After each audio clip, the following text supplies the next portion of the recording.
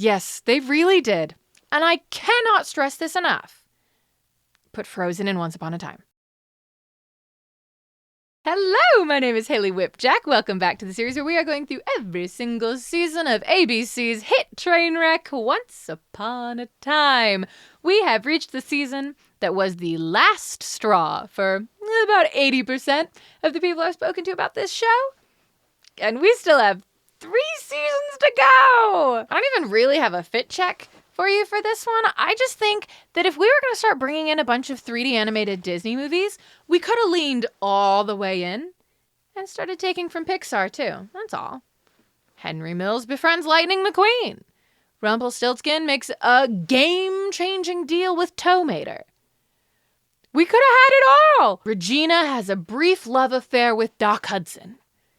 Would you even really be surprised? Once Upon a Time, Season 4, colloquially known as the Frozen one. However, the show is still sticking with its recently discovered favorite format, where there's just 2 completely disparate halves. The first half is Frozen, and the second half is, and I'm not exaggerating, Maleficent, Ursula, and Cruella de Vil teaming up with Rumpelstiltskin.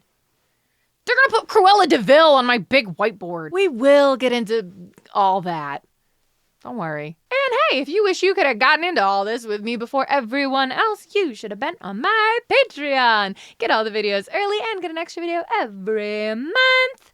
It's a real party over there, and we would be happy to have you. But speaking of whiteboards, here is our family wreath as it currently stands. We'll make any updates we need to at our halfway mark. And thank you to everyone who reminded me that Belle and Mr. Gold, notated here as Rumpelstiltskin, did have a Christian marriage at the end of last season, so now they are a legally bound family, and they are whiteboard official! I also messed with how I've notated Charming's parents.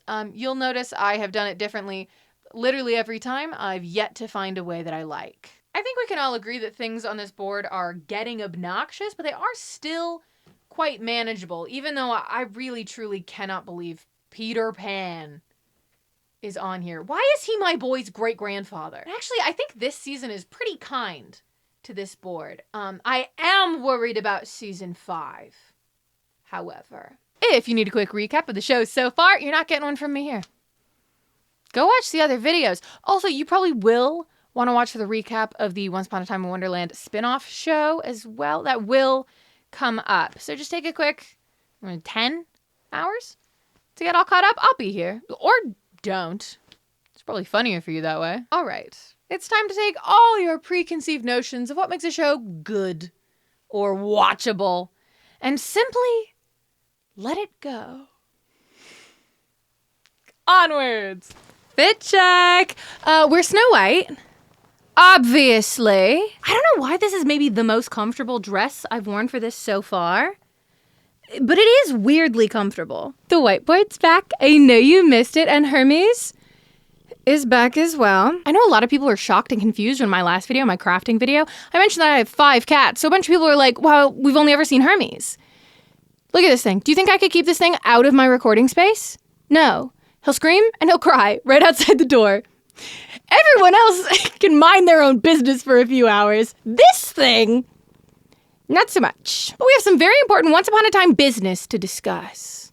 Let's start breaking down season 4. Here we go! But first, a word from our sponsor, Aura. I know one of the reasons I get so many spam texts and spam calls is because big companies just cannot keep our data safe. Recently, AT&T revealed that nearly all of their customers' call and text records have been exposed in a massive data breach, and just a few months ago, they admitted over 70 million of their users' social security numbers ended up on the dark web.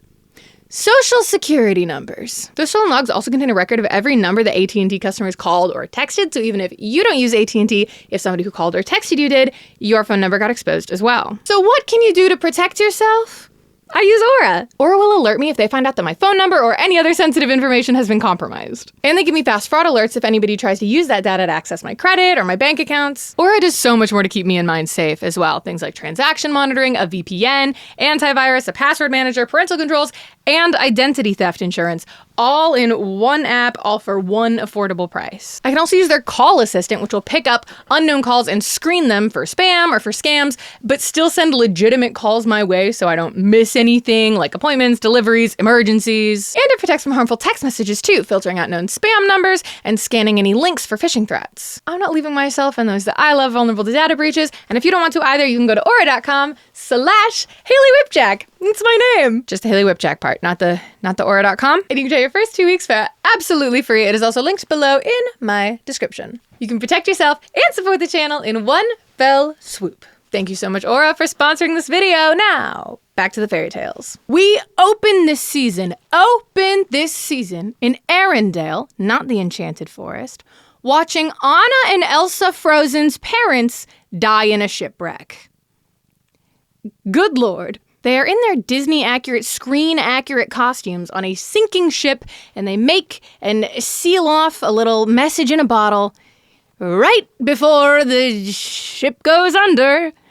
And then we fast forward. It is now after the events of Frozen, and maybe also technically after the events of Frozen 2, but Frozen 2 hadn't come out yet when they made this season. I don't even think they knew the plot for Frozen 2 when they made this season, so we're just not going to think about that. Frozen 2 doesn't exist. It is the day before Anna Frozen's wedding. I always knew the day would come where these two would end up on the board. It still doesn't feel right, though, does it? I think it's finally time to admit to myself that Leroy's love interest that he had for one episode in season 1 is never coming back. It hurts, it hurts, it hurts, it hurts, it hurts, it hurts. And you know who else is never coming back? He's busy, okay? We'll miss him every day, but he's a little busy for us. Like I said, it's the day before Anna's wedding. Anna and Elsa are literally in their movie-accurate costumes down to the colors. Okay, Elsa is in a bright, goddamn blue. It looks like a cheap costume. Not like a princessy dress. It does not match the vibes of the show. I need to get that out of the way right now.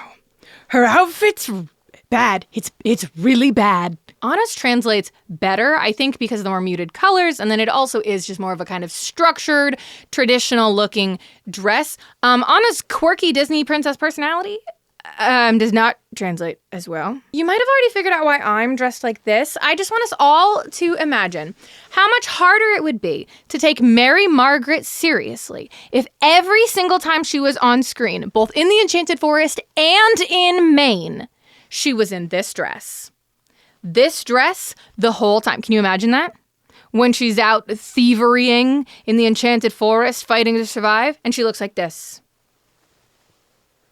It'd be a different show. That's all I'm saying. In our very sweet flashback, Elsa gives Anna their mother's wedding dress. This dress is very good.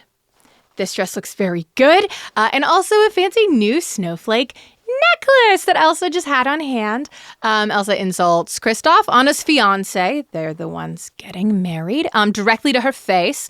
And she pays for that immediately by finding their mom's diary, where Elsa realizes that their parents' deaths were her fault because they left on that ship that ended up sinking in the first place to figure out what to do with Elsa and her ice powers. I hope you've seen Frozen. This season doesn't make a lot of sense if you haven't seen Frozen. Elsa and Anna go visit the rock trolls, who look awful.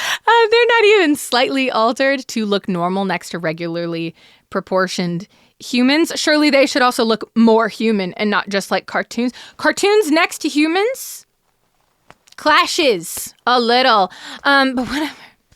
They look how they do in the movie, character integrity. The sisters ask the trolls about what their parents were doing, and the troll says they were going to Misthaven, which is another name for the Enchanted Forest. That's what Arendelle calls the Enchanted Forest. That rules. Misthaven?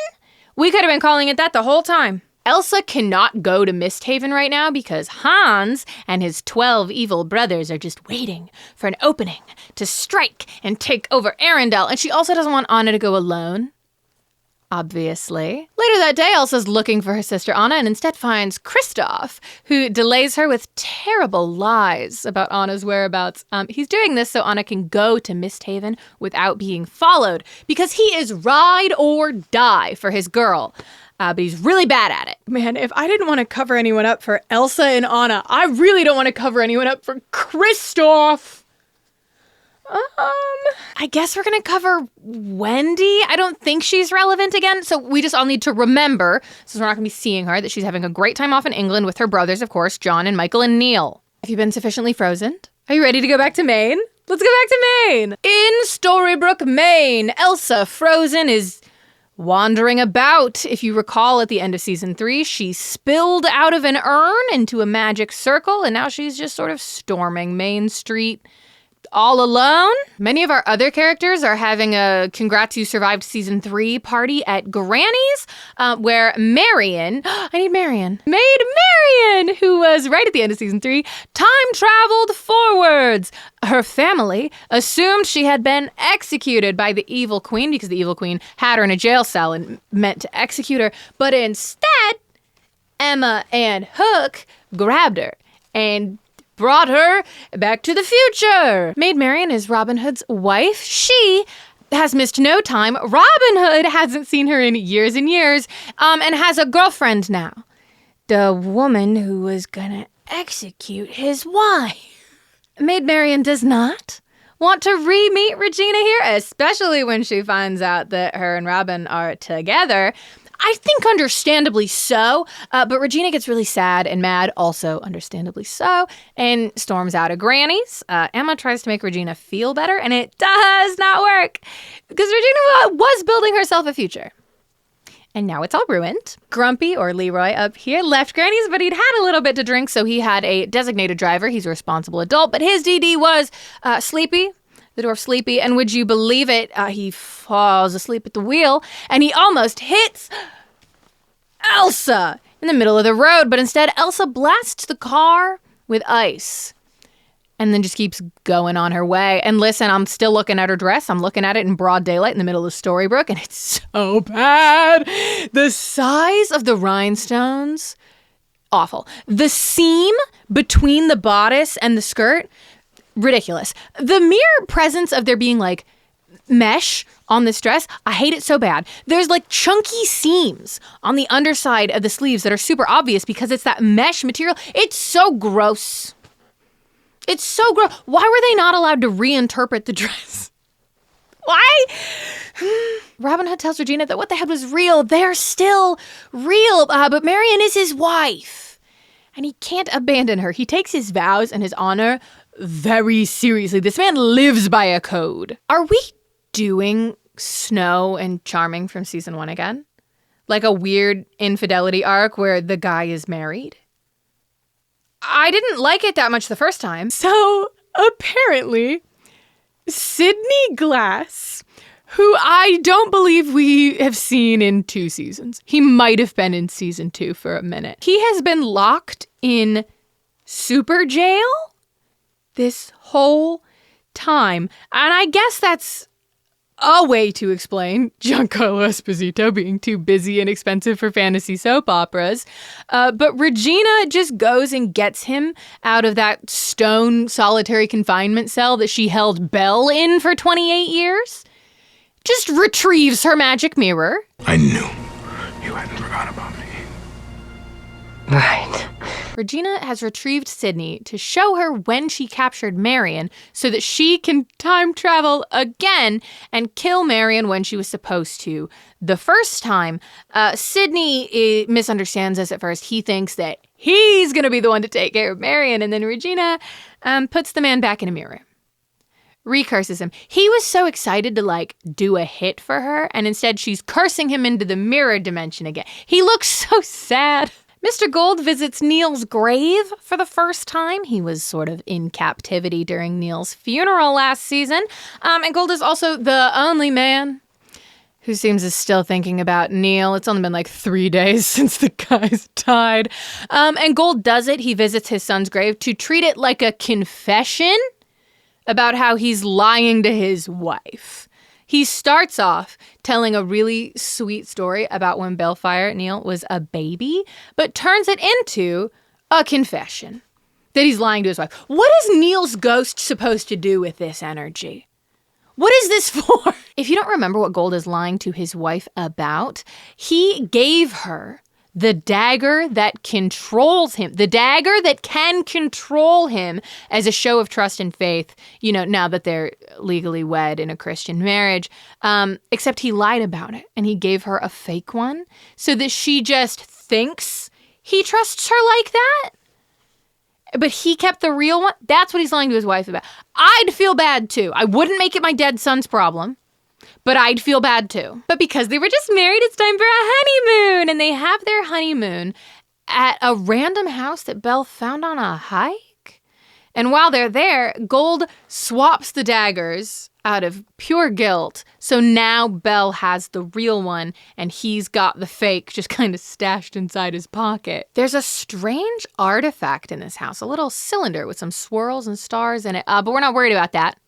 We're worried about the honeymoon. Gold magics them both into their Disney-accurate Beauty and the Beast costumes for their first dance as a married couple. Why are we going so Disney now? We've seen Belle in basically her classic yellow dress before, but Gold in the Beast's blueprints outfit makes no sense logically in canon. If they're just going for like fairy tale outfits that feels like home, feels special to them, logically he should be Mr. Gold-Siltskin again like he was in season 3, traipsing around Neverland, just in those leather pants. Also, I lied earlier. We are worrying about that artifact. Gold activates it with his Dark One dagger, so he's got the real one in his hand again, and he makes a cloud of galaxies that turns into a wizard hat.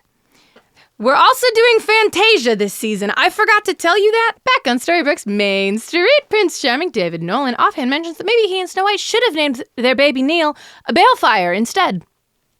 Can you imagine? Their daughter that's the same age as them, Emma Swan, is not telling her son about her relationship she's got going on right now with Captain Hook Killian Jones because she thinks it's just not the time. Killian's crusade this season is to get Emma Swan to relax even once and accept perhaps a molecule of love into her heart. He has his work cut out for him. There is always a crisis. Perhaps you should consider living your life during them, otherwise you might miss it. We're under attack!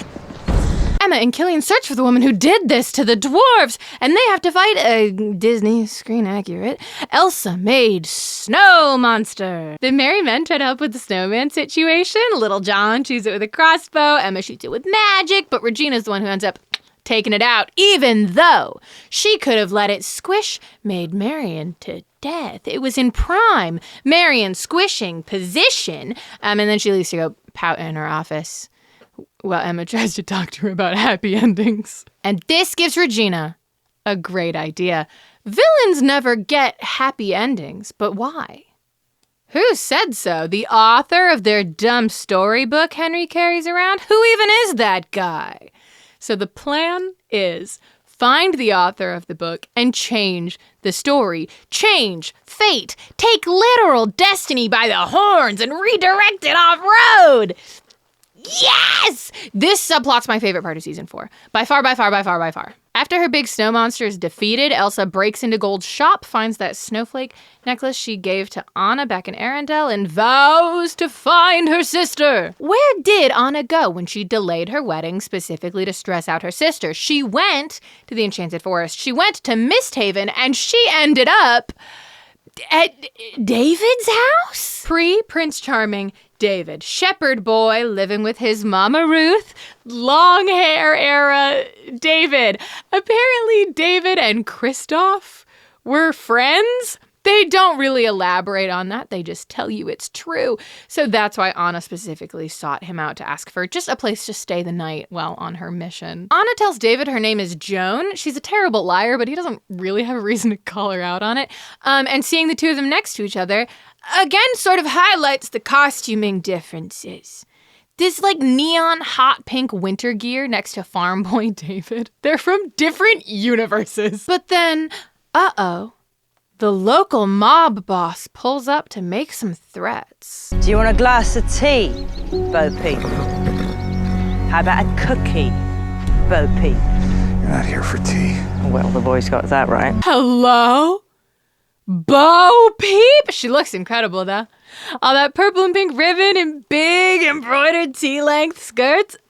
She's here for her payment from Ruth, but they don't have it. So Bo Peep uses her crook, her magic crook, to knock them over and brand them. It's not like it's a magical thing. She's not like literally searing their flesh. That would be maybe like a little bit much. She's branding their souls. I guess that's better. So now she can find any of them, no matter how far they stray. And Anna really wants to like get in there and fight her. But David is pretty clear that they are not going to do that because David doesn't know how to fight with a sword. This is pre any of that. So Anna Frozen, is gonna teach him. Cannot believe this is the backstory to David being so good with swords he could single-handedly take on a dragon in season 1. He's an expert swordsman, remember?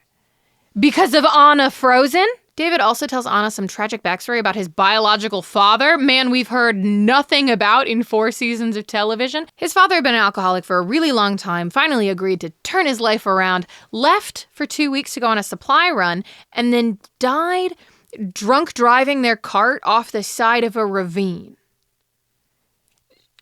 So that's what happened to that guy. Is that relevant? No. But does it explain anything about David? No. When Bo Peep comes back the next day, she brands Anna and steals her necklace, giving David the push he needed to stand up and fight. And he sword fights his way to victory, his first ever try. And then he finds Anna again, and everything's fine. They're all good. Anna asks Ruth, David's mother, if there's anyone in this realm that could explain magic to her that her parents might have been looking for. And then she sets off in the great wide world after a particular sorcerer that we might have seen. Yeah, we're bringing Rumpelstiltskin into Frozen too, because nothing is sacred.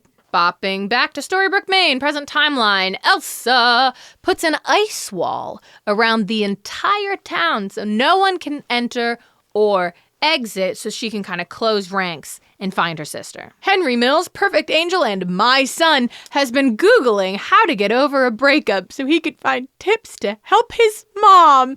And he puts together a whole care package of things for Regina. He's trying to send her like wine and chocolate. But before he can deliver it, Regina sends a raven to the charming apartment for Henry with a message saying she actually doesn't want to see him while she's dealing with all her feelings. That's devastating. It's absolutely devastating. Emma, Henry's other mom, tries to console him, but he is just so sad.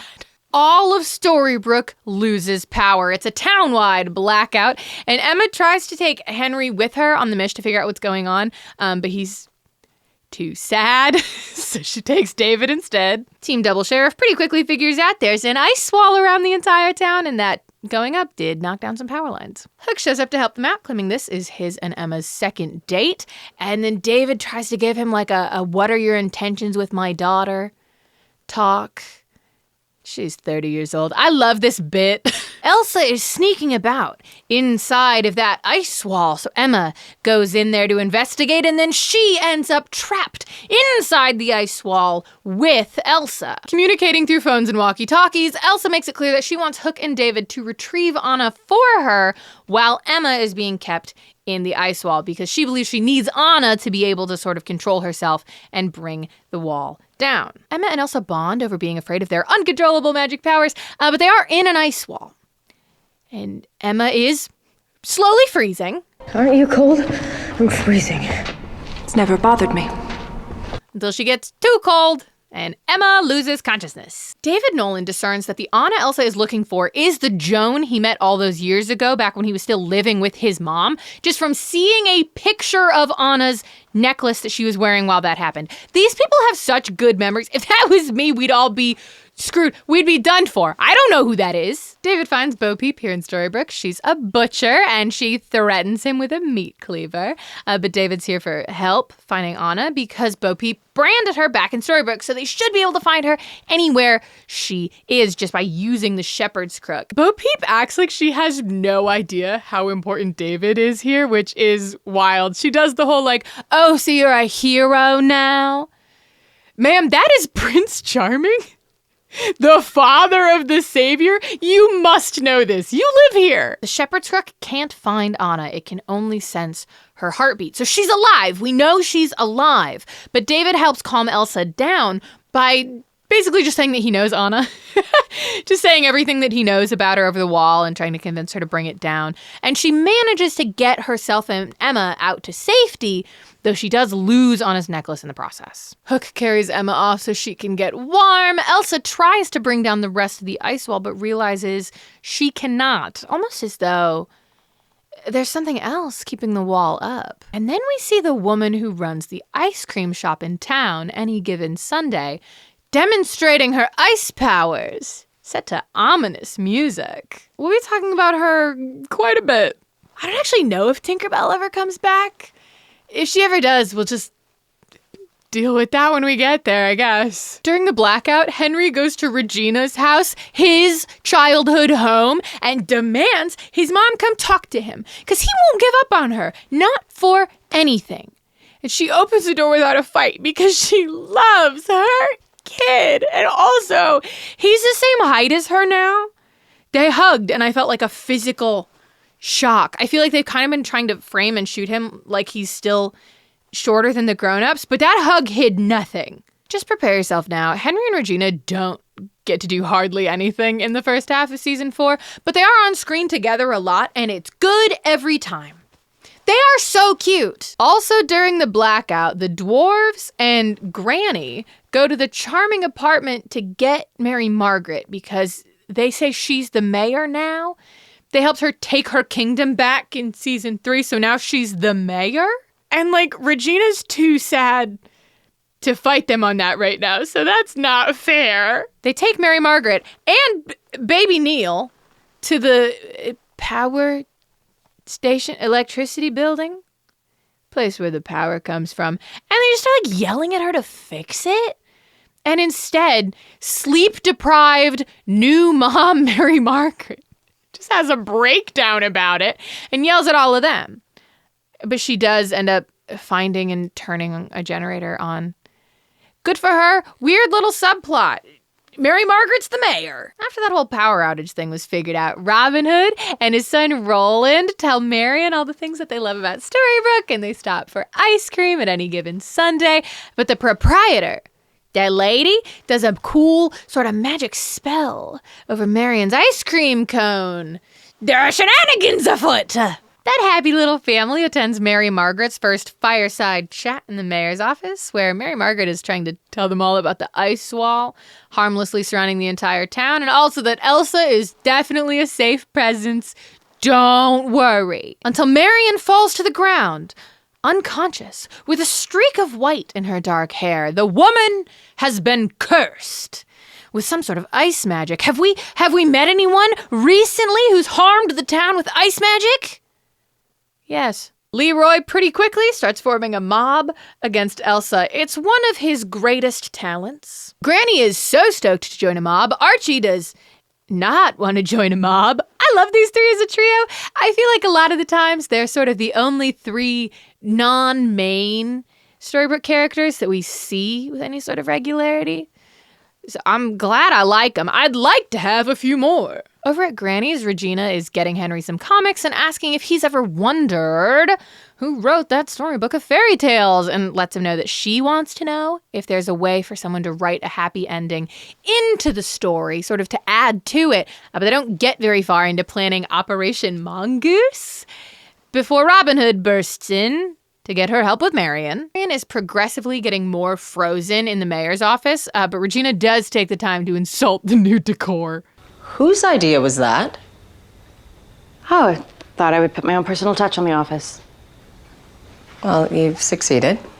Hideously. Regina's solution to this problem is a little unorthodox. She gets Henry to go get a special box and then removes Marion's heart and places it inside that box. This will keep Marion alive because the ice curse can't reach her heart and will buy them time for Regina to look for a cure, which she does sort of throw herself into. She does want to fix this problem for Robin. And they have to do that sort of unorthodox heart method because Robin Hood tries to do True Love's Kiss and it doesn't work. The running theory is that the ice is creating a barrier his lips can't reach through.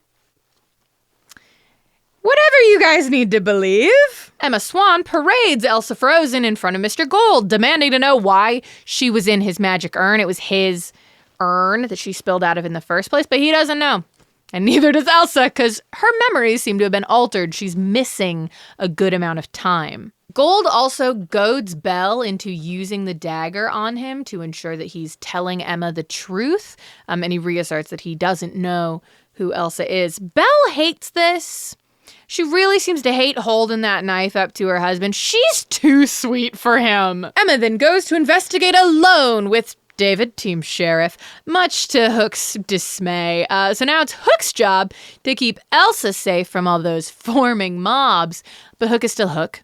So actually he is still trying to save the day. He's just bringing Elsa with him. Now Hook goes to Gold and he tells that man that he knows the dagger that Belle has is a fake. He knows that in the sense that he just assumes that it is, because he doesn't believe that Mr. Gold would ever actually trust somebody to give them that power over him. And he is right.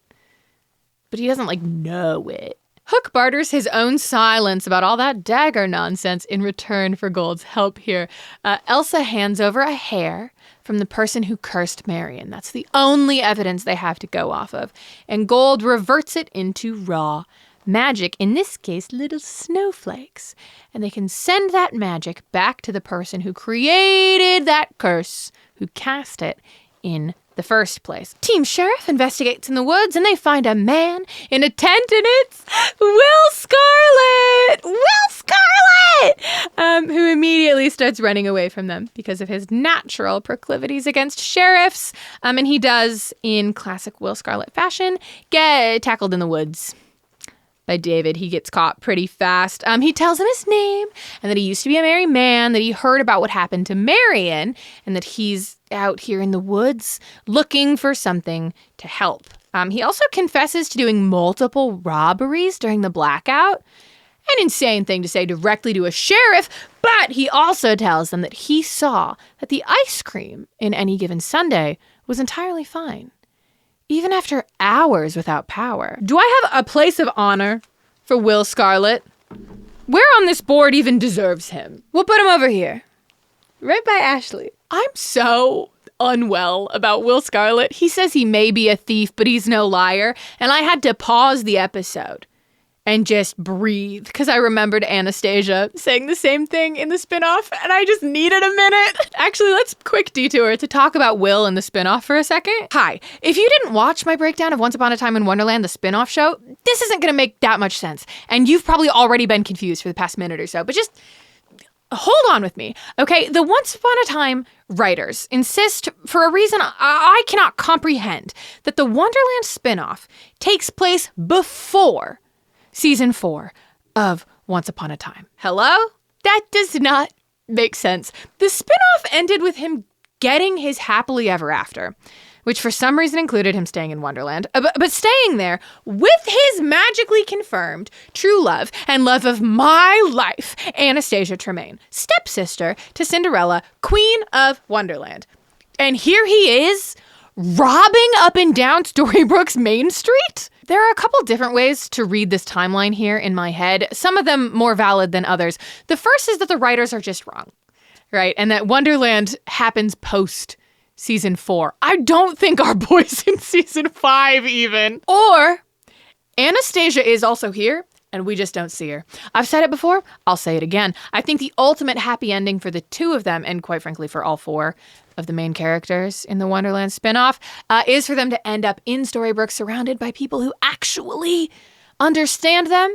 Except that second read also doesn't make any sense because of some nonsense they're going to be pulling with Will later this season. So the third possible read, the only read that makes sense to me if you do want to believe the writers for whatever reason, is that Will Scarlet and Anastasia are in the middle of the fight of a century right now. And he's regressing hard, ran all the way back to a different dimension about it. That's my avoid an attachment king right there. And then after this season ends and the writers stop pretending they have any reason to keep him around at all, he runs back to Wonderland and apologizes on hands and knees, only to find Anastasia also groveling, because she's probably also falling back into all her old patterns right now really hard, and what a terror that would be for her. I don't love that read. It does make me very sad, but I don't want to have to just believe the writers are wrong. I'm trying to live in their fiction.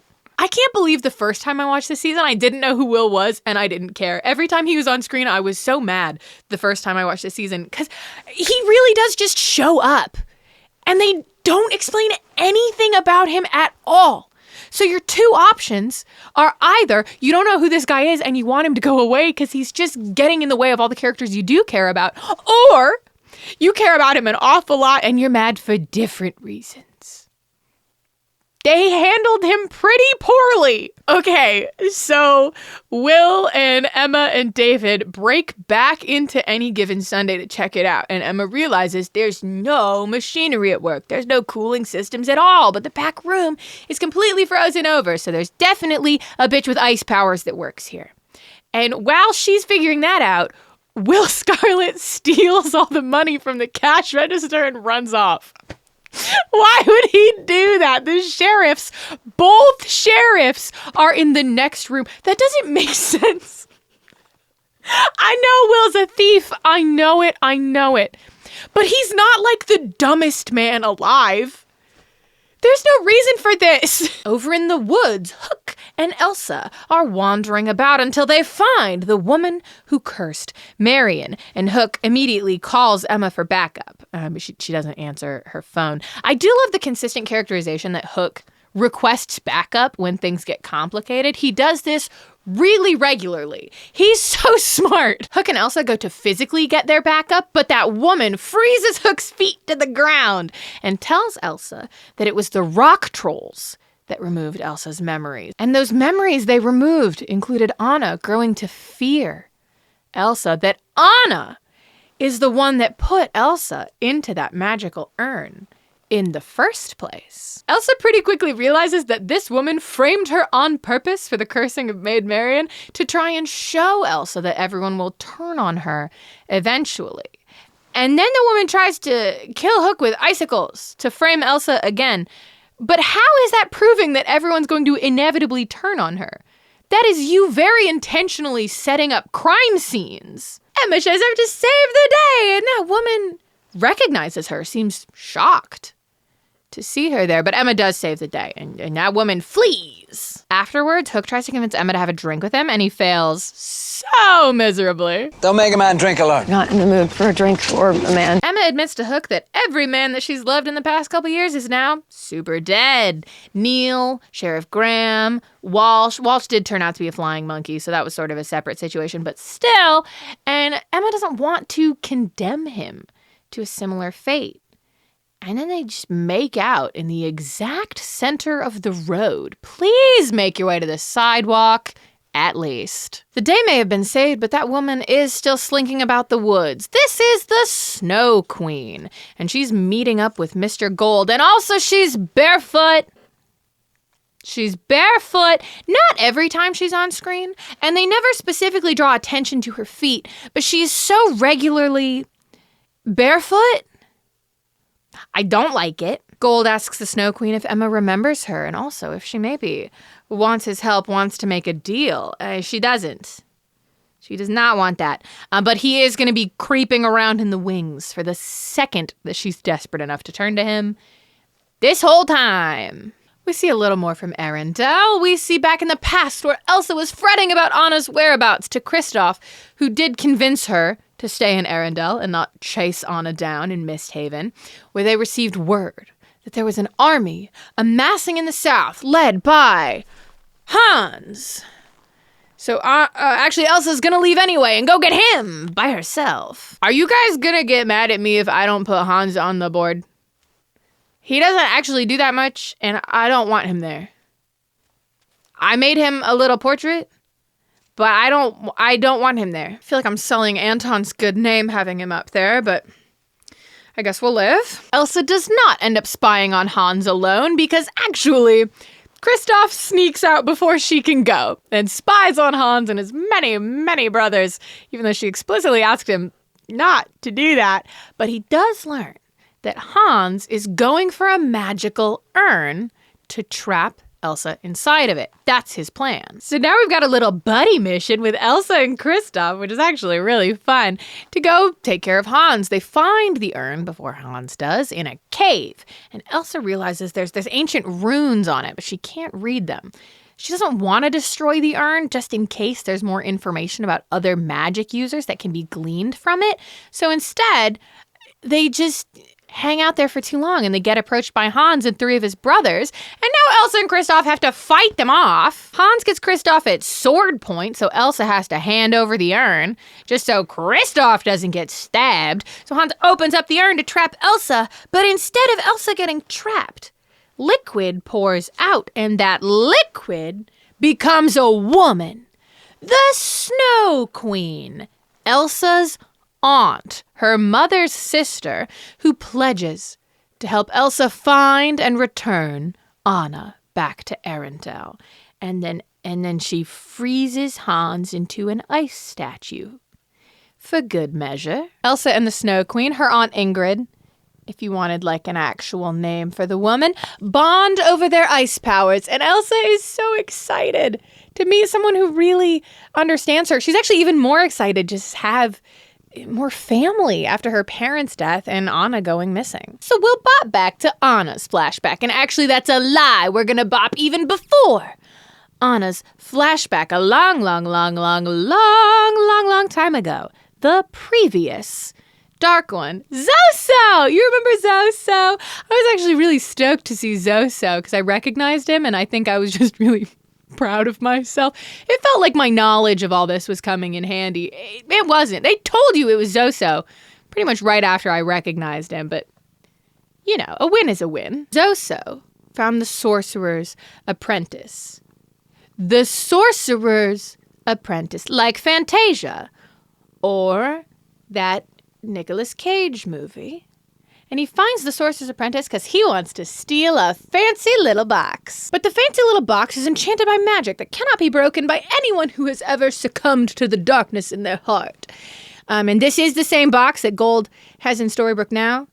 BT dubs that Gold can get into no problem. He just waves his dagger over it and a super cute little hat appears. That sort of, it's almost that classic wizard hat shape, kind of pointy and blue and covered in stars. I want to see Gold put that hat on more than I want most anything else.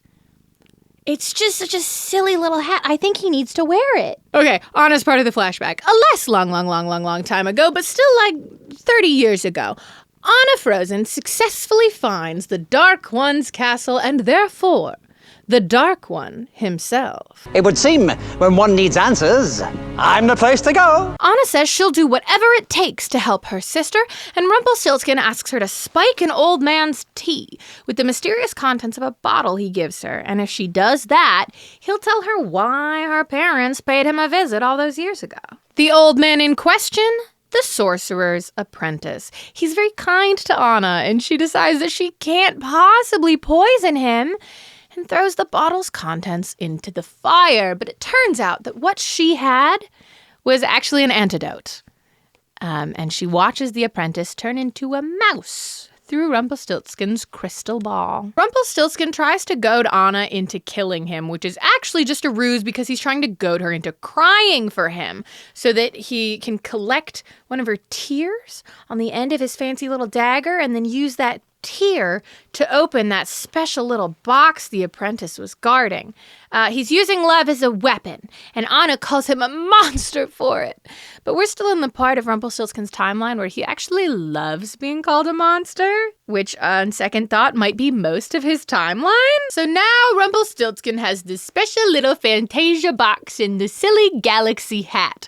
And he also has to tell Anna about her parents. They wanted something that would take away Elsa's powers. That's what they want to talk to him about. They wanted to completely remove the magic from their daughter because they were afraid of her.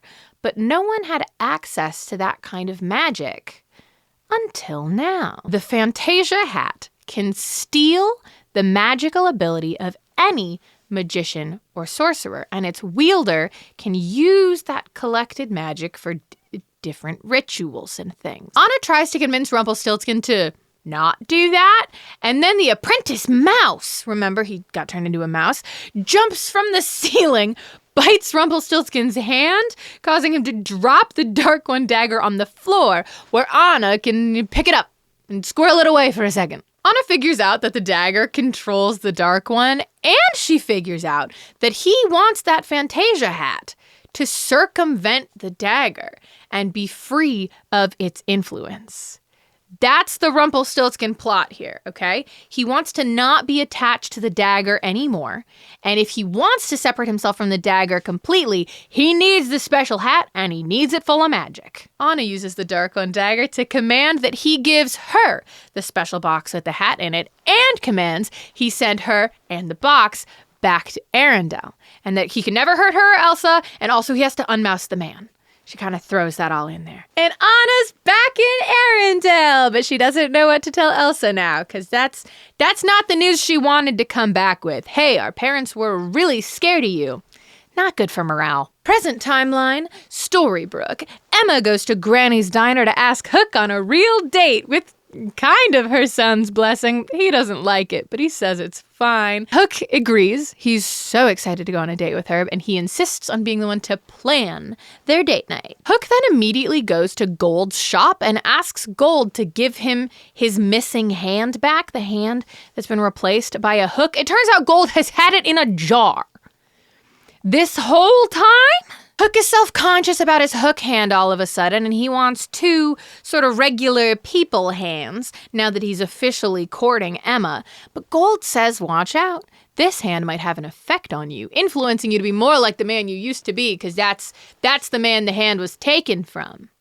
Sure. Emma asks for her parents' and Elsa's opinion on her date dress. And Emma, I know you didn't ask me, but this is not your dress, and it makes you look like a different person altogether. Also, the bump it ponytail combo is not it. You look gorgeous, of course, but please maybe grab something from your own closet next time. I've never once associated her with the color pale pink. Where did this come from? And Hook finally gets a new outfit. We're all very proud. He's wearing a button-up shirt and a regular leather jacket instead of the full pirate coat, which is actually a really great transition into modern clothing. It's a very natural change for him. He still looks great. Honestly, it's been long enough. It's good to see him in new clothes. It does make it extra jarring to see him in this outfit next to Emma in her little dress. They have their date not at Granny's. I'm so impressed with them both. They go to a restaurant called Tony's. Who's Tony? I don't know. Will Scarlet is also at Tony's, and he tries to leave as soon as he sees them, but he accidentally spills a drink on Emma in the process, causing Hook to threaten his life. And then Will just runs away as fast as he can. Emma decides not to chase him, not let him ruin the night. But now Hook is staring at his new old hand, all suspicious. Could he really have threatened a man's life? That's not weird behavior for him, really. At the end of the night, when Hook drops Emma back off at her parents' apartment, she's wearing Hook's leather jacket, and she looks so much more like herself. It's such a relief. And then he asks her on a second date, and they smooch in the hallway, and he continues to stare ominously at his flesh hand. And Emma's parents are up waiting for her to hear every detail. Just for the record, some of us don't want to hear everything. How was the restaurant? Did you go anywhere after? Was there a goodnight kiss? That, for instance, is one of the things I don't want to know about. I really need to get my own place. After all of this, Hook demands that Gold take his hand back. Remove it. He doesn't want it. He misses the metal hook. But Hook's lost his leverage. Gold has apparently switched the daggers back. So now Belle has the real one. So Hook's silence means nothing to him anymore. And if Hook does want his help, he's gonna have to make a deal with the crocodile. And Hook says, fine, anything, whatever. So the next morning, on the docks, Gold magics a broom to start walking and lead them to an old friend of his. It's fully Fantasia. It looks incredible. And the broom takes them to the sorcerer's apprentice. He's been living here the whole time. I guess we can't keep introducing old enemies that have just been in Storybrooke the whole time. No way the beef's been waiting this long. Hook keeps the old man held to a chair so Gold can suck out all his magic with the Fantasia hat. The hat turns into a magic vacuum, and gone is the apprentice. All of him completely absorbed in, just living in the hat now, I guess. His essence. Is he dead?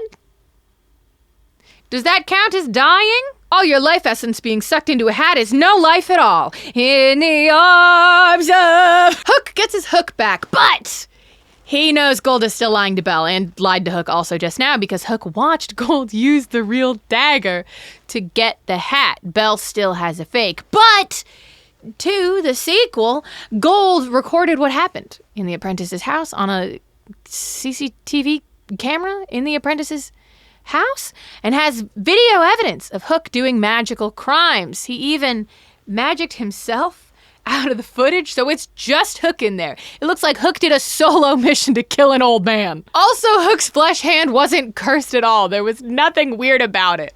It just made Hook feel like he had permission to be a violent pirate again.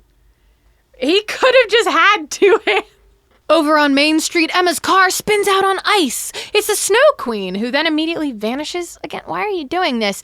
But that gives Emma an excuse to pick up the phone when Belle calls, asking Emma to come to the library, where Will Scarlet is passed out on the floor next to an empty bottle with a copy of Alice's Adventures in Wonderland clutched to his chest. They throw Will into the drunk tank. The next morning, he wakes up in the sheriff's office with Emma demanding to know what he was doing in the library, pointing out his copy of Alice in Wonderland with a torn out page that he had in his pocket, a page depicting the Red Queen. Why? What does this mean? This is just fuel to the he and Anna are having a huge fight right now theory I've got going on. He's just vandalizing books because he's mad. David and Elsa are also just vibing in the sheriff's office, and they find out that the Snow Queen did not arrive via the curse. She came here later somehow, even when that should not be possible. Hey, Henry's still in this show, and he's learning magic with his magic mom, and it's beautiful. He's trying to talk her up into pursuing her relationship with Robin Hood. He loves Regina so much. Henry also wants to help her find her happy ending so bad, and he's got a plan for Operation Mongoose. That's the operation to rewrite Regina's ending in the storybook by finding the author. Henry's going to convince Mr. Gold to let Henry work for him, so that Henry can sneakily learn more about magic and all the things that Gold knows. Because if anyone knows where the author is, it's gonna be Gold. Now that my father's gone, I realize that you're the closest thing I've got to him. But if you don't want me around... No, well... Oh my God, Henry is a manipulative little bitch. I am so proud of him. Mr. Gold agrees to have Henry around a few days a week as a sort of apprentice. Flashback, not to the Enchanted Forest, but to Minnesota in the 1990s. We see a teenage Emma, and the actress is actually 16 or 17 here, playing a 14-year-old Emma, I believe, meaning this is what Emma should have looked like in her flashbacks with Neil. This is the baby that was stealing cars. I can't believe we had 3 seasons of ponytail Jennifer Morrison, and then suddenly they got the money for child versions of the actors. I want my money back for the illegal carnival flashback scene. I want it remade. This is what they should have looked like during that scene. Baby Emma is stealing from a gas station, something we know she loves to do. She gets caught, but a different girl swoops in to cover for her and help her steal in a more efficient way. New girl has a stolen credit card and wants to be Emma's friend real bad. Her name is Lily, and I love her. I'm Emma, by the way. Lily, thanks for the help. You had my back, and I got yours. Teenage Emma and her friend Lily have some real energy between them. Emma has a type. Okay? And that type is confident criminals. Usually dark-haired, confident criminals with good eyebrows.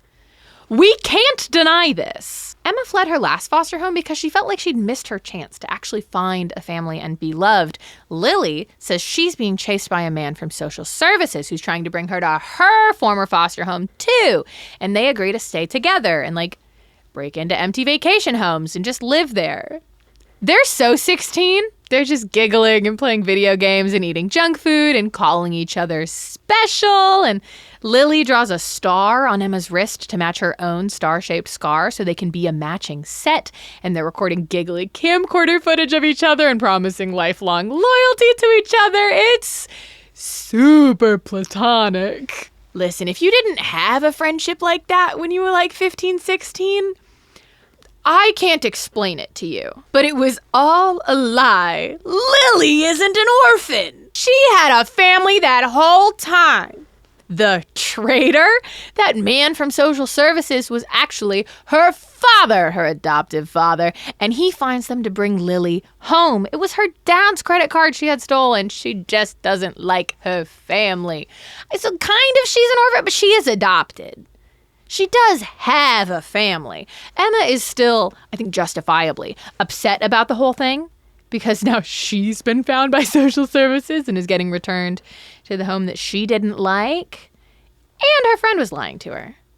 This flashback is sad. Modern Storybrooke for a modern Emma. In the sheriff's office, Emma's listening to Elsa talk about how she wants to confront the Snow Queen for information about Anna, but Emma would like to be careful, because that woman definitely has erased both of their memories already, so they don't actually know what they're up against. While they're trying to strategize, Will is just being annoying in his cell. I can't believe they're just keeping him locked in there. Like, for what crimes? Breaking and entering, I guess, but of all the things people have done in this town, he's just hanging out and saying that Hook is only taking Henry sailing to get in better with Emma. Because that man is so jaded. Like, dude, it's not the pirate's fault that you're fighting with your girlfriend right now. Emma finds pictures of herself talking to the Snow Queen from when Regina was having Sydney tail her back in season 1. So Emma and Elsa drive over to Regina's secret vault, though just Emma goes in to talk to Regina, who does not know anything about those pictures and won't tell Emma that she's got Sydney back in mirror mode. She knows this is a bad thing that she's doing. Emma and Regina argue until eventually Emma leaves, and then Regina asks Sydney in the mirror to find where the Snow Queen is, and he does. And he's ready to lead Regina right to her. But while Emma was doing that, Elsa was unsupervised in the car. So when she heard her sister Anna calling out for help in the woods, even saw Anna's silhouette, she of course just runs after her, all by herself. Elsa even builds herself a cool little ice bridge to get to the very real-looking Anna that she sees begging and screaming for help. But when she catches up to Anna, Anna's not real. She was a trick by the Snow Queen to lure Elsa in. And the Snow Queen has Elsa trapped in ice chains that'll only be stronger the more afraid that Elsa is. And of course, Elsa is just so afraid of herself. What are you gonna do? I'm going to build a snowman. I hate this show. Emma follows Elsa's trail and runs back into Regina. Now they're both heading for the Snow Queen and bickering with each other. Or like, Regina is bickering. Emma is saying that Regina is admirable and impressive and a good magic teacher, and Regina's freaking out because she's still so mad at Emma on account of how Emma ruined her entire life again. The Snow Queen finds Emma and Regina, and she does it easily because Sydney is working for the Snow Queen now. That guy really just needs a queen to listen to at any given moment. He's the definition of a follower. Snow Queen makes a big ice monster to fight them, and then Emma and Regina have to work together to magic it to death until the Snow Queen appears to steal the compact mirror that Regina was talking to Sydney in, and then Elsa appears because she's not afraid. Not anymore. She escaped her chains, and she helps get rid of the ice monster, and then the Snow Queen disappears. I want one villain in this show that isn't just constantly teleporting. Please. In her little frozen magic lair, the Snow Queen frees Sydney Glass from the mirror and then tells him she actually doesn't want anything from him anymore. He can just go. She literally just wanted the mirror he was living in because it's so full of dark magic. And then she just lets Sydney go, paces around her little ice lair, stares into a shattered mirror that she magics into an unshattered mirror. And then what she really wants, she'll only say to herself after Sydney's gone, is a family that loves her. So she's Regina again, kind of. Emma and Killian have some drinks in the sheriff's office. They go through a box of effects from Emma's childhood and they find a camcorder where footage reveals one of Emma's foster parents after Lily. And that foster parent is the Snow Queen. That's how the Snow Queen knows who Emma is. She raised her. a little bit. In a completely unrelated storyline, the Charmings! Belle babysits Prince Neil while the Charmings go for a hike. Snow White is nervous about not being able to stare at her baby for longer than 30 seconds. Understandably so, she's got some trauma related to being separated from her infants. But David and Mary Margaret go to the sheriff's station to pick up a long-range walkie. And that's when they notice that Will Scarlet is gone. So now their hike has turned into hunting down a former merry man instead. Mary Margaret and David separate, and Mary Margaret finds Will Scarlet digging holes in the sand. Like a bunch of holes in the sand. He's looking for something he buried a while ago, but whatever it is that he buried the map to that thing with it in the sand. Thank God they maintained the characterization that Will Scarlet is just kind of bad at everything. That's the Knave of Hearts I know and love. They do overdo it a little sometimes, but he is just kind of bad at things. Mary Margaret comes to the conclusion that David let Will go on purpose so that she could have a little victory and feel good about herself. And Will just says, "That's right. You nailed it in one, Miss Lady."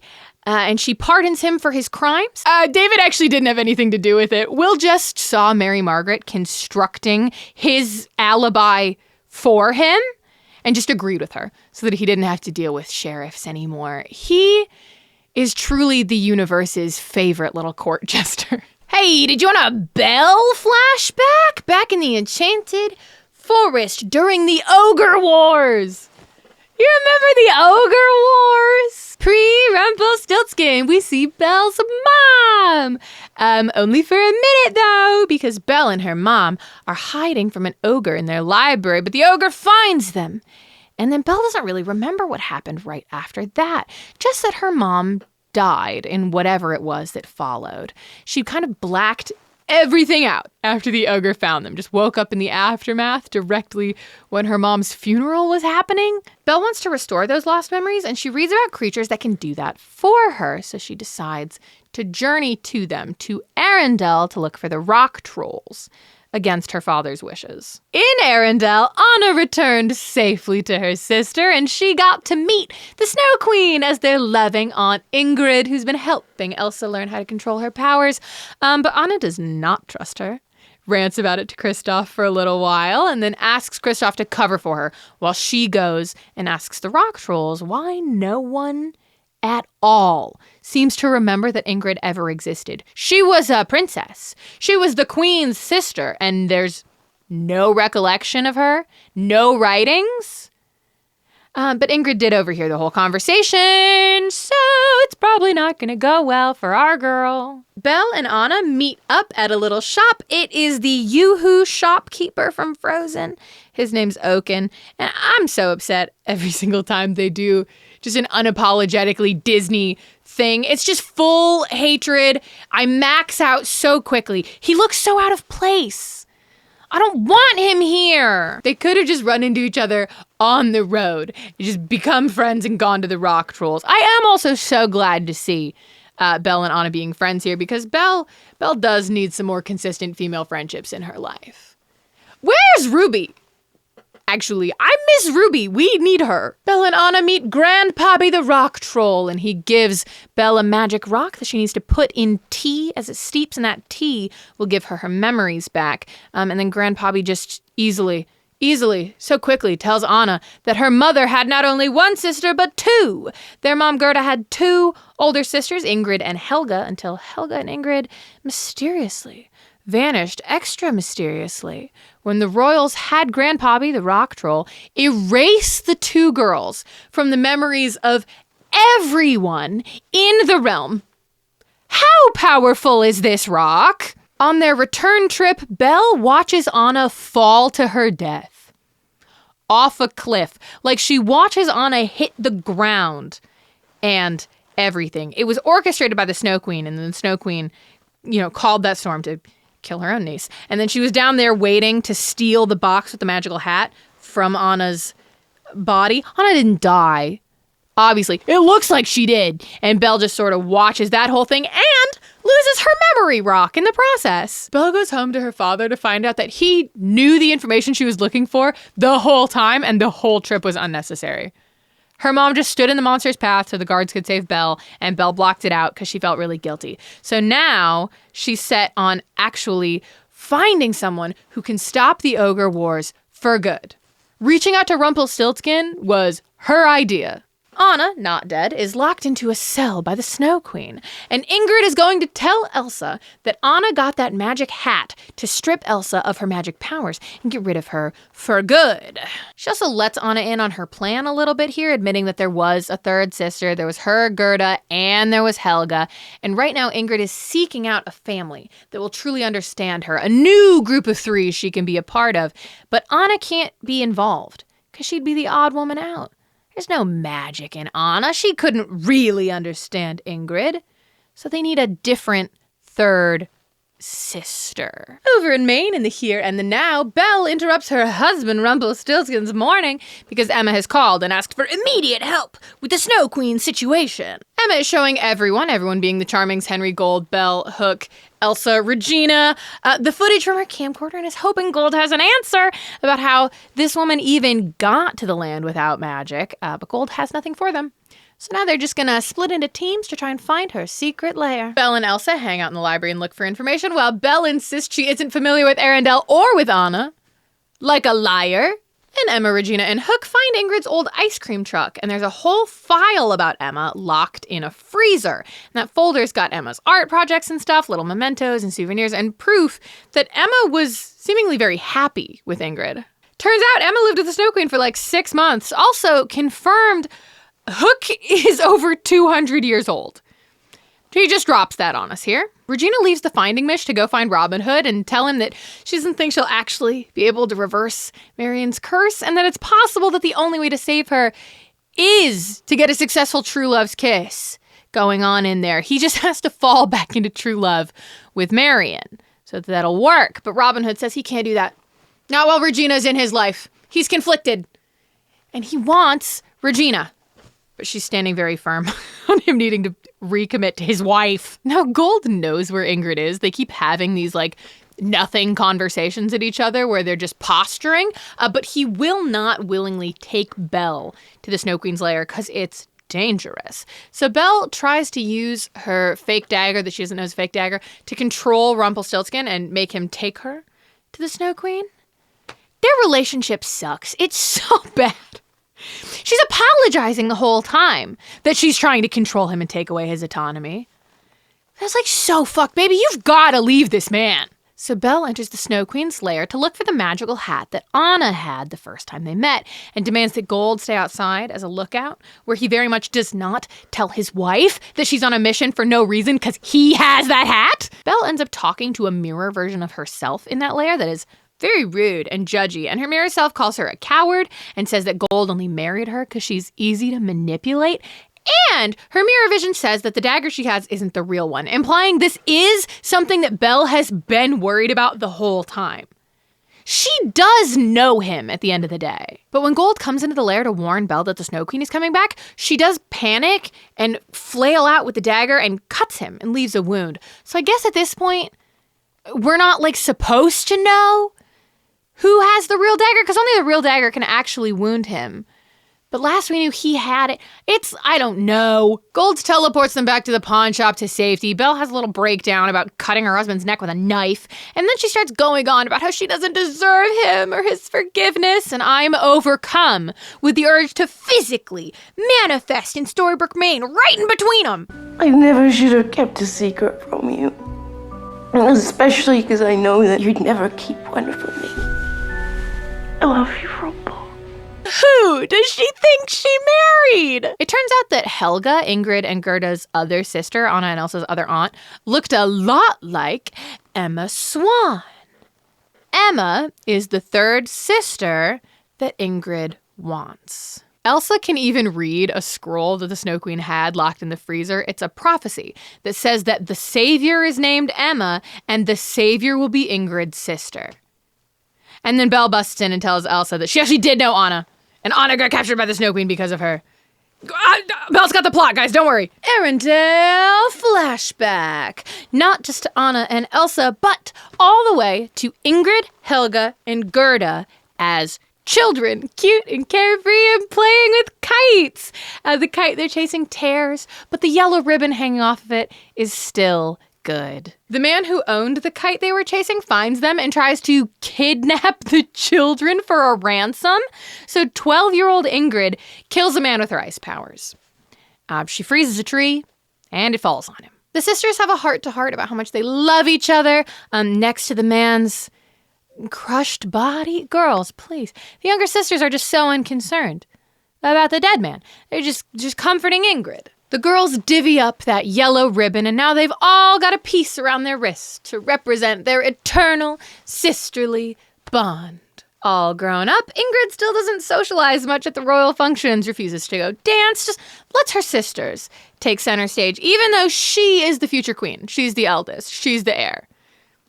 They should be pushing her to be more out front. The Duke of Wesselton is there to be a suitor for Helga. Again, really, I hope you've seen the hit movie Frozen. Ingrid watches her sisters have a great time at the party and decides to run away forever. I will say this actress does not play loving big sister very well. She has big villain vibes at all times. Even when she's supposed to be really sweet with her sisters, I feel like she's up to something. Helga and Gerda realize their big sister is trying to run away forever and instead try to come up with a different solution. Gerda, in particular, has heard of a sorcerer that might be strong enough to control Ingrid's powers. How has every single person in every world heard of Rumpelstiltskin?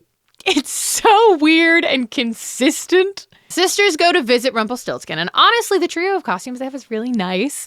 It's kind of a consistent and regal vibe to them that still reads differently from what we would normally see in the Enchanted Forest.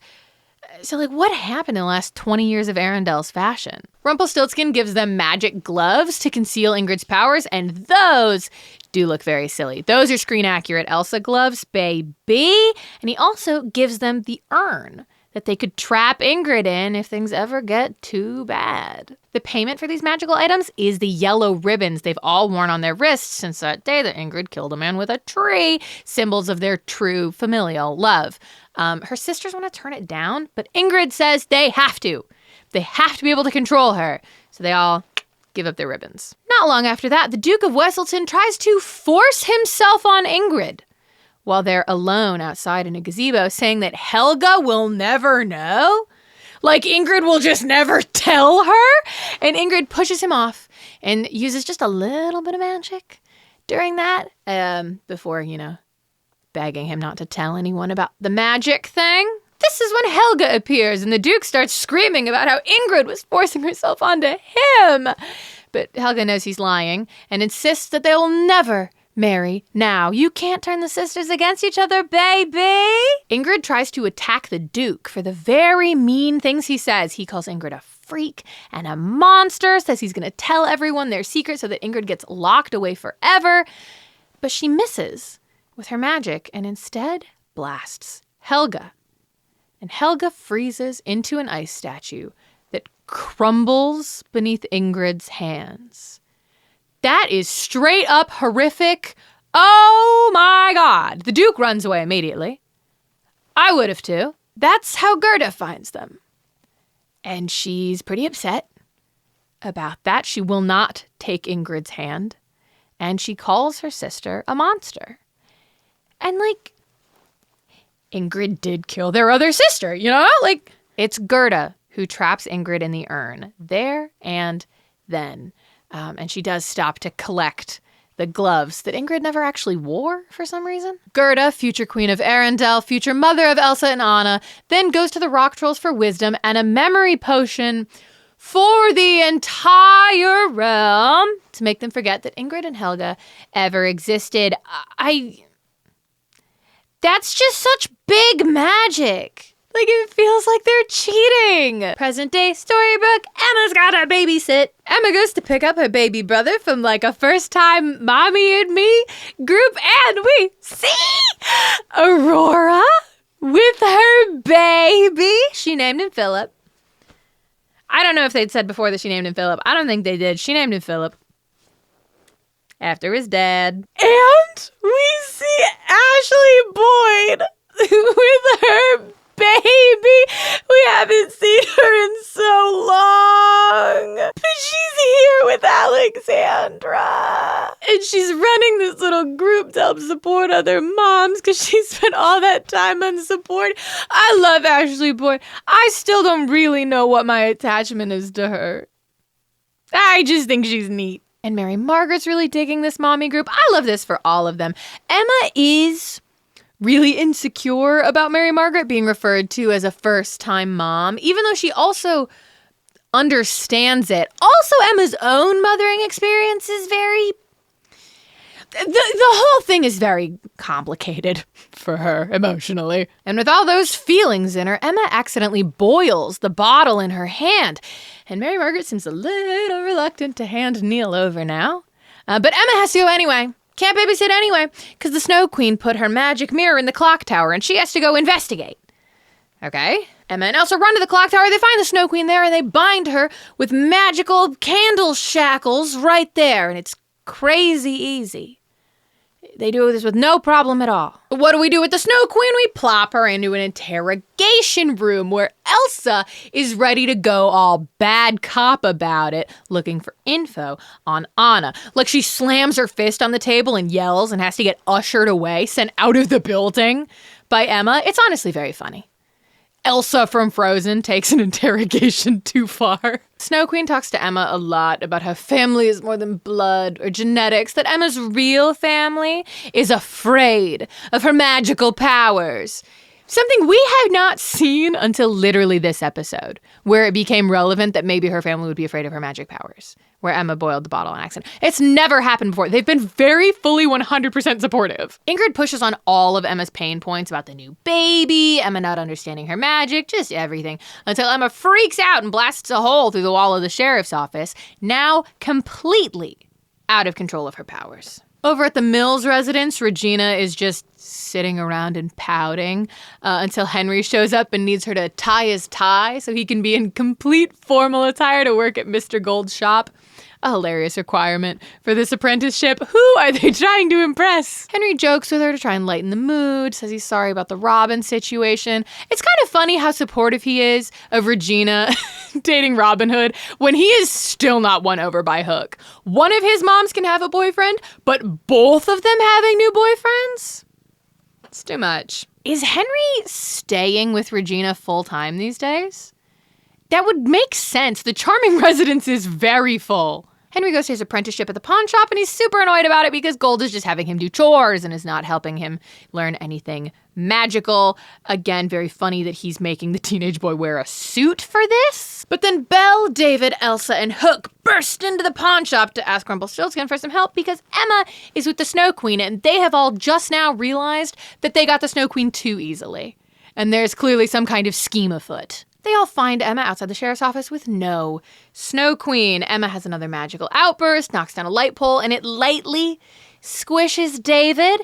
Mary Margaret scolds Emma with the most momish Emma we've ever heard from her. Emma! So Emma bolts, not wanting to hurt anyone else. The Snow Queen trades some information with Rumpelstiltskin. She knows the last ingredient he needs to sever himself from his dagger. And in exchange, she gets back those yellow sister ribbons that they gave to him all those years ago. She wants him to leave and have his power with the rest of the world at his mercy if she can keep Storybrooke. She does whisper what that ingredient is to him. We don't get to know right away, but he seems stoked. Over at Granny's, Will and Robin Hood have a chat. This is the first time these two have spoken the entire season. Will apologizes for what he did in Sherwood Forest without actually explaining with any detail what he did. So, hope you watch the spin-off show. And Robin Hood asks where that woman is that he did it all for. And Will just stares at him in silence. So no one's going to explain it. That's fine. Will says, sometimes even when you win, you lose. This is proof of my theory, my read to me, right? He made up with Anastasia, he won, and then like a month later, they had a massive no-holds-barred fight, fueled by how much Will hates being king of Wonderland, and how Anna feels stuck in a life she doesn't like again. So he bolted back to Storybrooke, and now he's getting drunk and breaking into libraries to dare pictures of her out of books. Now he's lost, right? Someone go get Alice immediately. Someone has to talk some sense into the boy, and she can do it. And honestly, let Cyrus have a crack at Anna while we're at it. Robin Hood tells Will the story of how Maid Marian made him who he is now, how they met. Apparently he's told this story tens of times, and Will is just jumping in bitterly about all the romantic little details. And then Will recounts things that Marian said about true love and seeing the good in people when he once asked her, why and how she left everything behind for Robin Hood. Now, my understanding is that Will Scarlet was with the Merry Men for such a short time, and I don't know when he would have met Marian. We certainly didn't see her in the spinoff, the brief times that we did see him with the Merry Men. So what's all this then? It's not like he went back to the Merry Men after the first thing with Anna, because this is clearly his first time reconfronting Robin Hood. The writers just don't give a shit about Will's lore at all. Mate, if you find someone you love enough to ruin your entire life for, it's always worth it. So where is she? After this chat, Robin Hood runs into Regina's vault to spout his code and then say he's here to break it immediately, to make out with her hardcore all over her stuff. I actually love Robin for her. I think he's good for her. She needs someone who will love her that big and that proudly. A long time ago in Arendelle, the Snow Queen buries that special box with a fancy Fantasia hat somewhere. In a great version of her outfit, big coat, lots of fur, big sleeves, it's awesome. And then she goes to find the sorcerer, but ends up just having to chat with his apprentice. Ignore the X up there, this is before all that. She wants to make a deal. Ingrid will give the apprentice the hat, something the sorcerer desperately wants, but she wants 2 new sisters in return, magical sisters. One of them can be Elsa, but they need a third. She needs a perfect sister! And the apprentice says it'll be very hard to find that perfect match, but he does want that hat. The Snow Queen goes back to Elsa to let her know that Anna brought back a hat meant to trap Elsa forever. She also reveals that Elsa's mom, Gerda, is the one who trapped Ingrid in that urn in the first place, and that she knows from experience that Anna will never really accept Elsa.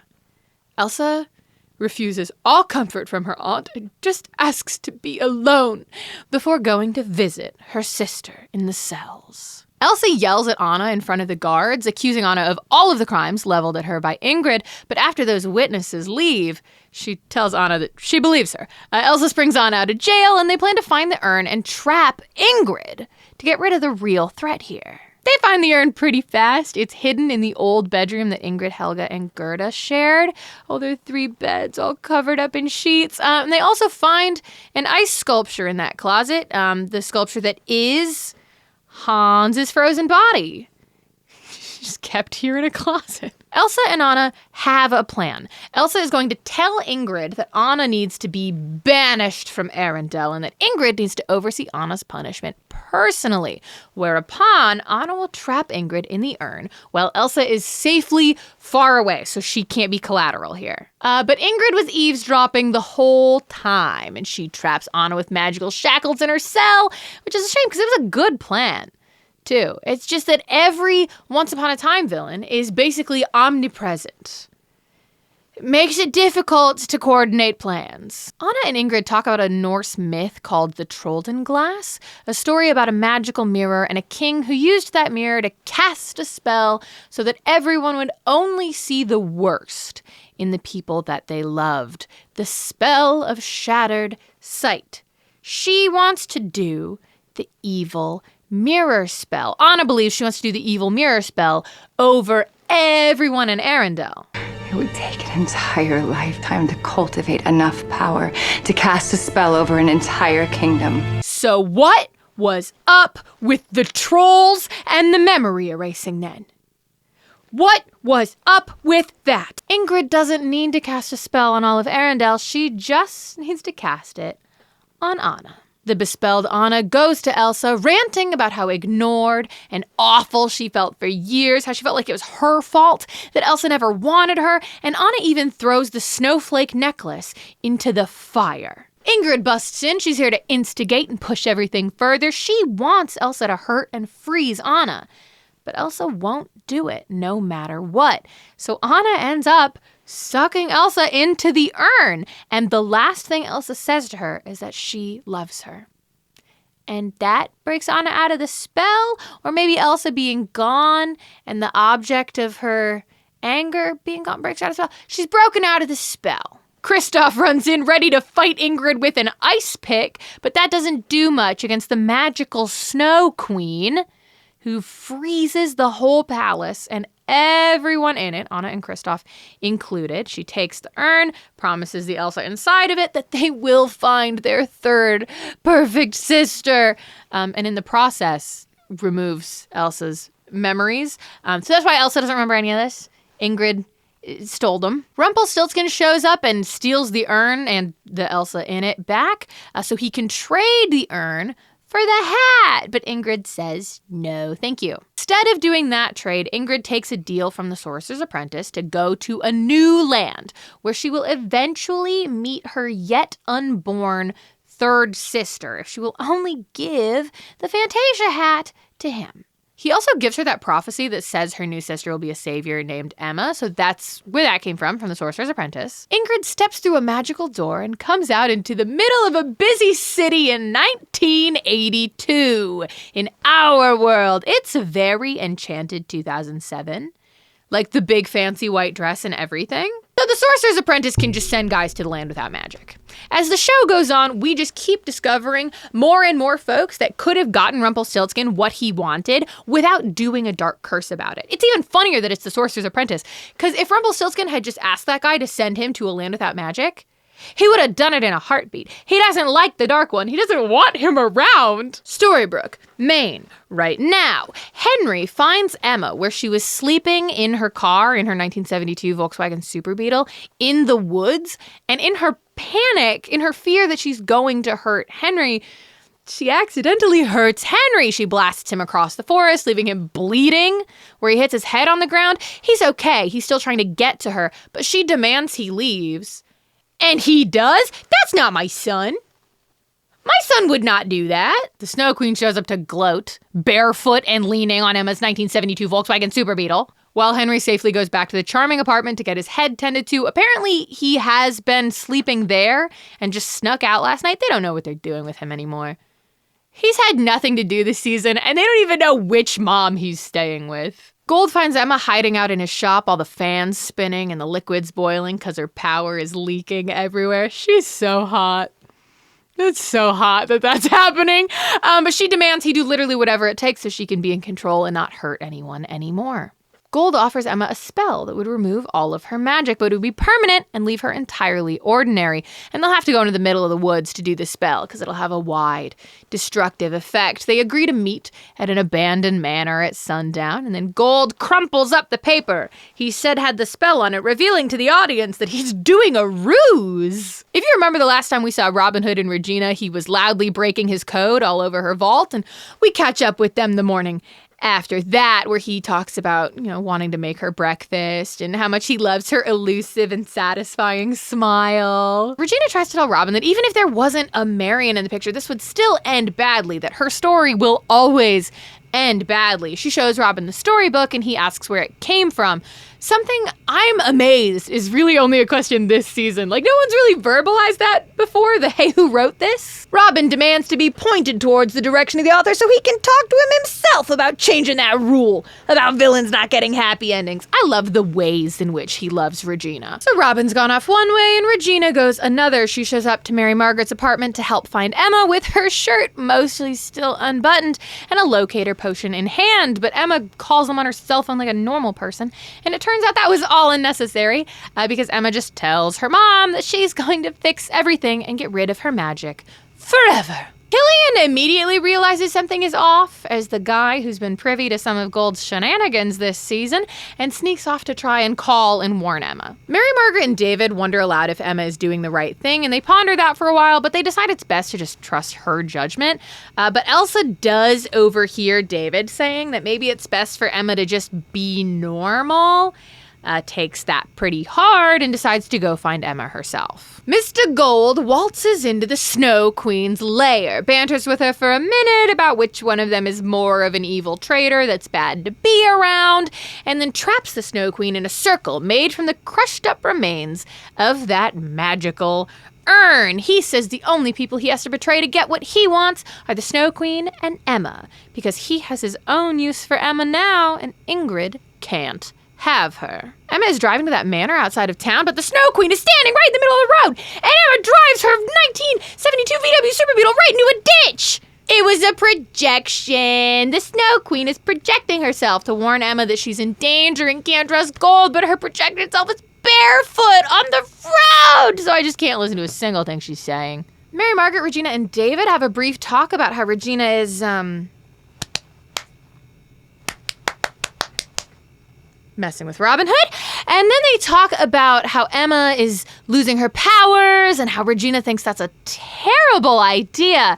So Mary Margaret and David decide they've also been wrong and that it's time to stop trusting Emma because these two have no backbone. They seem to just side with the person who has spoken to them the most recently. But Elsa has taken the locator potions and gone to find Emma herself. So now Mary Margaret has to use her tracking skills to find Emma a different way. The manor Gold has invited Emma to is the Rumbell honeymoon location. That man ruins everything he touches. Robin Hood's little separate mish, he has gone to recruit Will Scarlet for help with the storybook. For some reason. Just because he breaks into libraries does not make him an expert on magical tomes. He's just sad. Will suggests if you're looking for answers about a magical book, you look in the library that's right underneath the magically significant clock tower. How did Regina not think of this one? Or Belle? Why does this idea belong to Will Scarlet? Will tries to break into an open library. Robin simply opens the door, and now they're investigating. Which is really something, all right. If evil queens are your type, which I get. Will and Robin search the library. They talk about Robin and Regina's relationship, and Will is enamored by a pop-up book because he's a toddler now. How else can we disrespect my boy? Robin Hood finds a storybook page stuffed in a pocket of his bag and immediately calls Regina, so she leaves that tracking miss she was on and just goes to the library. By the time Regina gets to Robin Hood in the library, Will is gone. No clue where he went. I guess who cares? Robin found a page of the two of them, of him and Regina, meeting in that pub that Tinkerbell took Regina to, and falling in love there, proving there were always different possibilities, that fate isn't set in stone. Maybe there is such a thing as free will, Regina. Have you thought about that? Back at that mansion in the woods, Gold sets up the magic user devouring hat in a side room and tells Emma she just has to step into the room because he already cast the spell. Emma is nervous, but she doesn't want to hurt people anymore. She asks what Gold would do, and he truthfully tells her he absolutely would not go in that room because he's selfish and bad and always chooses power. And then Emma just thanks him for his help and goes for the room. Killian arrives outside, screaming and threatening Gold, so Gold just ties him to a fence with magic and taunts him about it. Don't worry. You'll get over her. Just like you get over Mila. That is so fucking brutal. Why would you say that? But while Gold's distracted outside, Elsa finds the manor, goes in and tells Emma she can't do this. She can't give up her magic. The only way to truly be in control of their powers is to embrace them and not be afraid of them. Not only the love of others can save them, they need to love themselves. Emma looks so sick. She's like pale and shaking and fidgeting and crying. She does not look ready to embrace herself. But Elsa reaches out a hand, and Emma takes it, making a little magical shockwave. I guess she loves herself now. One single handhold did it. Outside, Gold realizes that his plan has failed. Emma did not walk into a vacuum hat. But hey, what was that secret ingredient Gold needed in order to sever himself from his dagger? Rumpelstiltskin needs the heart of someone who knew him before he was the Dark One. And everyone who fits that description is dead, except for Killian. So he tears out Killian's heart. That also means he can puppet Killian around now, and he's a little too excited about that. He's gonna make Killian fill the hat up with magic power before he squishes his heart into dust. Killian runs into the house to make out with Emma, a super weird thing when you're being piloted by her father-in-law. And then he nabs the wizard hat for Gold while it's in its little box form. Emma's parents and child show up to hug her and tell her how happy they are that she isn't changing for anyone. It's sweet. Emma makes fireworks. That urn dust circle around the Snow Queen fades. I guess the urn dust just wasn't meant to last a long time. And now free, the Snow Queen magics those yellow ribbons onto herself, Emma, and Elsa. So now the Snow Queen can funnel the magic of all three of them to cast a spell on the entirety of Storybrooke. They've all embraced their magic, so now that was, I guess, the key to the evil scheme. The spell of Shattered Sight will soon be upon us all. But first, a flashback. Kind of. Anna and Kristoff eventually are no longer icicles. It takes 30 years. It takes 30 years, but they're not icicles anymore. During his last conversation with Ingrid and Arendelle, Rumpelstiltskin left behind a single piece of straw. And Anna sees that now, so she knows with 100% certainty that Rumpelstiltskin has the urn and they have to go to him to save Elsa. She knows this without the shadow of a doubt. However, Hans and his evil brothers have also thawed, and he is declaring himself King of Arendelle. He just decides he's in charge now. Anna and Kristoff easily defeat those guys in sword-based combat, and they run away. Anna and Kristoff go to find Blackbeard to buy the Wishing Star, a casual artifact to simply purchase.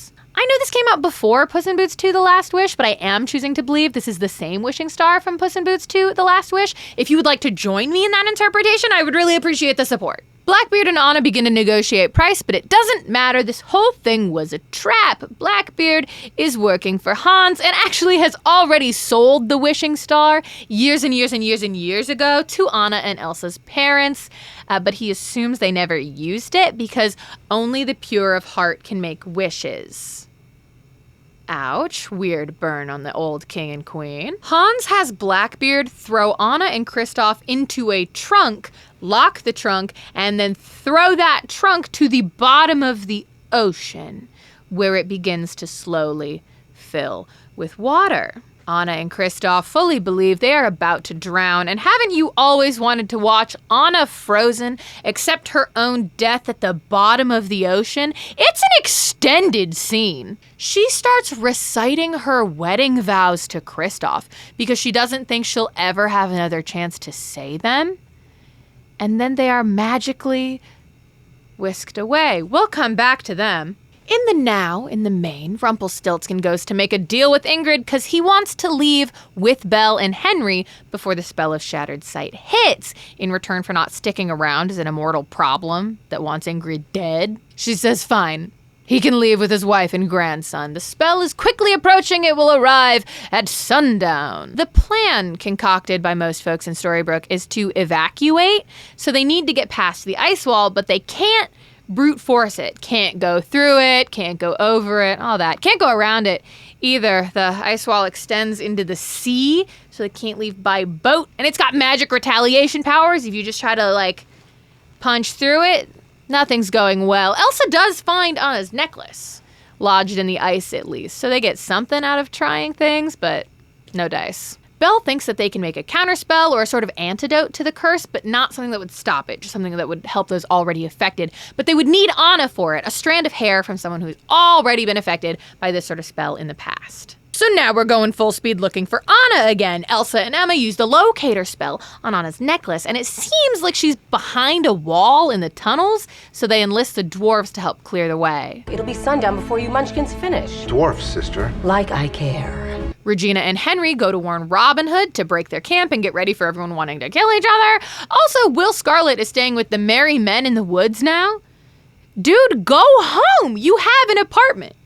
You hate camping! Regina and Robin smooch some more. Roland's really cute. Henry's hanging out with his evil mom. We get 4 seconds of unrelated Will Scarlet. Perfect scene. Gold tasks Hook to go to Granny's, where all the fairies are gathering, to absorb them all with the hat. The fairies, who are all the nuns of Storybrooke, are the ones working on the cure, which Gold literally does not care about at all. As long as he can get Belle and Henry out of here, he doesn't need a cure, he's leaving! Hook does use the hat to 86 every single fairy, including Mother Superior.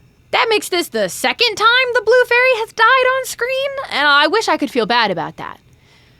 But I really dislike that woman. And then Hook gives the fully charged wizard hat back to Gold. Elsa takes Anna's necklace to keep finding her sister. She bursts through the cavern wall herself, Emma showing up just in time to witness, not in time to help or stop her, and blasting through the wall gets them to the beach. But Anna is not there. Emma tries to very gently tell Elsa that 30 years is a really long time, that Anna might not be reachable at all, and Elsa just holds on to Anna's necklace until it stops glowing.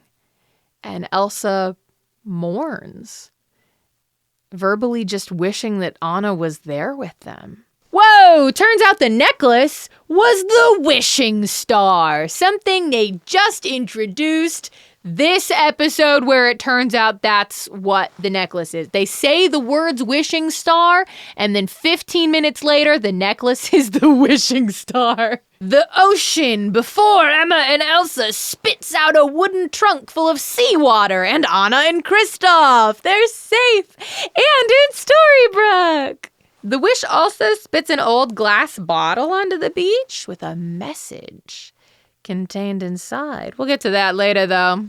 Emma arrives with Anna and Elsa and Kristoff to Granny's to see it empty and destroyed. All hopes for a cure long gone. But hey, Anna and Kristoff are happy to see David again when they all meet back up at the sheriff's office. Anna, Elsa, and Emma are all going to be immune to this spell, but everybody else needs to take precautions. Kristoff handcuffs himself to the sheriff's desk. Snow and David convince Emma to take baby Neil and lock them in separate cells in the sheriff's office so they can't hurt each other. I will say, I noticed it in this scene, Emma very intentionally calls him the baby and my brother and not Neil. I'm actually not sure she's ever used this kid's name, and I do not blame her. Killian kisses Emma goodbye before leaving to handcuff himself to the docks. Regina seals Henry into the mayor's office so that he'll be safe, and then goes to seal herself into her vault to keep herself contained so she can't hurt anybody. Gold seals Belle into the back room of the pawn shop for her protection. Apparently he's also going to be immune. Fine. And the spell of Shattered Sight hits Storybrooke in a flurry of silly CGI mirror shards, and it is sinking into all of its citizens. One last Ingrid flashback for you. Right away when she arrived in our world in the 80s, she visited a seer and then realized pretty quick that that's not a thing here. There's no real magic, and she had to rely on learning how our world works and operating within its rules. In the 90s in Minnesota, Ingrid is genuinely a good foster mom to Emma. Even ends up filling out paperwork to officially adopt her and be the best big sister Emma could ever hope for. Never pushing Emma to see her as a mother. And obviously we know it's because Ingrid's weird about the sister thing, but I'm sure Emma appreciated it. She keeps Emma from running away in the middle of the night, tries to make her life good and easy. They're actually really great for each other, which is really cool when you remember Ingrid does have secret motives the entire time. One day, Ingrid pulls, 15-year-old Emma in front of a moving car to try and get her to unleash her powers, triggering them with a traumatic event. But Emma, understandably, just freaks out. It thinks Ingrid is crazy and runs away. Her almost adoptive mom just tried to kill her and then starts rambling about magic powers. So now Emma is gone. lost to Ingrid forever. Ingrid makes it to Storybrooke shortly after, and that's where she settles. We also find out when Ingrid stole all those memories from Emma. It was during season 1, where Ingrid finds Emma after she comes to Storybrooke. Emma's not pleased, screams at Ingrid about how Ingrid seems immortal, because it's pre-Emma believing in magic. So Ingrid just stole all the memories of their time together and sent Emma back on her way. The aftermath of the spell of shattered sight. This is maybe my favorite episode in the entire show so far. I honestly recommend you just watch it. Season 4, episode 11. Everyone is just at maximum bitch mode. And it's so funny. I kind of just want to show you the entire episode. Truly, I can't. I would if I could. Everyone in Storybrooke is attacking each other. Happy is firing a crossbow at his friends in the street. Granny is also parading around with a crossbow. Will is just mugging people. Snow and David are being rude to each other in their cells. They're just sniping at each other. I can't believe I had a child with you. Who knows? Maybe you didn't. Could be whales. Emma, Elsa, and Anna realize they're going to have to kill Ingrid in order to save the town. And Anna gets stuck babysitting baby Neil. Maybe Neil's too baby to be violent. Like, he doesn't seem affected by anything. Unless he's just seething about how Anna's holding him and wants to cause her harm, but his tiny baby body just can't do it. So off topic, but I am worried for Aurora and Ashley and their babies. If everyone is their worst self, their most impulsive and angry selves, and Snow very intentionally separated herself from her baby, yeah, I'm worried about that. Anna, babysitting, tries to reason with all the cursed individuals in her care, but would you believe it doesn't work? And they all just keep yelling at each other. Maybe you can defeat this dark spell. Someone slipped me a poison apple and put me out of my misery. Oh, me. Pick me. Oh, shut it, Iceman. Iceman? Who'd you call an Iceman? Stable boy? I'm calling you Iceman, and you're from Arendelle. What are you doing selling ice? The whole place Ice is frozen. a very important commodity. When Emma and Elsa find Ingrid at her ice cream shop, they realize the magic spell binding them means they literally cannot hurt her. So they need a new plan. And plan, thy name is Regina. Regina reverts back to the evil queen, fully, outfit change and all. As soon as she gets cranky, she just gets the insatiable urge to wear gem-studded corsets. She's also convinced it's the savior's fault, that she's sealed inside her own vault. Because Emma believes that the thing that they need to remove love-powered bracelets is an equal and opposite force. They need someone who hates Emma an equal amount that Ingrid loves her. So, Emma breaks into Regina's vault to harass the evil queen until she attacks them and inadvertently destroys their ribbons. Emma tells Regina that she brought Mary into their world on purpose to hurt her feelings, and yeah, that'll do it.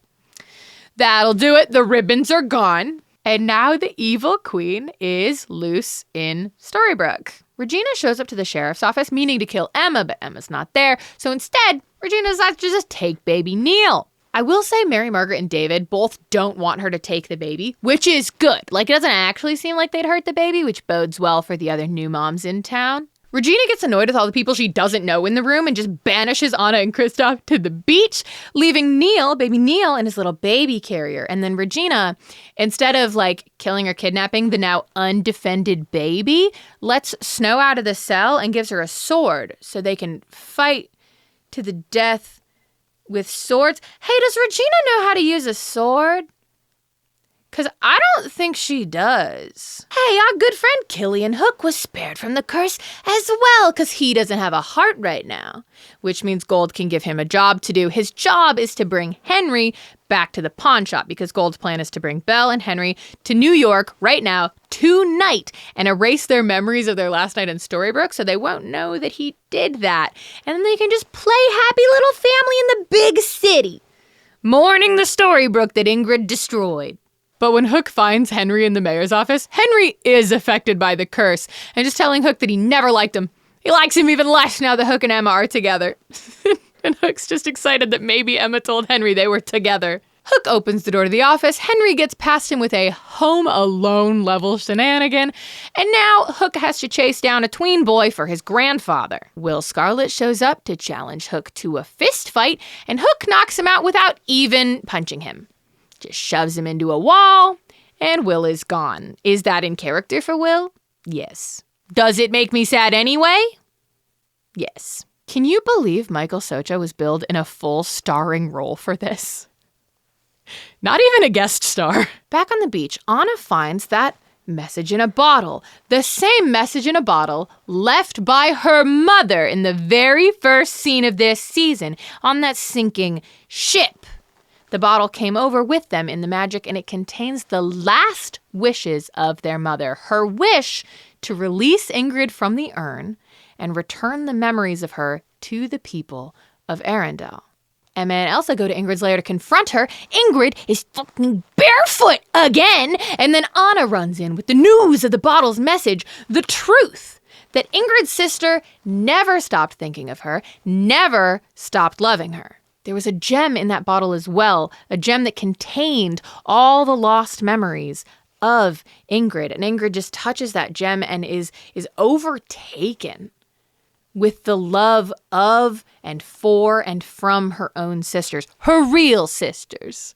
Not whatever she's trying to construct now. Full of this love that she didn't have to do anything for except be herself, Ingrid wants to reverse what she's done, but the only way now is the same conclusion that Emma and Elsa and Anna came to, is Ingrid has to be destroyed. If she wants to stop this, she has to destroy herself. Ingrid calls herself a monster now, not because of how she was born, but because of the actions that she has taken. Ingrid gives Elsa and Emma their memories back, and she willingly dies in a flurry of mirror shards to join her real sisters, because all she ever wanted was their love.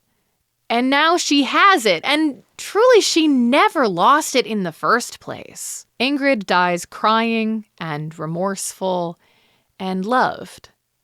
And she finally gets to see her sisters again. Elsa and Anna lose their last living family. Emma, memory fully restored, watches maybe the first real maternal figure she had in her life dissolve and vanish. That's the other reason I'd recommend this episode. You get all the highs and lows of the tones hit by Once Upon a Time, because this is like genuinely sad how it's played. And then earlier in the episode, you get David being like, I don't know, maybe our baby belongs to that guy you went on 2 dates with 3 years ago. I'm just saying. Ingrid's sacrifice breaks the spell and everyone is all good now. And no one died, I guess? Which is nonsense. Granny and Happy were walking around with loaded crossbows and no one died. Dwarves were throwing each other around in the street. These people have centuries of beef and cars and guns. And no one died. I don't believe you. I know it was only a couple of hours. That is plenty of time. Everyone just laughs it off. Regina goes back to her usual look. They all forgive each other for the very mean things they all said. The day is saved. The Snow Queen defeated. A beautiful snowfall blankets the town. But there is still a man to deal with. Rumpelstiltskin still intends to kill Hook, sever himself from the dagger, and become a worldwide magical menace. But before I forget, in the arms of an angel. We'll miss you, Ingrid. Kind of. Hey, are you guys gonna get mad at me if I take this wig off?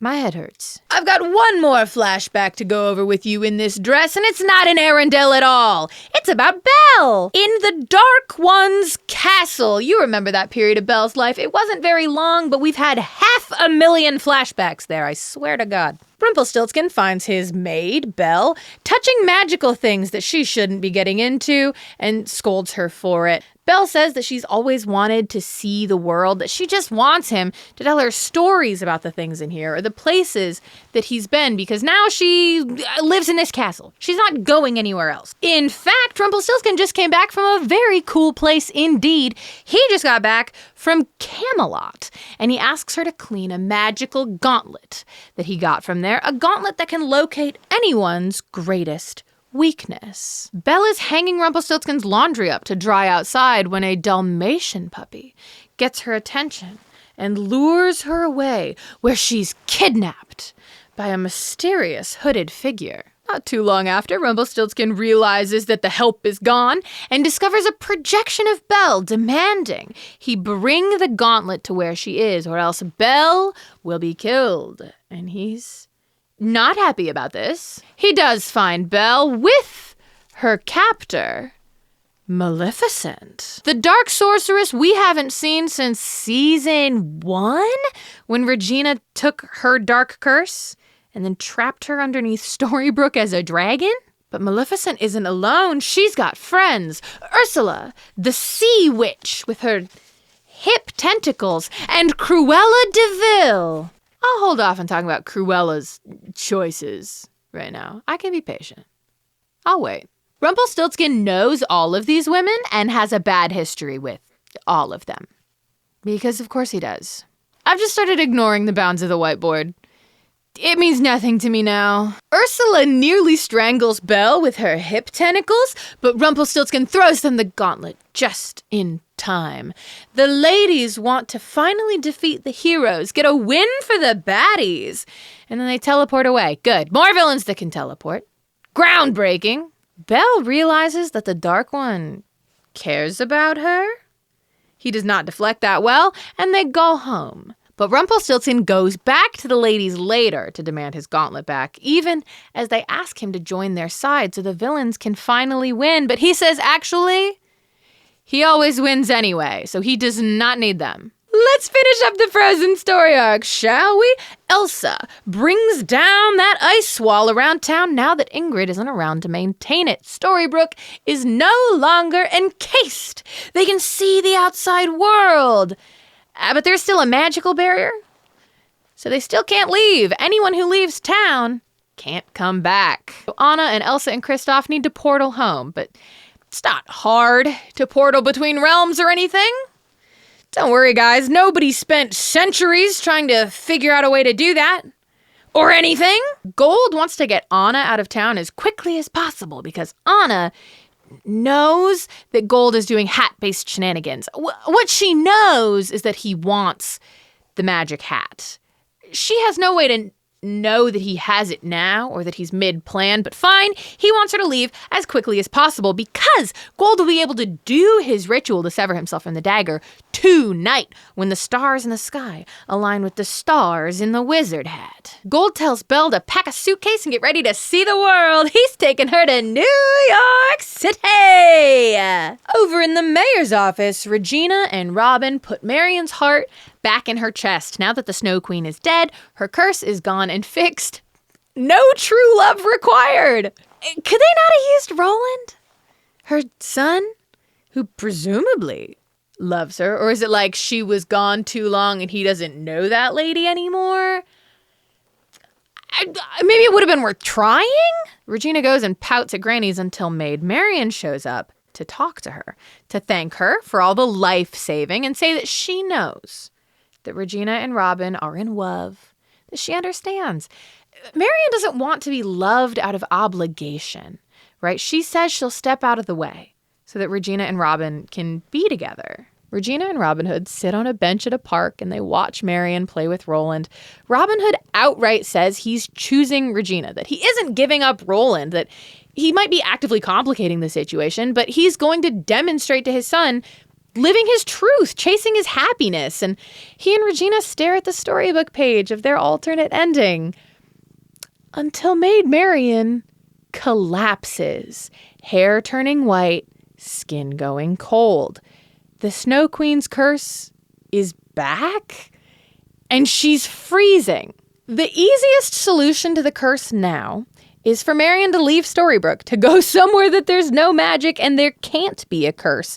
But if she leaves, it's a one-way trip. And they can't just send Marian alone into a world she's never even kind of been to. That'd be a weird death sentence. So Robin and Roland need to go with her. Forever. Regina watches the goodbye procession for Robin Hood at the town line from her car, and Gold slides into the passenger seat and asks Regina to tell Henry he'll miss him. Gold knew Henry was after something while he was working for him, and Regina just tells him what Henry was looking for, that he was looking for the author of their stories. But it turns out Gold doesn't know anything about the guy either, so Henry was not likely to find any information. Will and Little John and the other merry men are here for their goodbyes, and Regina just reminds Robin about the money and the map she gave him, the diner they need to head to just across the line. Marion and Roland cross the line. Marion is cured. It works. On the other side, where his family can't see him, Robin weepily kisses his girlfriend, his mouth covered in her lipstick, and then he leaves. Regina's happy ending heads for New York, and she tears up that storybook page.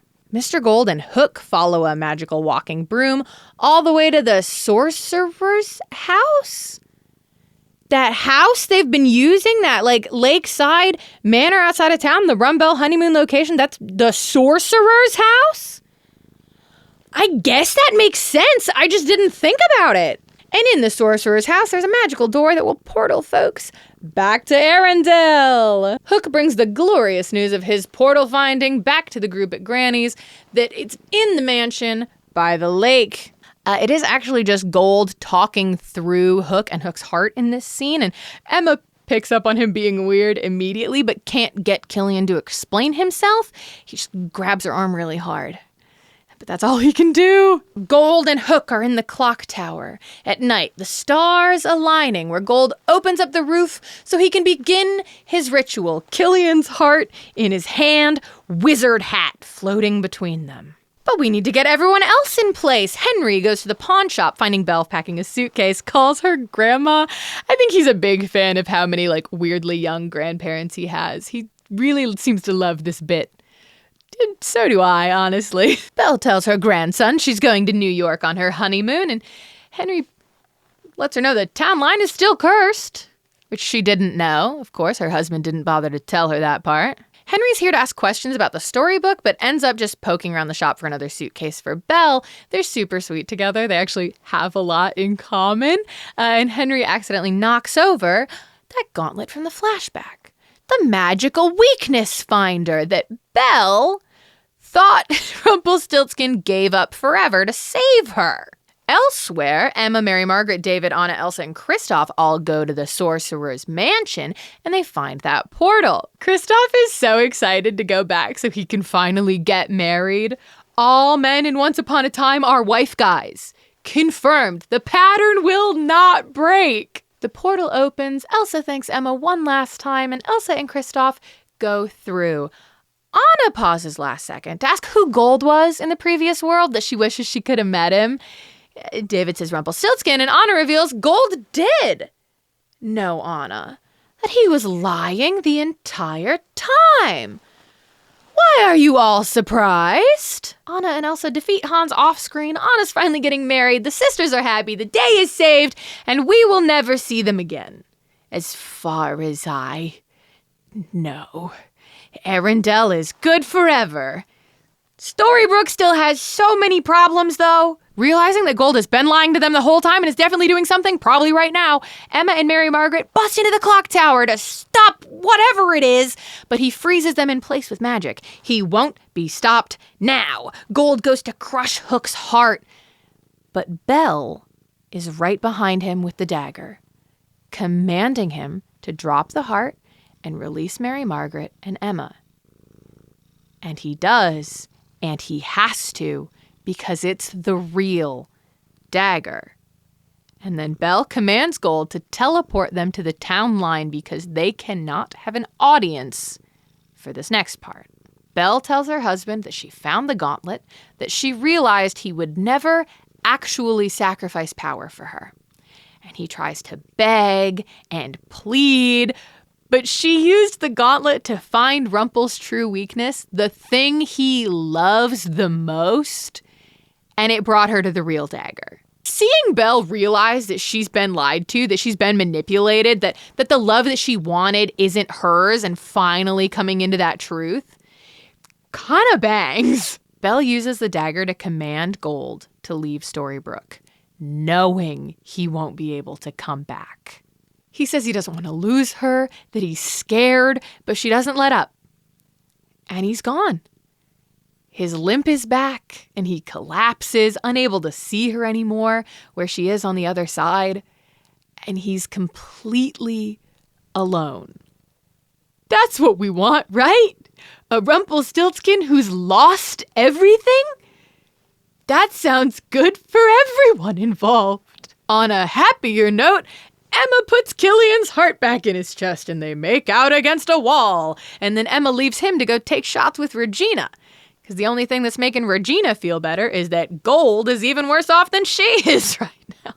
Henry interrupts his moms before they can get drunk because he's been poking around the sorcerer's house, trespassing, and he found a secret room, a secret library. The library is actually full of blank books, blank storybooks that look just like Henry's, implying this is the author's house, that they are one step closer to finding the person behind their endings. Operation Mongoose continues, and now Emma is in too. We flash forward 6 weeks to New York City. Mr. Gold is visiting an aquarium, enjoying all the sharks and the jellyfish, where he finds a familiar face working on their staff. Ursula. How did she get here?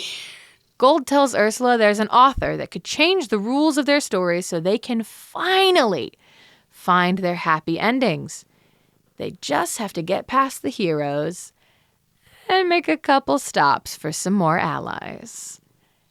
And that's the end of the first story arc of Season 4 of Once Upon a Time! My favorite things about the Frozen integration here include the fact that if you did not know anything about Frozen, you would be genuinely so confused at so many points. The fact that the actual arc in the show was very separate from the movie. I was worried they were just going to show me Frozen again, and they gave me something very distinct and interesting on its own. Again, confusing if you hadn't seen Frozen, but still an interesting thing separate from it.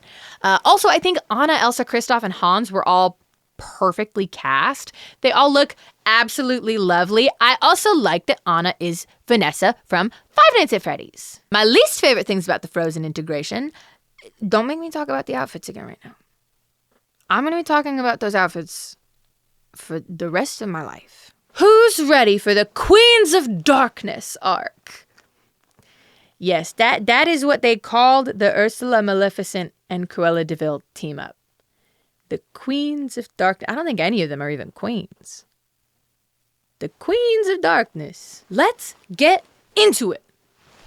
Fit check! It's the same concept as the first half of the video, except now I'm the evil queen. Hermes, I was gonna get up to show off the whole outfit.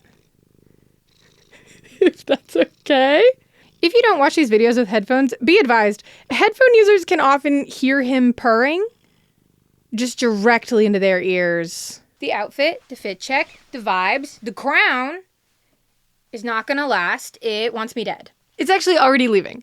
I can't handle this, it turns out. All right, before we really get into it, huge shout out to my patrons over on Patreon because they got the first half of this video early before I recorded this half, and there's two things that I need to point out that they directed me towards that I completely forgot. The first thing is that I skipped over a really long conversation that Emma and Regina had near the end of the first half of Season 4, where Emma insisted that the two of them are friends, even if Regina wants her dead, and Regina earnestly and confusedly tells Emma that she does not want her dead, and they assert that they can understand each other in a way that no one else can, and also they clearly both have some misunderstandings, because it seems like they've both been under the impression that the other one really, really hated them and was really sad or made upset by that thought, when it was not true, has not been true for a long time. Okay, I didn't want to falsely lead you into believing that the two of them have stopped being like that this season. Okay, Regina has not had much to do so far, but they have indeed still been like that. Secondly, I found my pointer. Thirdly, the Sorcerer's Apprentice, right up here, character famously portrayed by Mickey Mouse in Disney's Fantasia, was turned into a mouse in Season 4 of Once Upon a Time. If that man's Storybrooke legal name was not Michael, I will eat his fancy hat Anyway, Queens of Darkness, what's going on? Zooming far into the enchanted forest past, Ursula and Cruella were invited to Maleficent's castle, the Forbidden Fortress, by Rumpelstiltskin. We learn in this flashback that Cruella has mind control breath to control her dogs that are not Dalmatians. Let me be clear, they're Rottweilers. She isn't even wearing Dalmatian fur. It's just not Cruella, is it? I believe the gross-looking green mind control breath is meant to emulate the sickly-looking cigarette smoke from her original appearance in 101 Dalmatians. It doesn't hit quite the same without the cigarette as a middleman. Rumpelstiltskin invited all the ladies here to a house that is not his house to get the villains their happy endings. Have you all tried being normal and kind? Rumpelstiltskin hints that he knows each of their most secret desires, but more importantly, they just all want to win. And he's going to make it happen with a dark curse. He's going to need their help to steal the dark curse. That dark curse. He takes them into a cave where Cruella mind control breaths some blood scarabs into being chill. Maleficent firebends some dragon fire to clear their path, and Ursula uses her long-range hip tentacles to grab the actual orb full of dark curse. And then Rumpelstiltskin grabs the curse and leaves, abandoning the three ladies to the Chernabog, a demon that eats evil hearts. He just walks out the door. The monster, the Chernabog, goes for Maleficent. She's the one there with the darkest of hearts, and the other two start scaling the wall to leave. But once they're safe, Ursula, hip tentacle, grabs Maleficent and pulls her up to safety. They actually are a little unit. These three genuinely care about each other. I can't stress that enough. They kind of want you to believe, especially at the beginning, it seems, that they're just working together for power. Multiple times it is demonstrated that these three ladies want each other's lives to be good.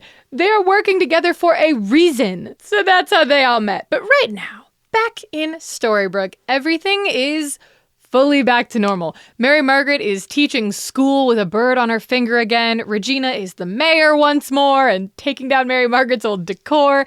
Emma's back to sheriffing. Hook is loitering. Belle's running her library. Granny is left to babysit Prince Neil. Everybody's happy. Actually, Hook is not very happy. He's trying to figure out how to get all those fairies he killed out of the hat, because technically they're just trapped in the hat. And Belle is reaching out to academics to get advice. Like, she's emailing university professors looking for translations for things on the hat so they can undo a magical curse. And also, Belle is crying because Gold is gone forever, because she sent him away forever. Emma delivers Regina her favorite meal from Granny's takeout and encourages all of her efforts. Can you conquer these bottles? I thought they were twist-offs. Do I look like I can pry them off with my teeth? I'm a queen and a bit more refined. Yeah, I got that. And Emma also finds the alternate ending storybook page with Regina and Robin and their happy ending. And Regina fills Emma in on that whole backstory. It's been 6 weeks since the Frozen arc, since Gold was banished and Robin Hood left, and Robin hasn't called or texted once in the last 6 weeks. But we can't worry about that right now, Regina, because Belle and Hook found a magical ceremony that will get the fairies out of the hat. The translation was successfully sent to her by an Oxford professor, but they do need Regina to perform that ceremony out in the woods. Regina uses the Dark One dagger over the hat. All the nuns appear before them. It worked.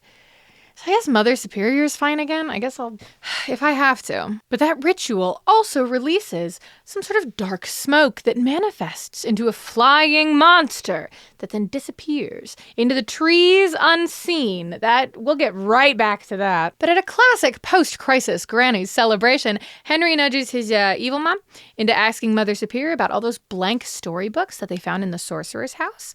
Mother Superior lets them know that the sorcerer and the author are two different people. So if they're looking for the author, they don't have to worry about all that sorcerer business. And she does not know why the author's books are in the sorcerer's house.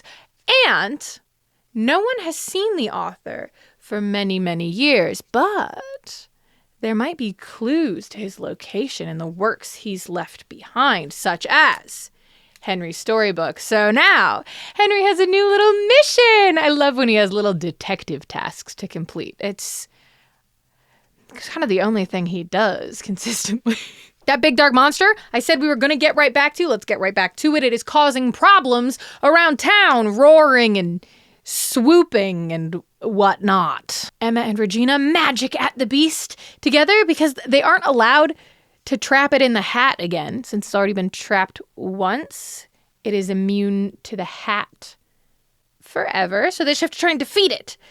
But the monster just flies off, undefeated. And we'll get back to that. We'll get back to that. I promise we will. But first, it's a pop over to New York City. Mr. Gold is living in Ursula's fish tank-filled apartment, just traipsing around in bathrobes and answering emails, eating ramen noodles. Apparently, Ursula's life sucks and she's poor. But those well-maintained, large tanks of tropical fish, tell me she can't be doing that bad. But it's been 6 long weeks and Gold is ready to move to the next phase of his plan. So he and Ursula track down Cruella on Long Island, where her rich husband is getting arrested by the FBI. She's called Cruella Feinberg here, and they're just picking her up to join their cause. I can't get over her looking exactly the same as she did in the Enchanted Forest. No changes. That's just the same lady. She gets to keep exactly one fur coat and her fancy car with a Vanity DeVille license plate in the divorce. So now she's their driver, and they're going to Maine. They shove Gold into the backseat. Ursula gets shotgun. Feels correct. I don't know what her husband was getting arrested for. Am I meant to assume it's like tax evasion or some other stupid rich person crime, probably? They drive almost all the way to Storybrooke before Gold just now tells them about the cloaking spell around the town, that they're not actually going to be able to see the town that he promised them. And Cruella fully threatens him at gunpoint because she is that sick of him already. And he's pleading on his knees in the street, saying that he's got a plan to get them, the two of them, not himself, invited into Storybrooke. Ursula uses Gold's phone to call Regina, saying that she and Cruella left Gold passed out drunk at some dive bar, but he told them about this great town where villains can find redemption and they'd like inside pretty please. Regina wants to say no, but they know about the monster. It's the Chernobog that they fought, way back in the day. So they offer information about the monster in return for being let into the town after their information is proven helpful, of course. Knowing what it is that the Chernobog is a monster that eats the evilest people it can find, Regina feels very threatened. She's sure the monster is here to kill her. Is there a dwarf named Evilly? It's me. So Emma and Regina drive off in the 1972 Volkswagen Super Beetle, hoping to throw the monster over the town line to kill it. It's made of magic. It can't live in a world without magic. Emma does manage to fling it off the car. It dissolves into mist, and they see Ursula and Cruella waiting on the other side of the town line. David and Mary Margaret are very unhappy to hear that Ursula and Cruella are around, to a degree that lets you know immediately they directly wronged those people and thought they were never going to have to deal with it. That's the energy right off the bat. They even show up at the town line to try and convince Emma to not let these two people in, all twitchy and miserable. But Regina says it wouldn't be right to seek her own redemption and happy ending and not extend that offer to Ursula and Cruella as well, not if they're really serious about it. So she tosses them the Snow Queen's scroll that'll get them into town over the line, and here they are. And the ladies do keep their word and they go back for Gold that night. They let him back in with the scroll as well. He was so sure they were going to leave him out there forever. Now Gold is back in Storybrooke, limp gone, just strolling down Main Street with his ladies. Dude, you are not allowed to be here. Try to be a little bit subtle. I know it's been 6 weeks for them that he's been gone, but he wasn't even banished for a full episode. Also, Gold is the one who got the translation to Belle undercover, pretending to be an Oxford professor. So it was his planning that released the Chernobog and got them inside. And he knows the Chernobog wasn't after Regina. It was after Emma. Because it doesn't just go after the most evil heart in the room, but the person with the greatest capacity for evil. That feels really subjective, but that's important for the rest of the season and also next season. Emma Swan has a great capacity for evil. So don't forget that. David and Mary Margaret meet with Cruella and Ursula in the middle of the night, in the middle of the road, to tell them no one must ever know what happened with all of them, or Mary Margaret will kill them. Full-on threat with David looming over her shoulder. Listen, if we were actually about to lean into them being morally gray, almost bad guys, just really going the ends justify the means about their lives and their actions, I'd be so excited. I want that bad. The time I've liked Mary Margaret the most is when she was doing vengeful murder against Cora. But that's not where we're going. Really? That night, Mary Margaret has a nightmare where Maleficent is alive and steals her baby Neil. And actually, neither Mary Margaret or David has really been able to sleep since Cruella and Ursula got to town. And they're just up in the middle of the night, reassuring themselves and each other that don't worry, Maleficent is dead. In the morning, they try to get reassurance from Regina, too, that she's going to be keeping a close eye on these new ladies. But Regina is far too busy telling Cruella and Ursula that they can't tear out Granny's heart for faster food service and asking them to please not bring up all of her past evil deeds in front of her sweet boy. Unrelated, but Will Scarlet calls Granny Mum, and she's got his usual 2 coffees ready the second he walks in case you were wondering, in case you wanted to know just how much Storybrooke suits him, and how this is where he should be forever. Ursula and Cruella go from Granny's to Gold's shop, passing Hook on the way, just to confirm that Hook and Ursula have some kind of rocky history.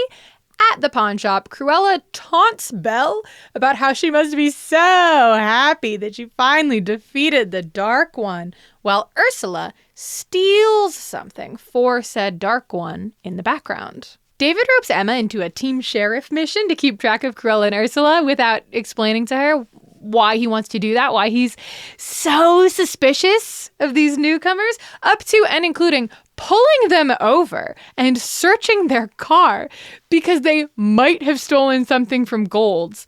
David does find the thing that he took, but he recognizes it as something of Maleficent's.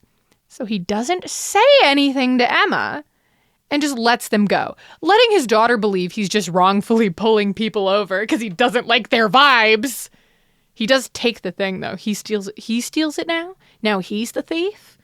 And he shows it to his wife like, oh no, it's Maleficent's. The Charmings assume that Ursula and Cruella want to resurrect their third friend. So they come to the conclusion that they need to steal and destroy Maleficent's ashen remains from where they're chilling beneath Storybrooke. And then they lie to Emma's face about it. They tell her they're going on a hike.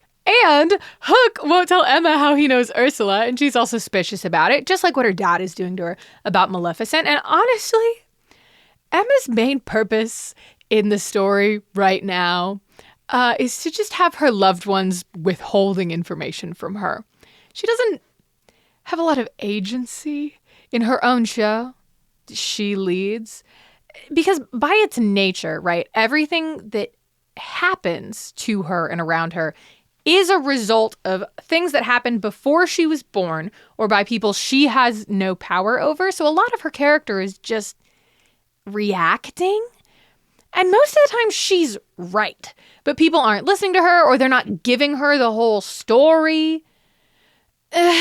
Sometimes I feel like we've had Emma Swan for 4 seasons now, and the things that she has actually had control over, the decisions she has actually been able to make, is a very small list. It is just the forces of the universe acting against her over and over again. And it's not even usually her fault. She does have a whole talk with Hook later saying whatever he did to Ursula, she doesn't care.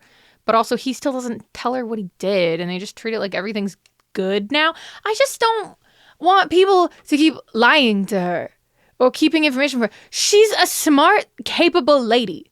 Her knowing things is only going to help the situation. Henry's hanging out with his evil mom, and she tells him the closest she's ever been to happy was when it was just her, Robin Hood, Henry, and Roland.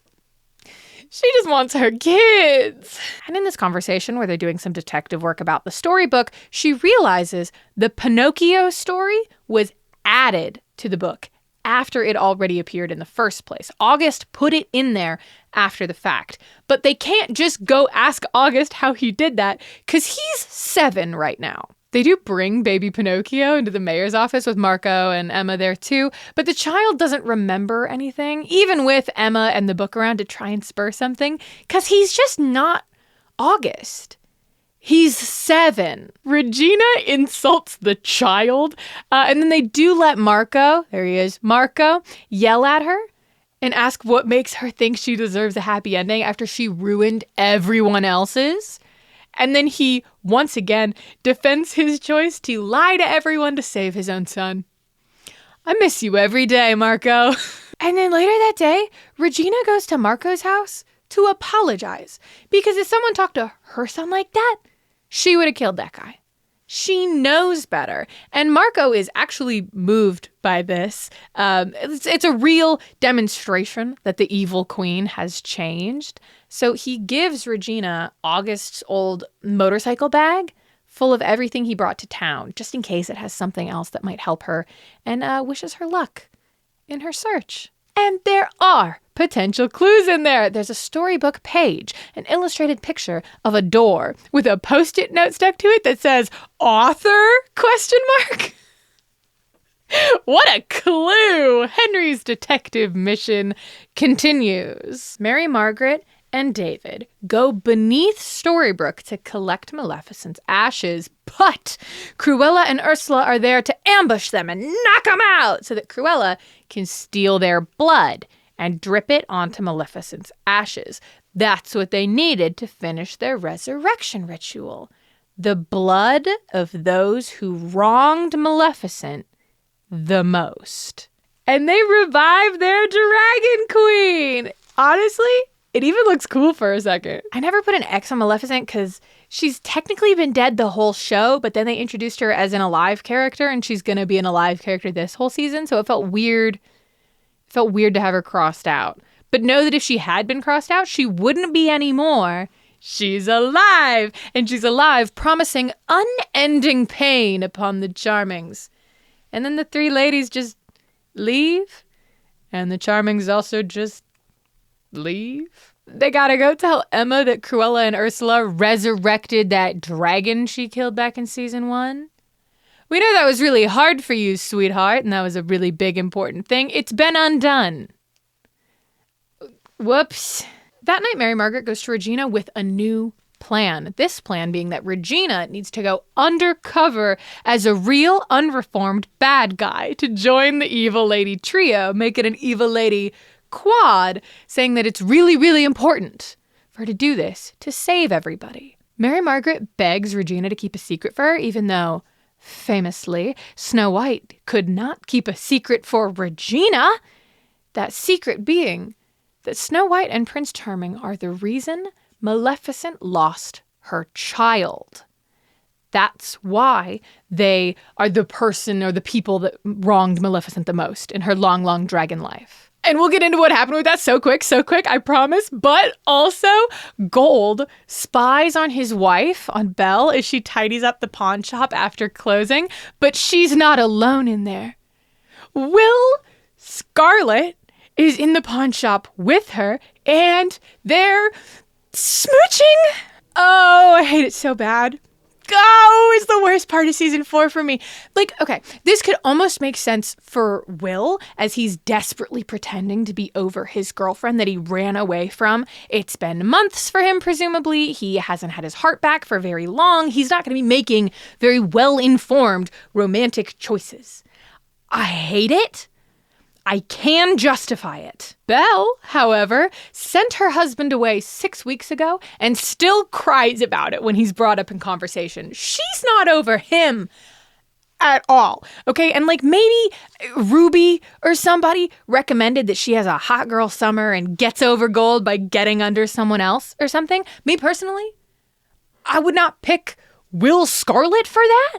It's gotta be slim pickings in Storybrooke, but you are both so supremely not over your exes. I feel like they're only ever talking about their evil exes. It's the one thing they have in common. Will's not going to talk about books. I'm so sorry. He's not going to talk about books. God, I feel like Belle is so similar to Alice. Actually, like, how does he not look at her and see his little sister? Like, after he leaves Storybrooke and he begs and cries to Anastasia, who, again, will also be pleading and sobbing the whole time. He's going to look back on this little fling with nothing but discomfort in his heart. I hope he at least gets to recount it to Alice sometime, because she'll think it's funny. I don't. Do Will and Belle at least get to do other things during this story arc? No. This is all they're doing the whole time. Maleficent's child, the whole thing with Maleficent's child. Okay, Snow White and Prince Charming, right after their honeymoon, right after the Medusa incident at the Summer Palace, if you're trying to keep your Charming's timeline straight, they're back at their royal palace now, but their entire castle has been put under the influence of a sleeping curse. They assume it's Regina, of course, but actually, it's Maleficent, along with Cruella and Ursula, because of how they're a little unit these days, post Rumpelstiltskin thing. They're here to make a deal to get back at Regina together, because Regina just stole the dark curse from Maleficent, who presumably stole it from Rumpelstiltskin? Whatever. The issue's Regina stole it. The trio wants information from the Tree of Wisdom, but only 2 valiant heroes can get to the tree.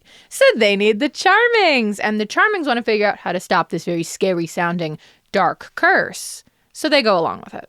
But the Charmings abandon the trio in the night to go for the tree alone. They don't want those guys to get their information. They just want theirs. They find the tree, ask how to stop the curse, but they are blasted backwards without their questions getting answered, because they aren't valiant heroes. It's actually because Snow White is pregnant. She's pregnant from their honeymoon. She must be, what, a week along here? 2 weeks along? And their child is not a valiant hero. Their child has a potential for great darkness, the potential to be the baddest guy ever. That's what happens when you're the product of true love, don't you know? You go one way or the other, and you go there hard. So Evil Lady Trio needs to go find a different way to get their information. They're trying to escape the dark curse. They would rather not get dark cursed. And later, Maleficent comes to Snow White to appeal to her as another expecting mother. Maleficent is also expecting a child, and she insists they have to work together to defeat Regina and stop the dark curse for their children's sake. And Snow White insists that she will never work with someone like Maleficent.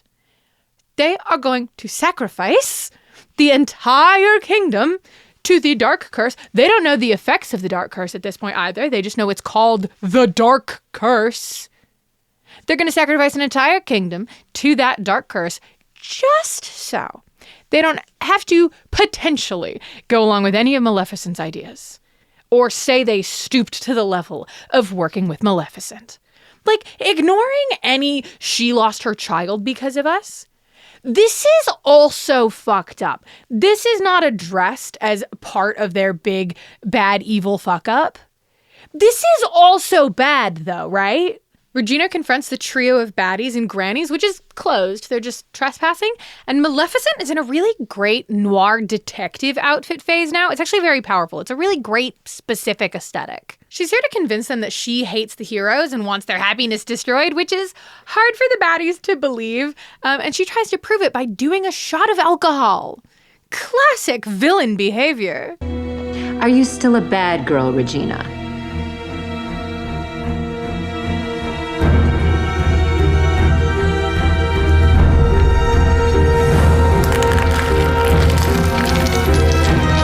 The worst. They also play chicken with a train. Again, classic villain behavior. Regina loses the game because she saves all their lives from an oncoming train? You could frame that as a selfish act, right? She also did not want to get hit by a train.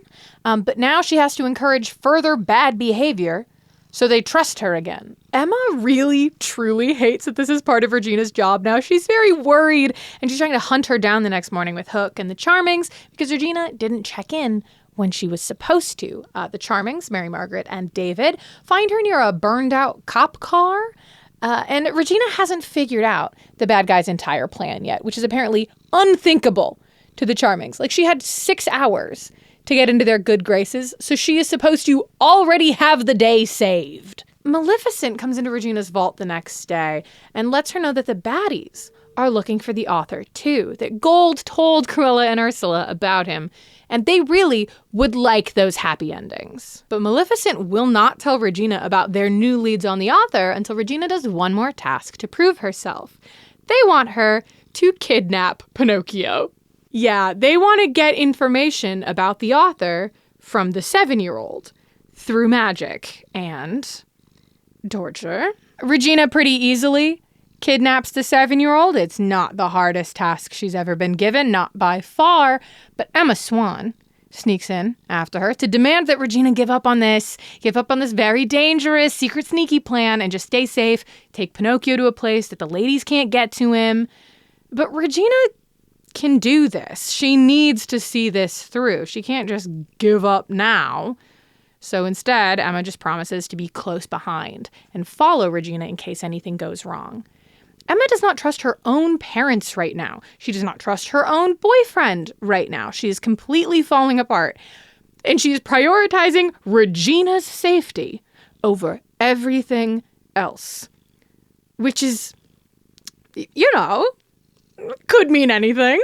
And then Regina, prioritizing Emma's safety, abandons her phone in the middle of the road so that Emma cannot track her, cannot follow her, cannot get involved. Over at Granny's, Captain Hook interrupts Will Scarlet and Belle on a date, gagging, dying, throwing up, exploding.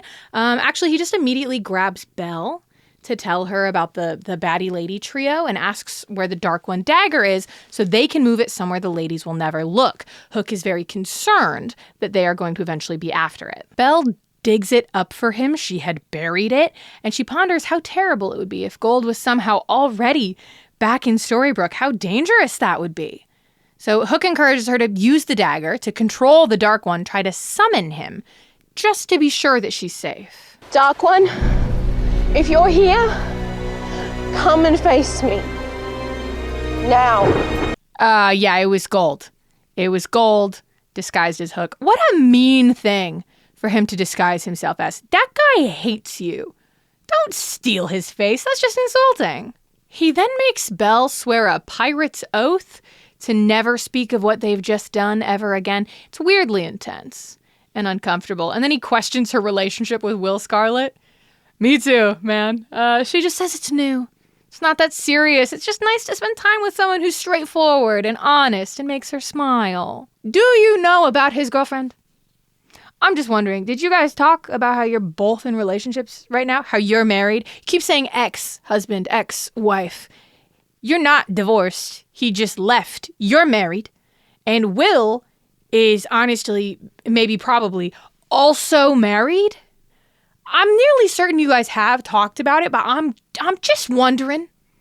Just wondering if for sure.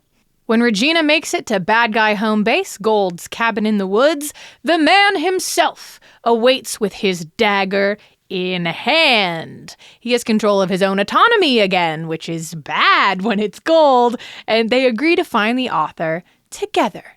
They are on the same side, once again, Rumpelstiltskin and the evil queen.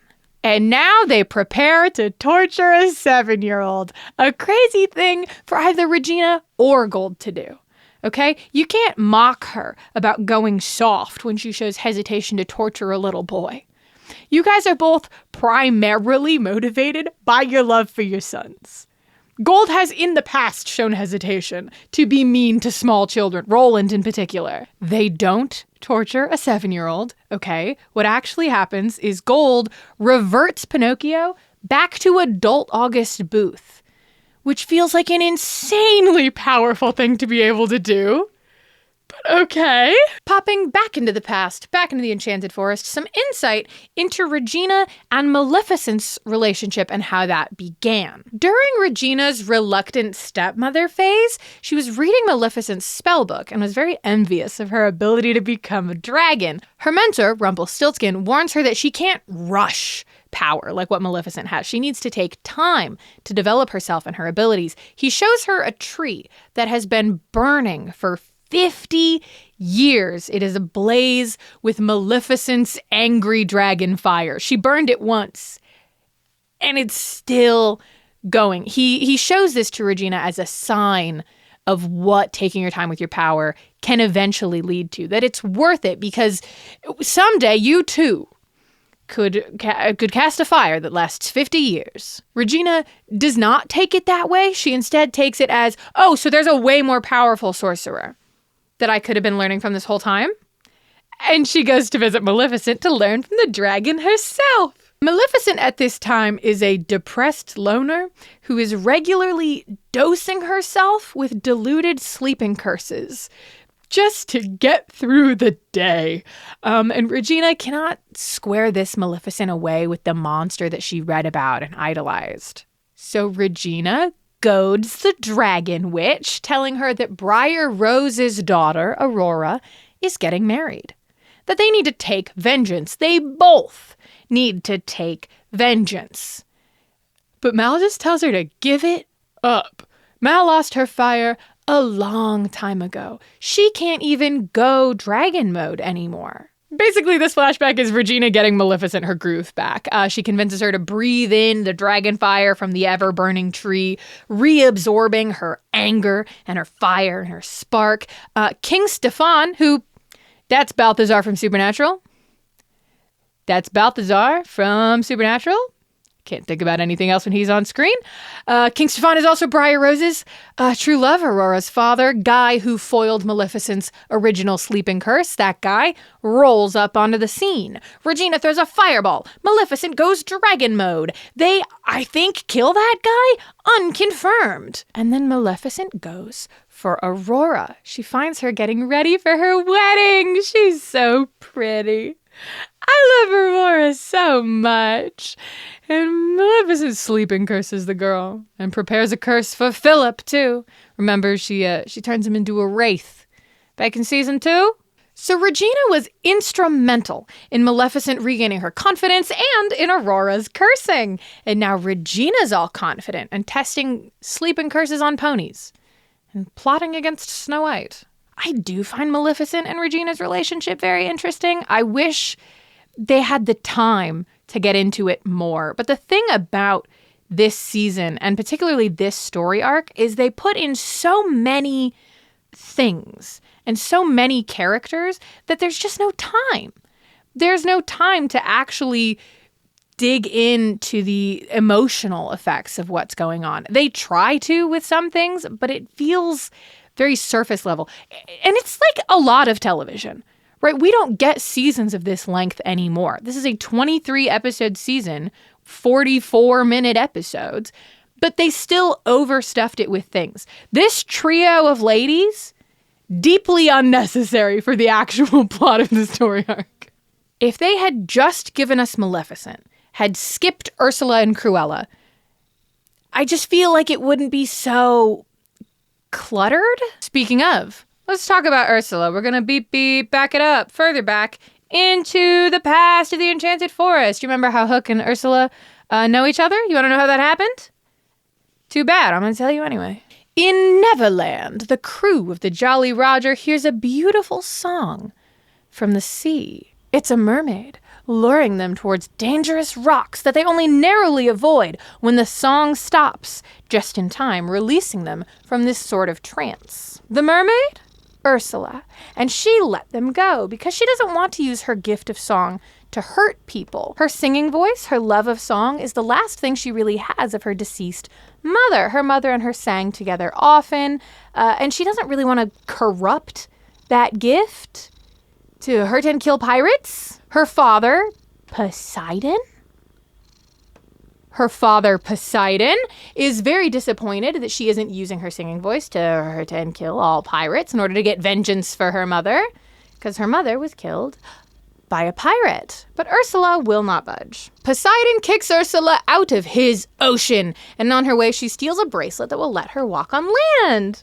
Now she's performing in taverns in the prettiest little fairy-coated dress you ever seen, and that is where Captain Hook finds and recognizes her by her voice. It's a no-brainer at that point for Hook to offer Ursula passage on his ship to wherever it is that she wants to go.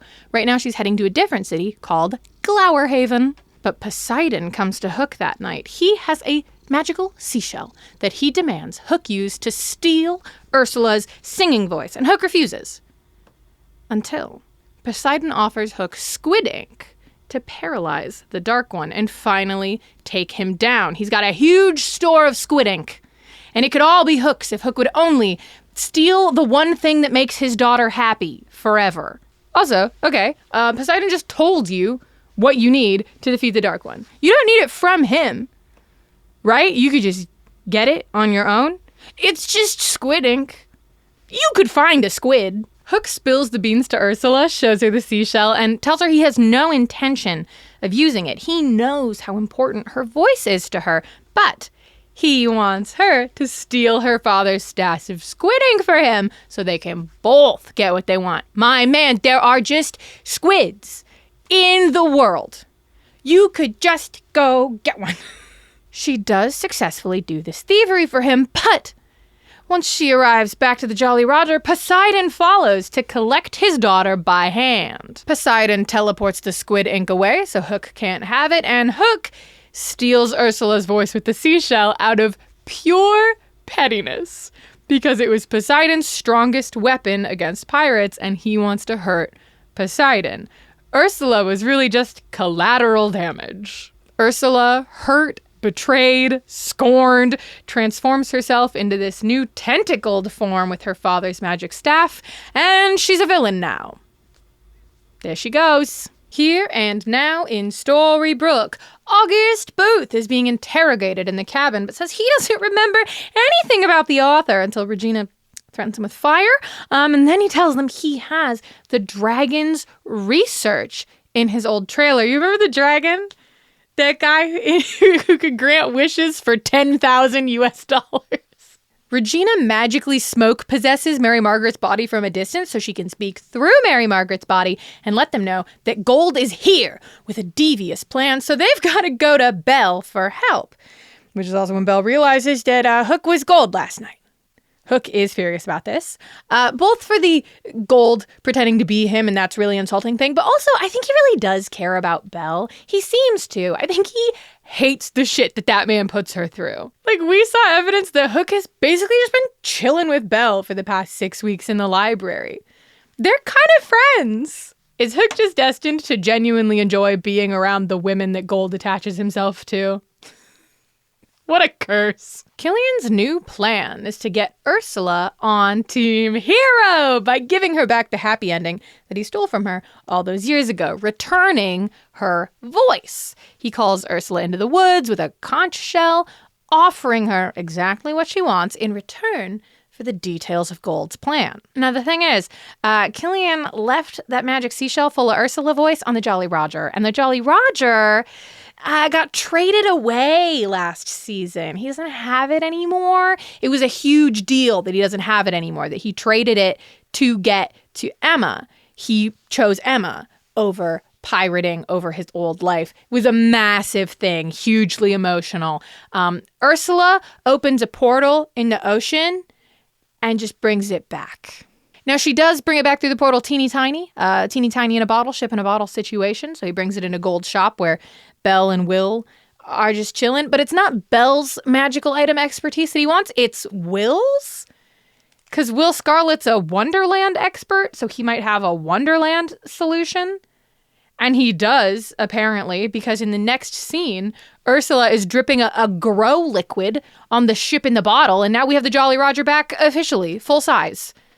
It was just such a huge deal that he traded it away. I know he's a pirate and all, but it feels a little weird that he can have it back at no cost.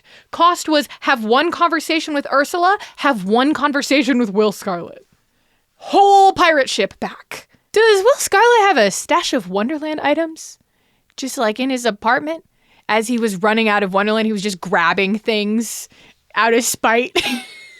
Taking them just in case. Hook gets the seashell full of Ursula's voice, but her voice doesn't go back to her. It doesn't work for some reason, so she refuses to tell him about Gold's plan. He holds her at gunpoint, and Ursula throws him overboard into the ocean.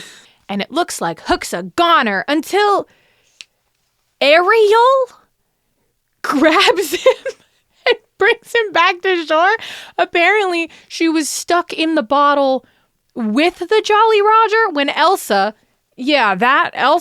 trapped the ship in the bottle because Blackbeard couldn't stop doing crimes with it. But Blackbeard wasn't in there. Elsa doesn't have shrink-a-ship powers. You might have forgotten, she has ice powers, actually. That doesn't shrink things. Ice doesn't shrink things. Okay. So Ariel is here. She's separated from Eric again, but remember, mermaids can just travel through dimensions at will, so I guess it's fine, and she's just gonna leave again. They don't tell you she's just gonna leave again, but she's not in the rest of the season. She wasn't in any of the season before. Things just keep happening. Things just keep happening. We've entered an era of the show where things just happen. And there's no reason for it. And you just have to go, okay, and continue on your way. August Booth was a big liar. He has no dragon research. And Gold comes back with a potion that'll turn August back into that freaky wood monster we know and love, but like only for a minute. He's only a freaky wood monster for a minute, and then he goes back to a flesh boy, but his nose still grows when he lies. And it looks real bad. And then Gold holds his head in front of the burning fireplace so that when he lies, his nose will grow directly into an open flame. He tells them all that the sorcerer trapped the author behind the door from the page taken from August's motorcycle bag. Henry has the page. And the door is somewhere in Storybrooke, but that's all August knows. He doesn't know where exactly it is. This is an insane torture method. Inspired. Gold takes Regina to go search for this door. After they leave, Emma and her parents bust into Gold's cabin. They knock out Corella, the only one guarding the puppet, and they spring August free until Ursula busts in now. Of course, she's threatening everyone there, newly pissed, because Hook couldn't get her voice back. Cruella sneaks off to go tell Gold that Ursula was a mole and that they lost their puppet informant, and then Hook busts into the cabin with Poseidon. Ariel brought him over because he's the only one that can release Ursula's voice from the seashell as the person who enchanted the seashell in the first place. Poseidon apologizes to his daughter, releases the enchantment, and she sings again. They go home together as a family. Ursula warns Hook before she goes. The Dark One's plan is to fill the Savior's heart with darkness before he can officially enact whatever it is that he's trying to do.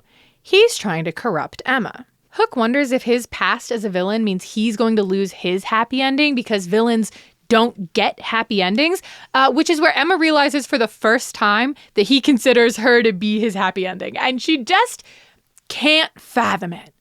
You guys are smooching all the time these days. He only ever wants to be like 5 feet away from you, max. How did you not know that he likes you? Regina goes to Emma to get her help finding Robin Hood's contact information, or at least a way to check on him. Emma can, of course. Anything for Regina. And then they also go check up on August Booth, who's recovering on the Charming's couch. Does his dad know what happened? I don't think they've told him. August lets the heroes know that illustration of a door, that storybook page that Henry's been holding on to, that is the door. The author is trapped in the book itself. Are you emotionally prepared to really hate Snow White and Prince Charming get there quick. In the Enchanted Forest, after finding out that they're pregnant, Snow White and Prince Charming find a unicorn to get visions of their future child. Charming sees a lovely, happy baby, and Snow White sees an angry blonde teenage Emma who tears out her mother's heart. This is, of course, upsetting, and they seek out the apprentice for guidance, who tells them that their baby could go either way on account of her being unborn, free will versus destiny, and whatnot. Now, the couple could make sure that there's no darkness in their baby, but they would have to move the potential for darkness to a different baby, to a blank slate somewhere else. Now, that is objectively a wild thing to do. We can all agree on that, right? That would be an insane thing to do. Evil, maybe. Unkind, certainly. Distinctly unheroic. They help a trinket peddler out on the road who reminds them and the audience that Maleficent is with child, letting us know that she laid an egg as a dragon that will soon hatch. So they have an idea. If they need to shove all their unborn child's potential darkness onto a different unborn child, they can just use Maleficence. They can shove a big glob of capacity for evil onto a random other unborn child because their baby has the chance to maybe be a bad guy. Somebody needs to explain the concept of nature versus nurture to them, and they need to do it now. Snow and Charming steal the egg from a pleading, begging Maleficent, and they promise to return it unharmed. Which, how do you believe that? How is what you are doing not a form of harm? Mother to mother, have mercy. I can't lose my child. We'll bring the egg back when we're done with it. They just come across so evil here. Like, this is indefensible. Not in an interesting way either. Not in a way that makes their characters complex, in a way that's fun to dig into and analyze. This is just a bad thing. This is just bad. I wanted to put together a little think piece about like their fear and their anxiety controlling them here, and I can't. Like, there wasn't enough meat in there. This is just a bad thing they're doing. The apprentice shoves all the darkness into the egg before announcing he now has to banish the still unborn child to another world completely, where all this evil cannot come to pass, cannot come to hurt anybody here. And the egg starts to hatch, revealing a regular-looking baby on the inside, and now is when the Charmings regret this decision. Now is when they think, oh, is that a baby? But it's too late. The eviled baby is sucked into a portal, along with Cruella and Ursula, who hunted them down to get their friend Mal her baby back. Like, those three are kind of ride or die. You just know Maleficent is inconsolable back in her lair, and they agreed to get the people responsible for her pain. And they got sucked into a portal for it. And that's how Ursula and Cruella ended up in our world. It's a little weird they split up after. I guess they didn't go too far. They both stayed in New York. They had different goals. The Charmings vow to be good guys forever after this, by the way.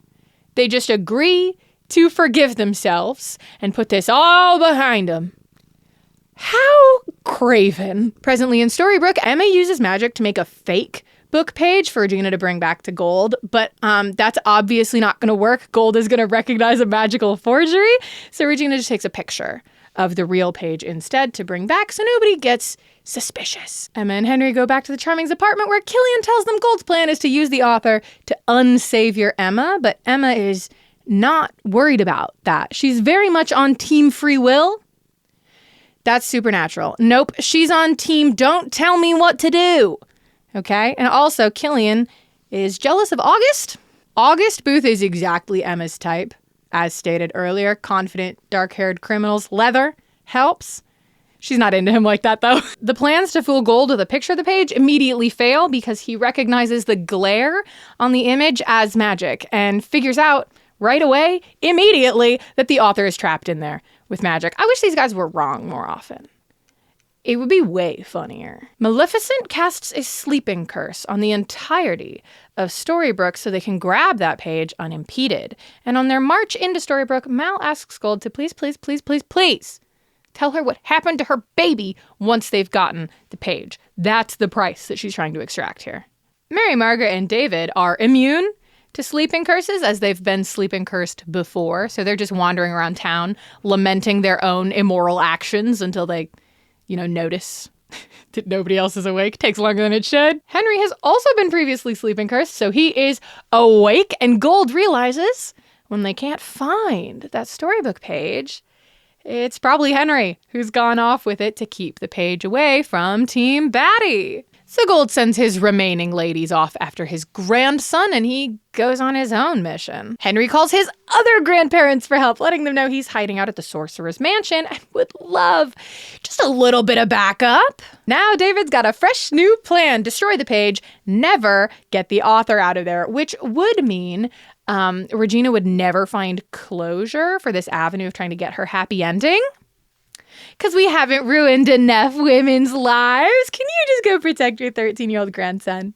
Instead of plotting against Regina for 3 minutes. In the Sorcerer's Mansion, Henry sees light pour out of the door page, and it shines a literal spotlight onto a particular drawer in this mansion, giving Henry the way to a fancy little key. But then Regina comes in, flanked by Mal and Cruella, the red lipstick squad over here. Hey, did you guys know Henry's middle name is Daniel? Regina full names him here to scold him into handing over the page. She named her son after her father and her dead fiancé. Henry hands over the forged page, the fake. Smart boy. Lovely boy. Once the baddies leave, Henry would like to free the author right away with his new key that he found. But David, with his fancy new plan, won't let him. He wants to just burn the page and lie to Henry about it, to which his wife lectures him about how maybe they aren't actually good people. Maybe they're not the heroes they thought they were, and maybe they should stop lying to their daughter and grandson. This is weird because Mary Margaret has never once been a good liar. This is a new thing established in this story arc, that she's able to hold on to a lie at all. It has been plot relevant in the past that Mary Margaret can't lie. They tell Emma the truth. She doesn't take it well, honestly, mostly because she just doesn't want to believe her parents were lying to her in the first place. And a distraught Emma ends up going back to August for more information. Guy, who's only kind of all right now, and August tells her that the author is a position. It's not just one guy for all eternity. This guy, this author, got trapped in the book for not doing his job correctly. He was manipulating the stories instead of just recording them. This author even manipulated Snow White and Prince Charming as a traveling peddler on the road, moving the story down his desired path and stealing away Maleficent's child. This does not get the Charmings off the hook. By the way, I'm leaning towards free will, not fate. They were just told that Maleficent had her egg and that a nice man could help with their woes. They still made all of their choices outside of that. It didn't seem like the author was coming in with his magic pen to say, and then they go steal Maleficent's egg. He just said, did you guys know Maleficent laid her egg? And they went, she laid her egg? I could take an egg? And then they did it. Emma sets the author free. And before they could ask him any of their questions, he books it. Just runs away on foot. This guy is such a worm. It's honestly hilarious how cowardly and slimy the author is. Emma freaks out on her parents when they try to blame the author for making her complicit in destroying someone else's life and soul as a fetus, as she should. She is right. Gold's secret mish was to go tell a sleeping cursed Belle his truth, that he has to change the rules of his universe very quickly because something is going wrong. It's a very incomplete truth, not a very involved mish. Probably could have gone after your grandson. The ladies return. Gold scolds Regina for trying to get a forgery past him, and Regina gets sleeping cursed. there and then, but he won't allow her to be killed. He's going to keep her around to manipulate her. And Gold finally tells Mal about her baby, that child that the Charmings doomed and then sent away. Her baby was found and adopted by a man who named her Lilith.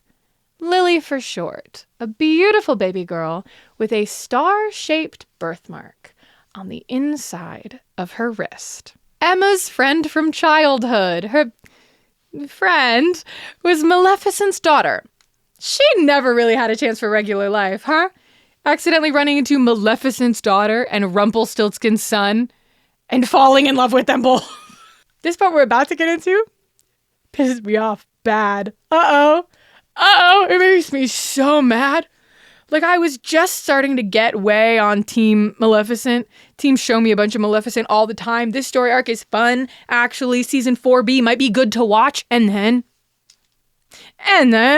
Okay, so the author's in Storybook trying to whittle himself a quill in the woods, but Gold happily shows up to inform him there's no enchanted trees in Maine. He can't make a new magic quill, but Gold has the magic quill here in his pocket. He would like Mr. Author to write him some happy endings in exchange for not leaving him to the whims of Team Charming.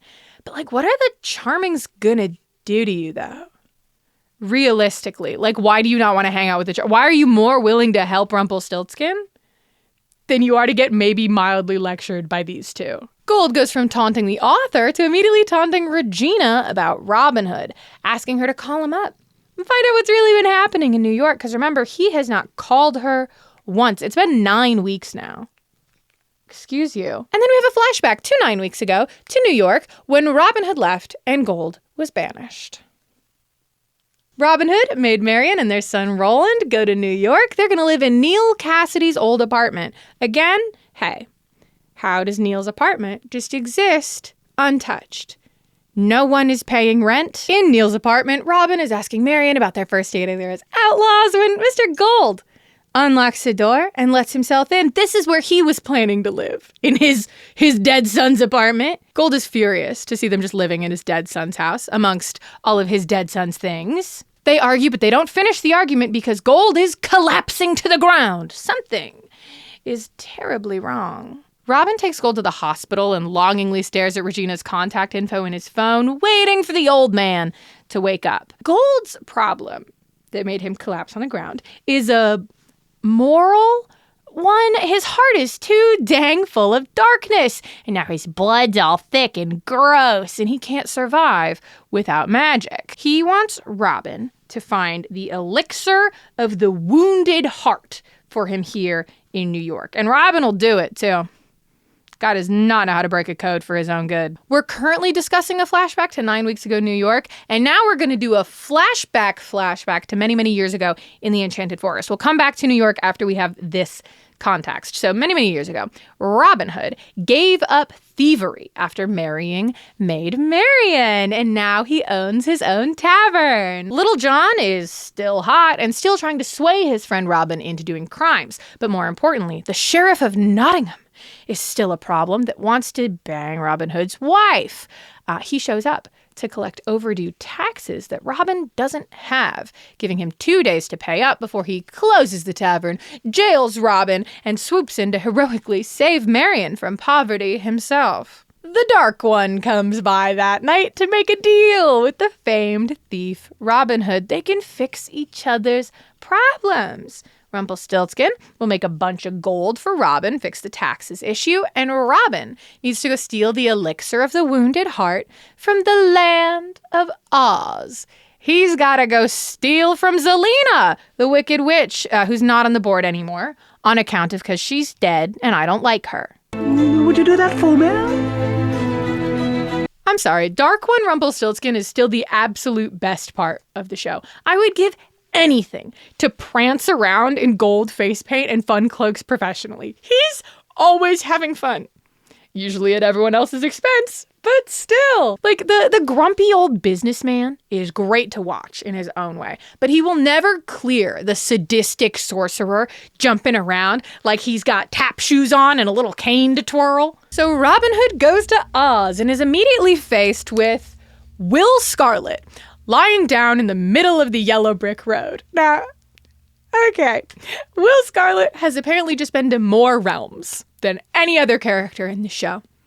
He's such a world traveler. No magic to his name. By the way, things just keep happening to him. He's lying there because a guard had him tied up for some reason. I'm sure they got him on some crime. But Robin's transport there squished the guard to unconsciousness, so now Will is just a damsel in distress for Robin to save. And this is how they meet? In Oz? Robin agrees to give some elixir to Will, too, in exchange for his help stripping the guard for his uniform and dragging the passed-out man elsewhere so no one gets caught. That's a regular Will Scarlet task, honestly. That feels like exactly the thing he's reluctantly doing for other people on the regular. Will, I have something difficult and demeaning for you to do off screen. Can you just... Yeah, thank you, man. Robin Hood gets into Zelina's castle undercover as a guard, but she finds him stealing and she doesn't believe him. So she tries to fireball him, but he shoots a mysterious canister that fills the whole room with smoke, and off he goes like he's Batman. And then he lies to Will Scarlet's face and says that he didn't get any of the elixir. He didn't manage it. Will seems wildly disappointed, like he really needed some of that broken heart elixir, and no, he doesn't. No, he doesn't. If he hasn't met Robin yet, then he hasn't been a merry man yet. He hasn't been to Wonderland. He hasn't gone through his whole tragic girlfriend-based backstory that is famously the thing that messed up his heart. This elixir is good for both physical and emotional heart issues. He has both later in his story, not now. And then they try to convince me that Will Scarlet was here to steal broken heart elixir because he's hung up on his dead sister. His sister that died when he was a kid. I don't know, man. I don't know why we have to bring Penelope into this. He doesn't really seem like over her in the Wonderland spinoff either. So I think they're lying. I don't think he's doing this. I can justify almost anything they just randomly make my man do. This has pushed me to my limit. Doesn't seem fair to ask somebody for their heart until I can fix my own, eh? Even when what he is doing is super dumb and makes no sense, I still love the things that he says. I am the front of your defense squad, Mr. Scarlet. I'm so sorry the show's doing this to you. Also, they never explain how he got to Oz in the first place or how he leaves when he's done. He has negative reasons to be here. Robin Hood slips Will the elixir because he's too goddamn nice for his own good. And it turns out Robin actually didn't need Gold's deal anyway. The merry men chase away the sheriff with weapons, and Robin Hood begins his life of stealing from the rich and giving to the poor. This is also where he takes on the Robin Hood moniker. Maid Marian insists that this new life won't be easy, but it also won't be boring. And she's choosing to be with Robin over everything else. Let's go back to New York. Gold has once again tasked Robin Hood to get him this same elixir, but this time they're in the world without magic. So Robin Hood breaks into a furniture shop called the Wizard of Oak. It's Walsh's old shop. Do you remember Walsh? Emma's almost fiance last season. That's okay. He's a flying monkey and also dead. So it really doesn't matter if you remembered him. What matters is Robin gets the potion. So it's all good. Marian's pretty upset though, saying maybe Robin should just let Gold die, which Robin is very taken aback by. And he, of course, does not let that old man die. He gives that old man the elixir. And then he immediately leaves before he can realize that that elixir doesn't do anything. It's not fixing Gold. Marian strides in with the real elixir in hand. She swapped it for a fake.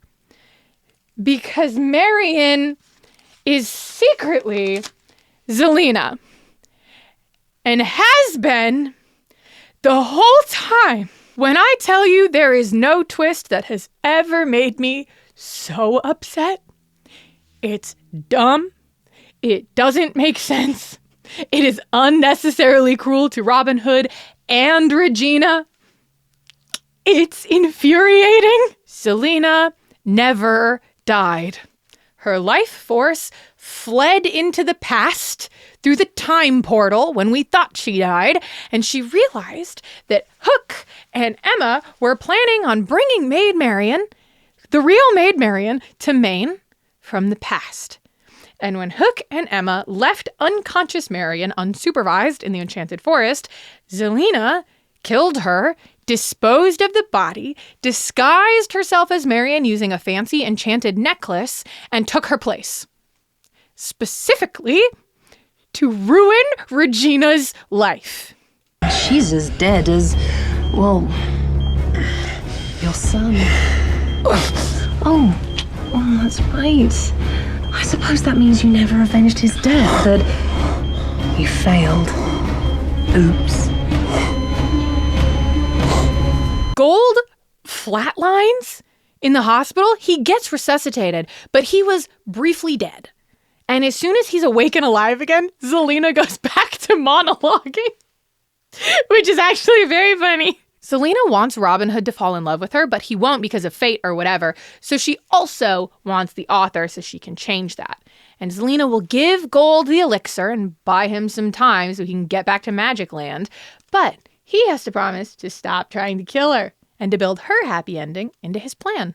After Gold gets out of the hospital, Robin Hood tries to give him a box of Neil's personal effects that were left behind in the apartment, but Gold won't take it because it will just be a reminder that when he finally had happiness, when he had his son, when he had his, at the time, girlfriend, fiance, he couldn't even recognize that it was the life that he wanted.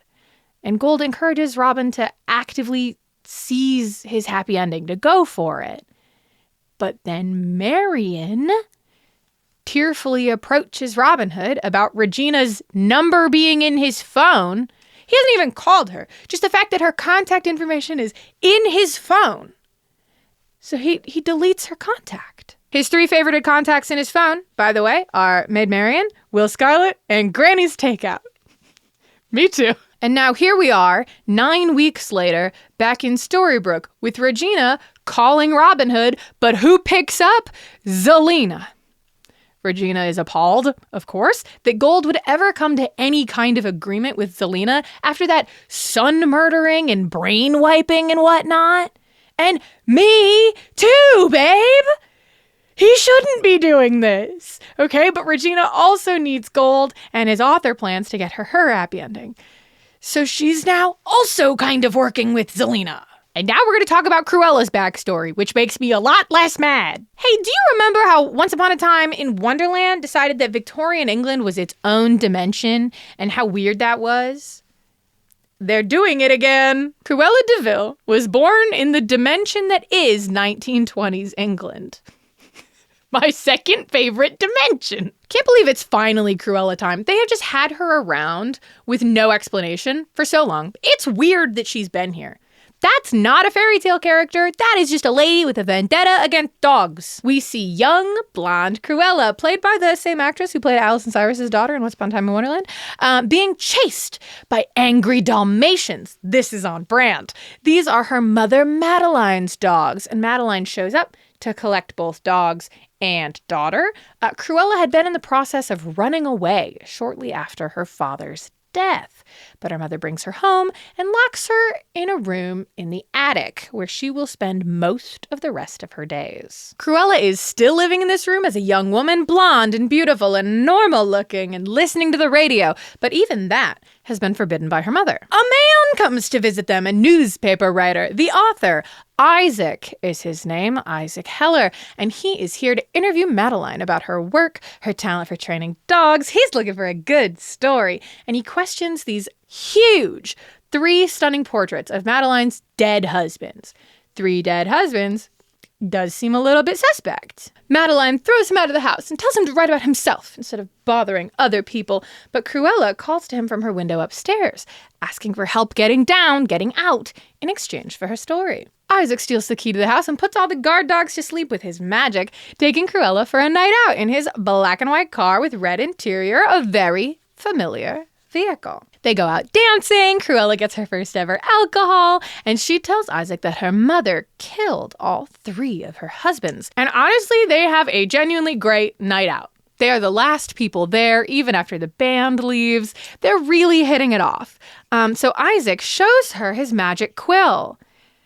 Like author stuff, not like something else. Like he shows her the magic, the author stuff. He gets a little bit of positive validation and immediately spills the magic beans. He writes her a new necklace and a new pair of diamond earrings and offers to take Cruella somewhere that her mother will never find them, so they can be together. Sir, you will never be Will Scarlet.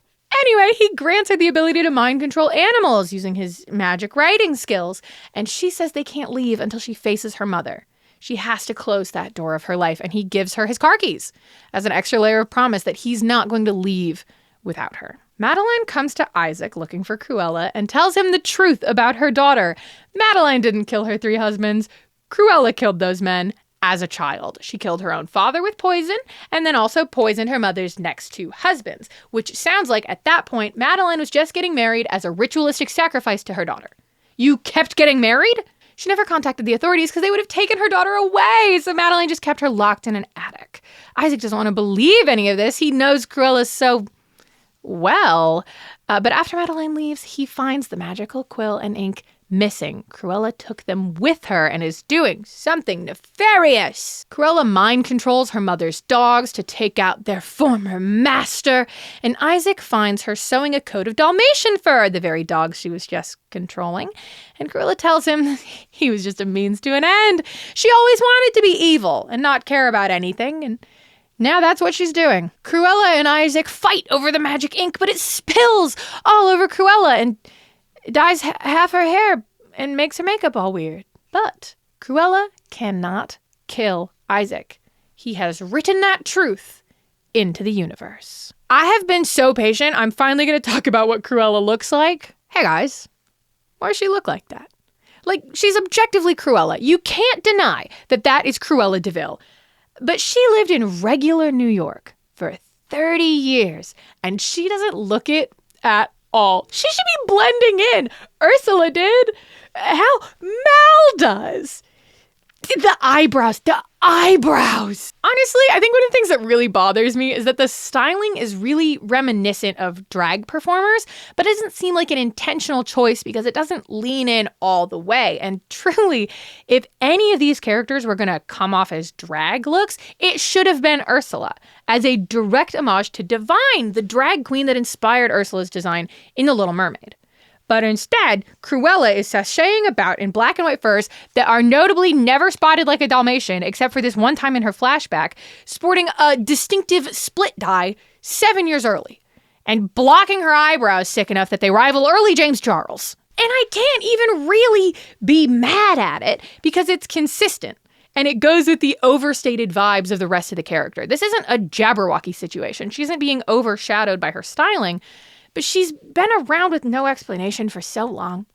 She pulls focus because you're just so confused when she's visibly in a scene with anyone else. It's complicated. I wish her furs had spots, and she switched the makeup up sometimes. In the Here and Now in Storybrooke, Maleficent confronts Cruella about Lily because Cruella had told Mal that Lily didn't survive the interdimensional trip. That is because Cruella and Ursula apparently siphoned magic from the dragon egg to stay young, which explains why they haven't aged 30 years in the 30 years they've been there. I literally didn't even question it. But thank you for explaining it anyway.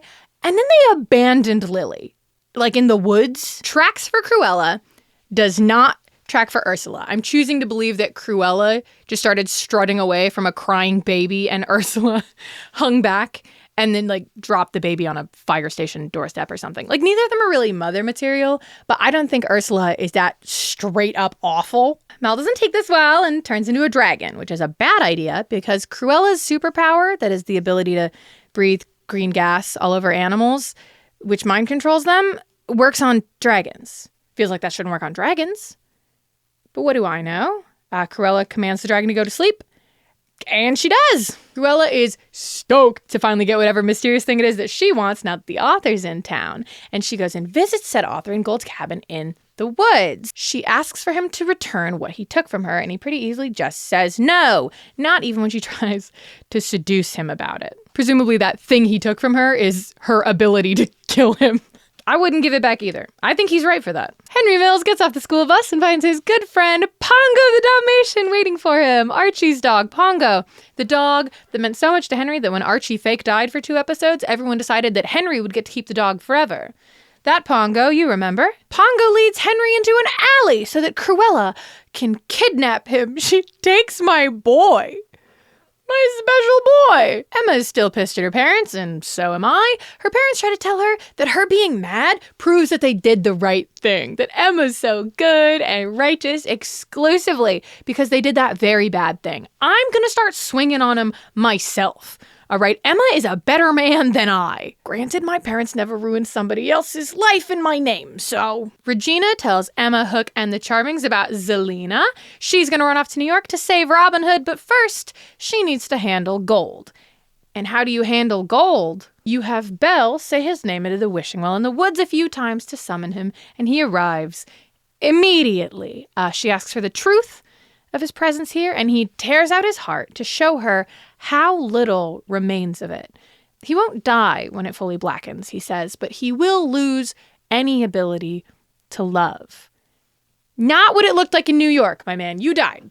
The machine didn't do the big beep because it sensed you couldn't love your wife anymore.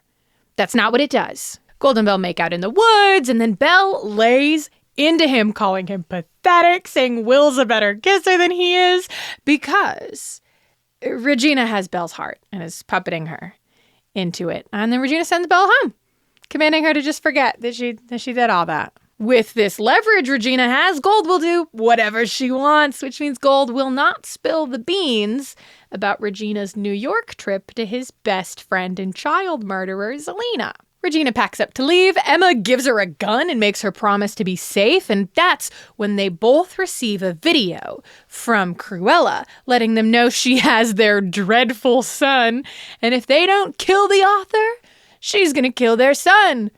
My son! Regina can't go to New York. She has to save our son! See how she likes being made into outerwear. Regina! What?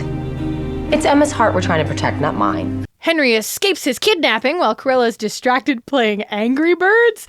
So she sends Pongo after him. That is his dog. Don't do that. That's mean. Pongo leads Henry to a cliff's edge. And now we've got a confrontation with Henry, Cruella, and Emma. Cruella ready to take out the child at a moment's notice. This is how Gold realizes that Cruella and Isaac have a history, because that woman just kidnapped his grandson in her desperation to get Isaac killed. Can I just say, I hate the way Isaac talks. His cadence is so grating, and he says every sentence like this. Finally, the joy of getting lost in a good book just isn't the same. Not after it happens to you literally. Stop talking. Gold rushes off again so Mary Margaret and David can find Isaac, and he tells them again that this story ends with the savior going dark, and that the truth he wrote into the universe forever ago isn't just that Cruella can't kill him. Cruella can't kill anyone. Henry is not actually in any danger right now. Emma doesn't know that, and with no hesitation at all, she blasts Cruella off the edge of the cliff and collects her son. Pongo's all good now too, don't worry. And Cruella is dead in the arms of an angel. We're gonna talk more about Lily, that baby that was a dragon egg that got all Emma's darkness in her, who ended up in Minnesota. Now, 15, 16-year-old Emma has a happy foster family situation in Minnesota. They're all gonna go camping together. She likes the parents. She gets along with the other kids. When who breaks into the place? But Lily. Lily's in trouble, and she's looking for the girl who promised they'd always have each other's backs, no matter what. Lily hangs out for dinner, tells a very pretty lie about how the two of them met to avoid saying we met stealing at a gas station together. And she talks about how she always felt like Emma was meant to come into her life. And when Emma scolds her for lying shortly after this, she sees news footage on the TV of Lily robbing a convenience store. Lily's boyfriend is trouble. He roped Lily into this robbery. They're squatting in a house right now with some other people. Lily says that no matter what she's done lately, it's turned out to be the wrong thing. She's in this terrible relationship. She doesn't have a home. She doesn't have a family. She's losing everything. But she can't just leave town. Emma's offering her money for a bus ticket, but she can't take it until she at least gets her things.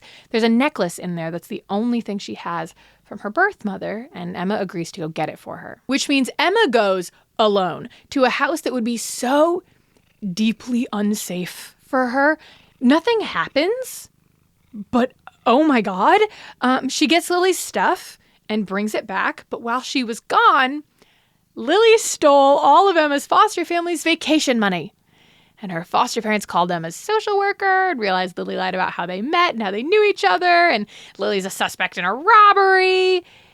And Emma storms out. She can't stay there anymore. Lily finds Emma at a bus stop that evening and says she needed to spring Emma from that boring existence. And now they can go wherever they want. Lily really doesn't have a place to go home anymore. Her last family kicked her out for good. And things really are going all wrong. But she wants Emma. She feels cursed. And she can't figure out why, but... It's like my whole life is darkness, and when you're around, things are brighter. Ladies? Lily begs Emma to stay with her. And Emma walks away. The apprentice finds Lily on the bus out of town and gives her the answers to her questions. He tells her her story, the truth of her life and her curse, and he tells her about Maleficent, which is going to have some effects. Let's talk about them now, except first let's talk about other things in Storybrooke. Cruella, dead, has a teeny tiny little funeral attended by only Mr. Gold and Isaac. If that's ever me, just skip the funeral. No funeral is better than a Gold and Isaac exclusive. Emma's real mad that Gold manufactured that situation where she would kill Cruella, and Maleficent is ready to step in as a new ally against Rumpelstiltskin. Regina's stoked. Regina loves this woman. There's some energy there. I think Regina's type might be protective and physically dangerous blondes. Mary Margaret and David are shocked to hear that Mal's daughter is alive, but Emma is ready to help find her. Who's your daughter, Maleficent? A girl named Lilith who grew up an orphan in Minnesota. Her Lily? Ain't fate a bitch? You know this, girl. Regina and Emma go on a road trip together. Emma needs to find Lily. Regina needs to save Robin. It only makes sense. I will jump on any excuse for them to road trip together. I love them so much. Perfect duo. I don't need a babysitter. But maybe I need you. Hey, ladies! What do you mean by that? The old address Emma found for Lily isn't good anymore. Her former landlord tells Emma that Lily died a few years ago in a car wreck, that she was a loser and a drunk, and Emma snaps and almost assaults the man.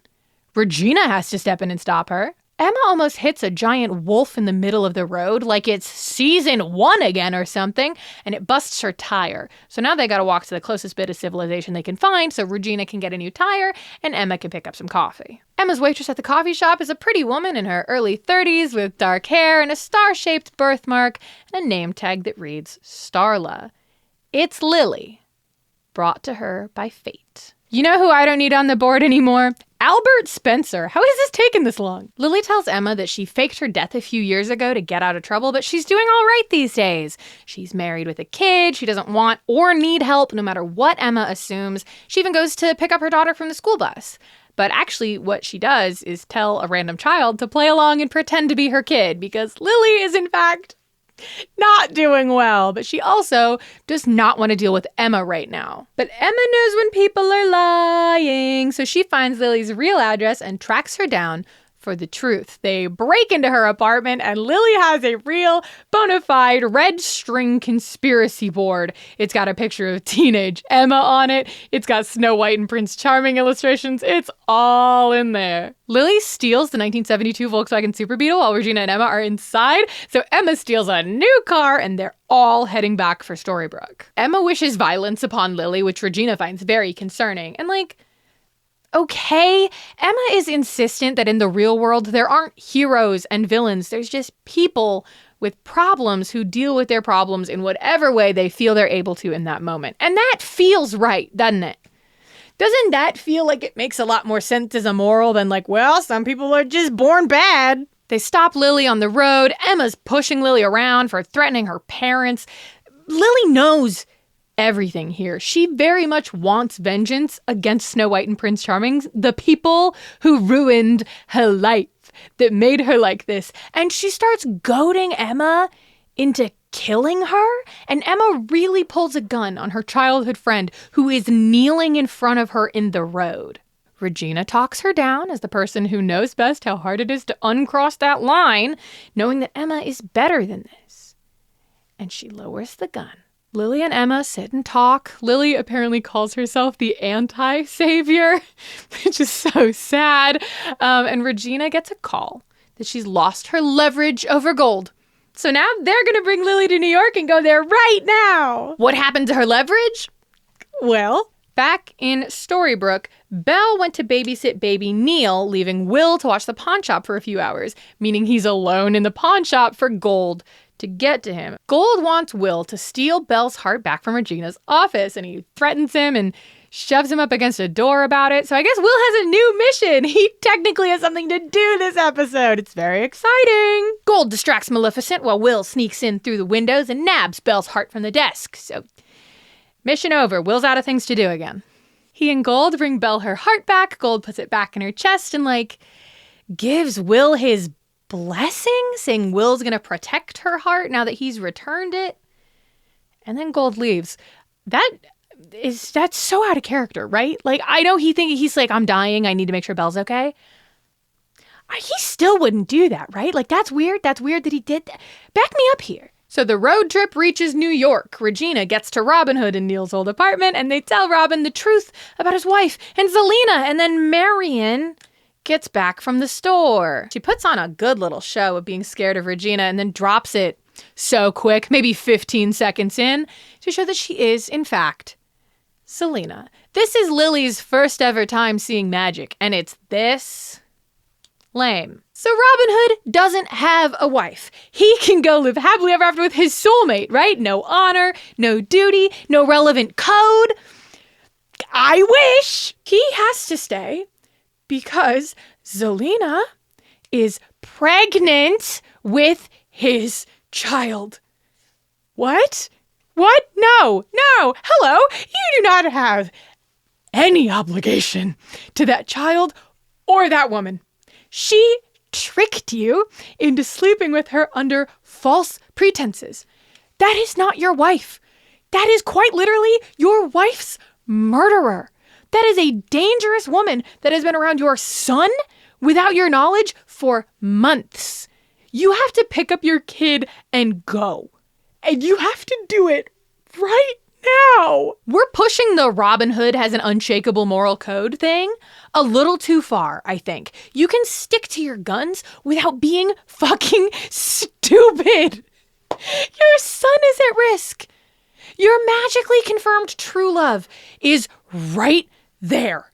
If you go back to Storybrooke with her, the crazy lady can't follow you. Your boy will be safe. You can unpack this new trauma with your existing support system.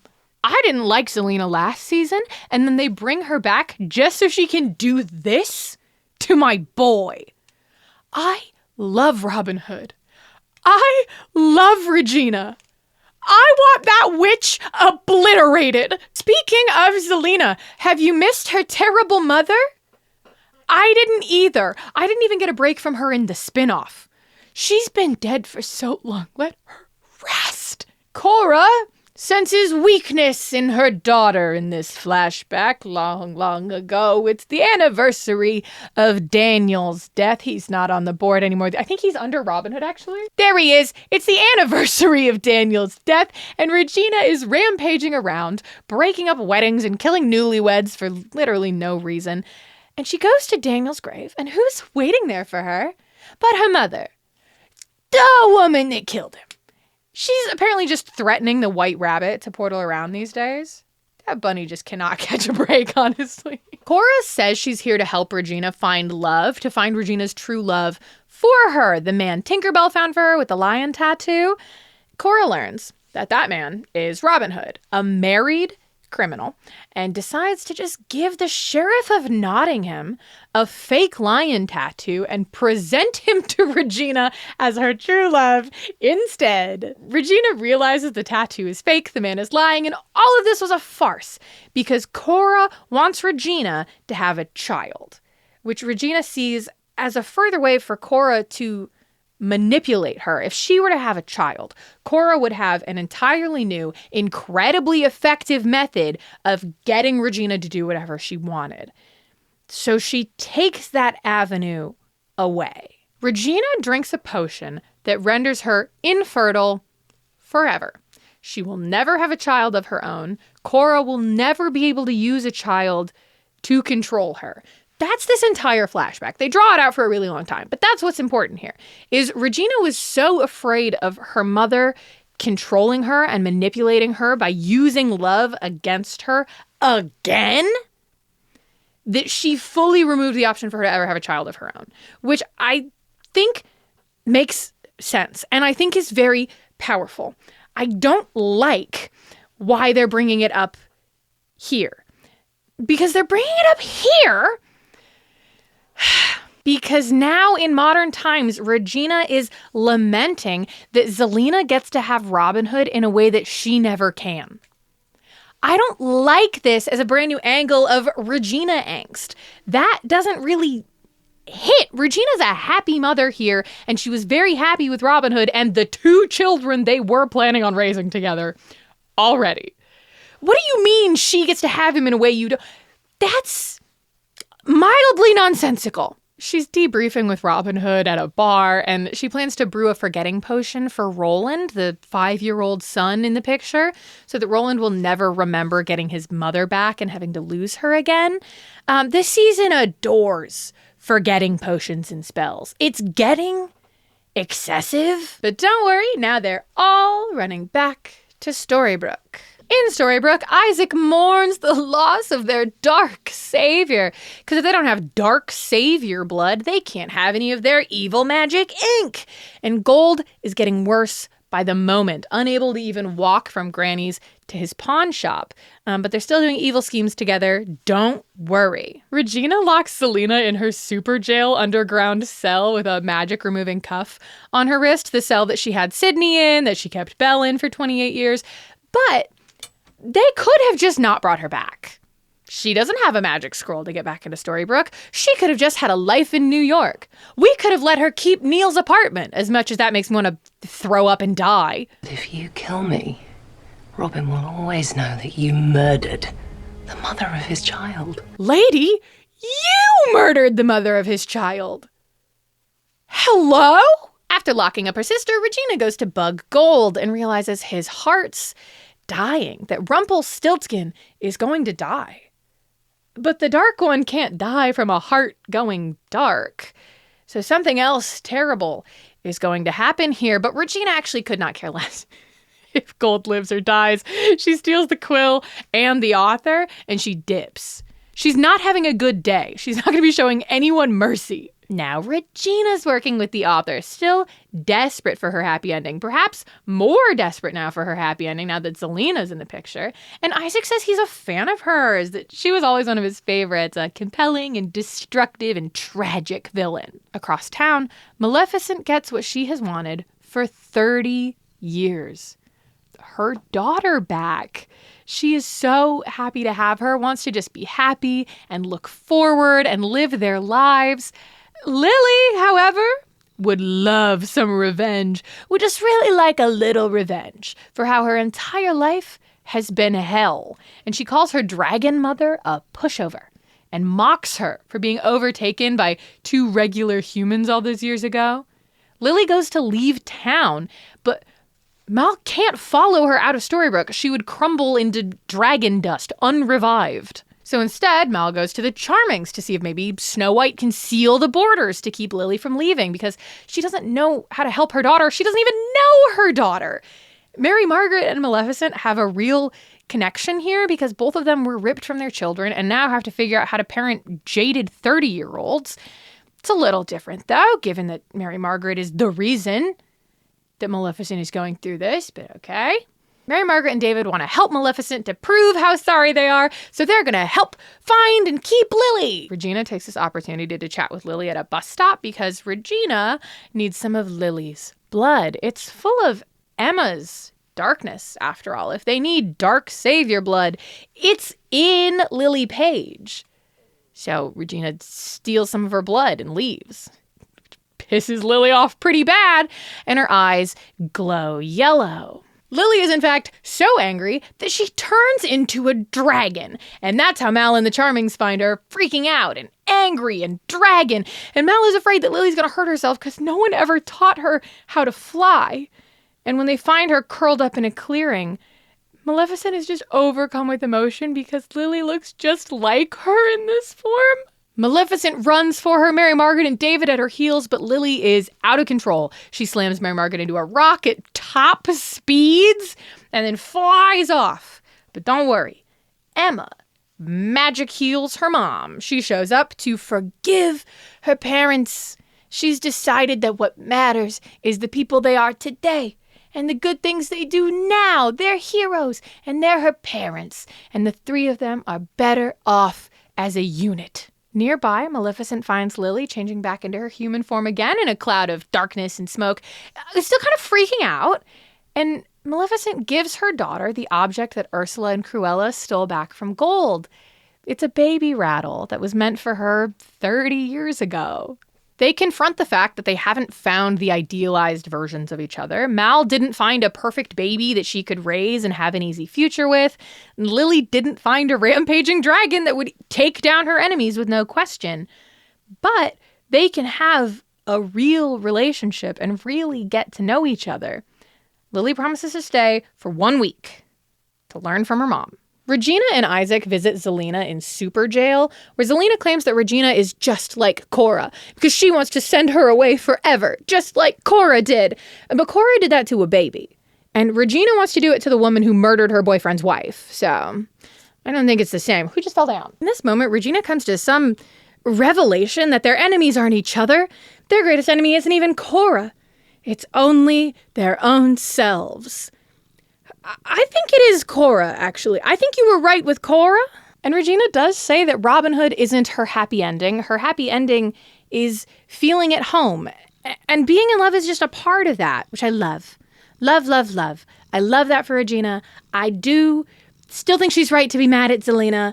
I don't think we should be getting over that. Certainly not this quickly. Turns out they don't need Isaac at all for Regina's happy ending. Her happy ending has always been right here, and she's just only realizing it now. Isaac does not accept this, and he starts writing. He pops to Mr. Gold, bringing him the completed ink, and begins the new story, beginning with the phrase, "Once upon a time." Hey, so what's Isaac's tragic backstory that makes him a weird coward ready to team up with whatever villain seems the easiest to work with at the moment? Isaac Heller was a television salesman from our 1960s, like regular 1960s. And he was really bad at convincing folks to buy color TV because he would just go on philosophical monologues about seeing the world with all its nuance instead of selling people the TVs. He was a failed writer. No one was buying his manuscripts until one day he gets a letter from a publishing company, Star Publishing Company, that wants to meet with him.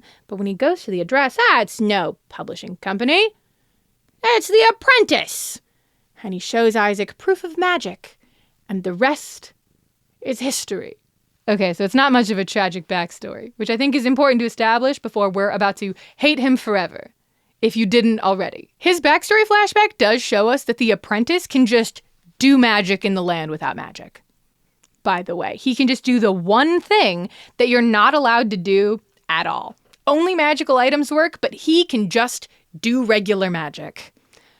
Whatever. Best at magic ever, I guess. Just write that down. And we're all done with flashbacks for the rest of the season. I just get to talk about what happens from here to the end. Isaac is writing his new story, chatting with Gold at the pawn shop, and he claims that he and Gold are alike in their struggle for happiness.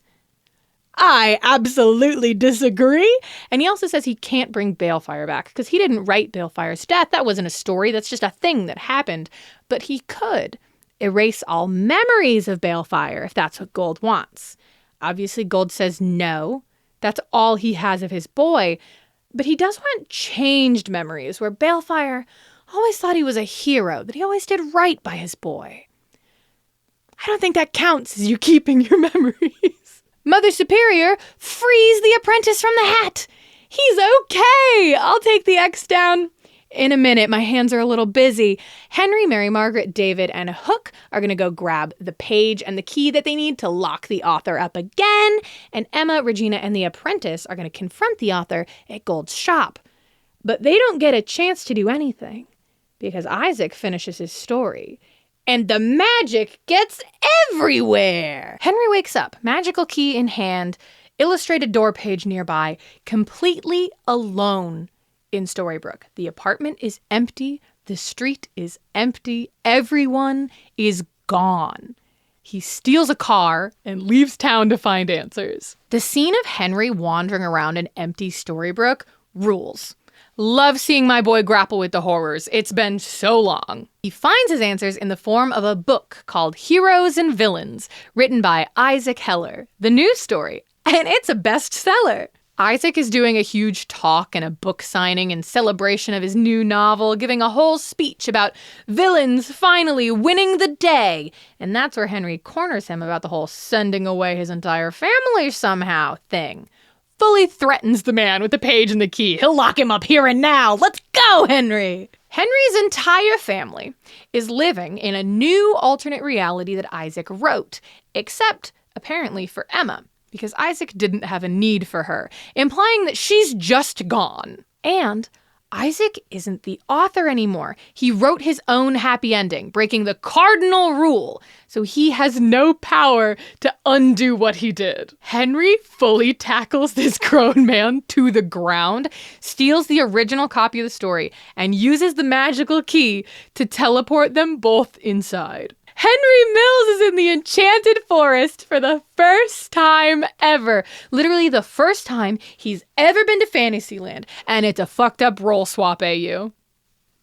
Isaac is, of course, trapped here too, and he knocks the child out with blunt force trauma before ranting about how there's no running water here and he wants to go home. If Henry doesn't change the story's course by sunset, the final page of the book, then nothing will ever be able to change.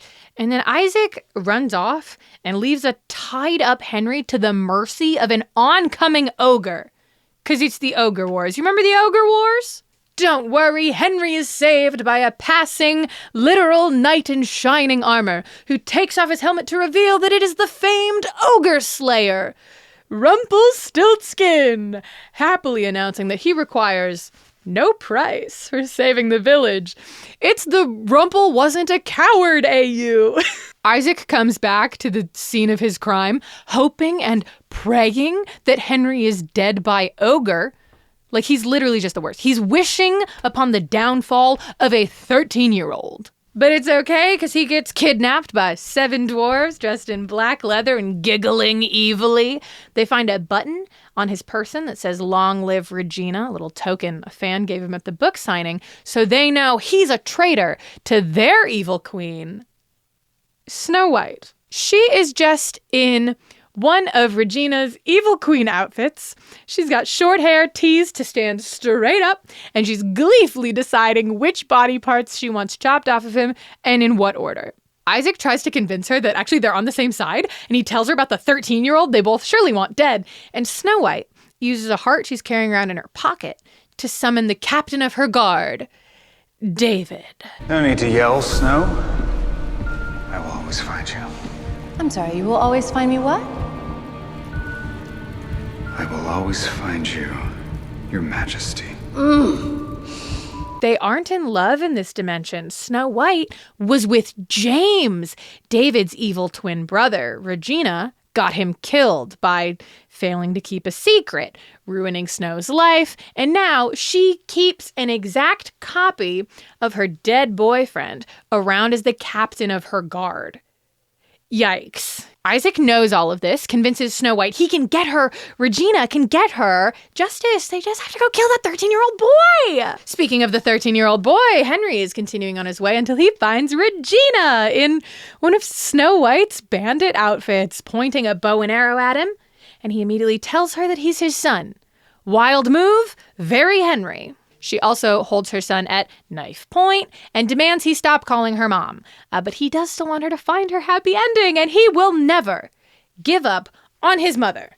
And also, he can just show her the book they're living in. So he's pretty convincing, actually. but Regina throws the book into fire out of anger and confusion. Henry believes that he can't fix everything or escape the book until he gets Regina her true love's kiss, that he has to bring her to Robin Hood. But here, Robin Hood is her direct thievery competition, and she hates that guy. She doesn't know that guy. They've never met, but she does hate that guy. Snow and David find Regina on the road using Isaac's tip, ready to kill her. Regina pleads, saying she was only a child. She didn't know what was going to happen to James. So I guess it is fully a swap here. Regina was a child when Snow White was an adult. Like, Snow White has fire magic she's going to use to kill Regina. These are just different guys. These aren't the same guys with different endings. This isn't the villains finally winning the day. Villains finally winning the day would look like the backstories being the same until some point where something diverged and everything went wrong for Snow White and right for Regina. She's the hero here, right? Regina's the hero here. Snow White is the villain. She's literally ordering random executions and mind controlling the captain of her guard. It's not the villains winning the day. That's nothing. I think the premise of this entire finale is flawed and confusing, but I do still love it because you can tell the actors are having a really fun time, actually. Ginnifer Goodwin is so stoked to be in one of the big evil queen outfits, and you can tell Prince Charming over there and his little under-eye eyeliner situation pouting and saying all his lines, but dark and twisted in this new reality. They're having fun. I do like seeing them have fun. Snow and David don't kill Regina because Robin Hood saves her on his horse, riding off to safety with her. This is their first meeting here. He patches her up, they bicker, and they drink together. The good news is they're great together in every universe. But one issue, he is engaged already to Zelena. They're getting married today. So Regina just shakes the man's hand and leaves, scolding Henry about how Robin Hood clearly isn't her true love. Also, Cora in this universe abandoned Regina as a baby. This just isn't Regina. Babes, you can't take out the years of mommy issues and complicated relationship with magic and still have Regina at the end of it. This is a new guy with Regina's face. Henry wants to stop the Robin Zelena wedding. Regina just wants to pass Henry off to his other mom, but Emma's not here. Except when Henry mentions the savior, Regina does know who that is. She's locked away in a tower in the bottomless sea, a prisoner of Snow White, guarded by a fierce dragon. Isaac couldn't write her out of the story entirely. He just had to lock her away. Isaac runs to cry to Rumpelstiltskin, a man who doesn't know anything about him here, and demands Rumpelstiltskin go kill Regina so that he doesn't lose his happy ending. This is, of course, nonsense to good timeline Rumpelstiltskin, but Isaac says a lot of things about how Rumpelstiltskin failed Balefire, even though, again, that makes no sense to him. His memories are that he's always done right by his boy, that his boy was proud of him till the very end.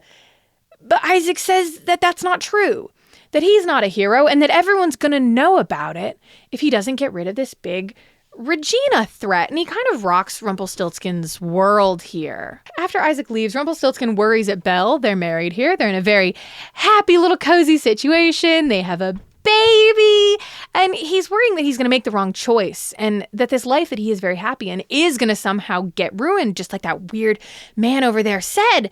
And she insists that he could never do the wrong thing. He's a hero.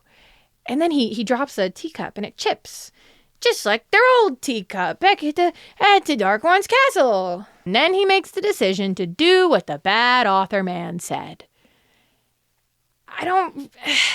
But you don't know that guy. And none of the things that he said made any sense. Henry needs to find his mom. His mom is off in a bottomless ocean. He knows a guy with a pirate ship. He hunts down the Jolly Roger and he finds Killian. And Killian's not the captain. Blackbeard is. Killian is a cowardly deckhand who's allergic to rum. So instead, Henry knocks out Blackbeard. Our boy has gotten very physically violent very recently. And he demands Killian take him to his mom. God damn it.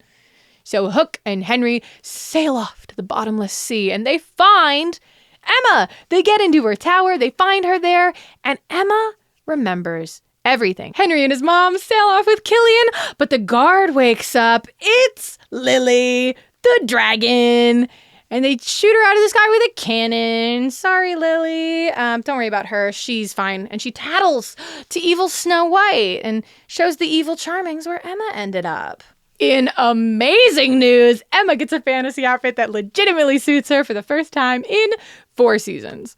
They basically just dress her like Flynn Rider, and it's perfect. But trying to get through to her evil parents does not work. They're going to kill Henry because that's what the bad author man told them to do. So Killian tells Emma to take her boy and run. That it doesn't matter what happens to him if she manages to get back to that other world that she keeps talking about. David and Killian fight Emma and Henry, notably do not run away and take this head start they're being given. They just stand there and watch as David stabs Killian through the gut.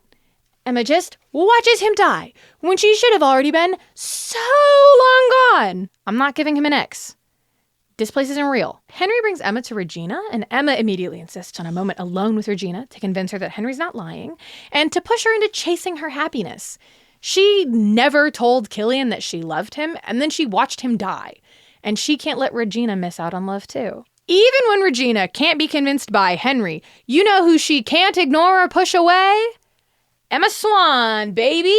Forever linked. Could mean anything, though. The Robin Hood wedding. His best man is Will Scarlet. No lines, but he is here. Isaac is in the audience. Selena's coming down the aisle. Emma, Regina, and Henry are ready to crash the wedding. But who's here?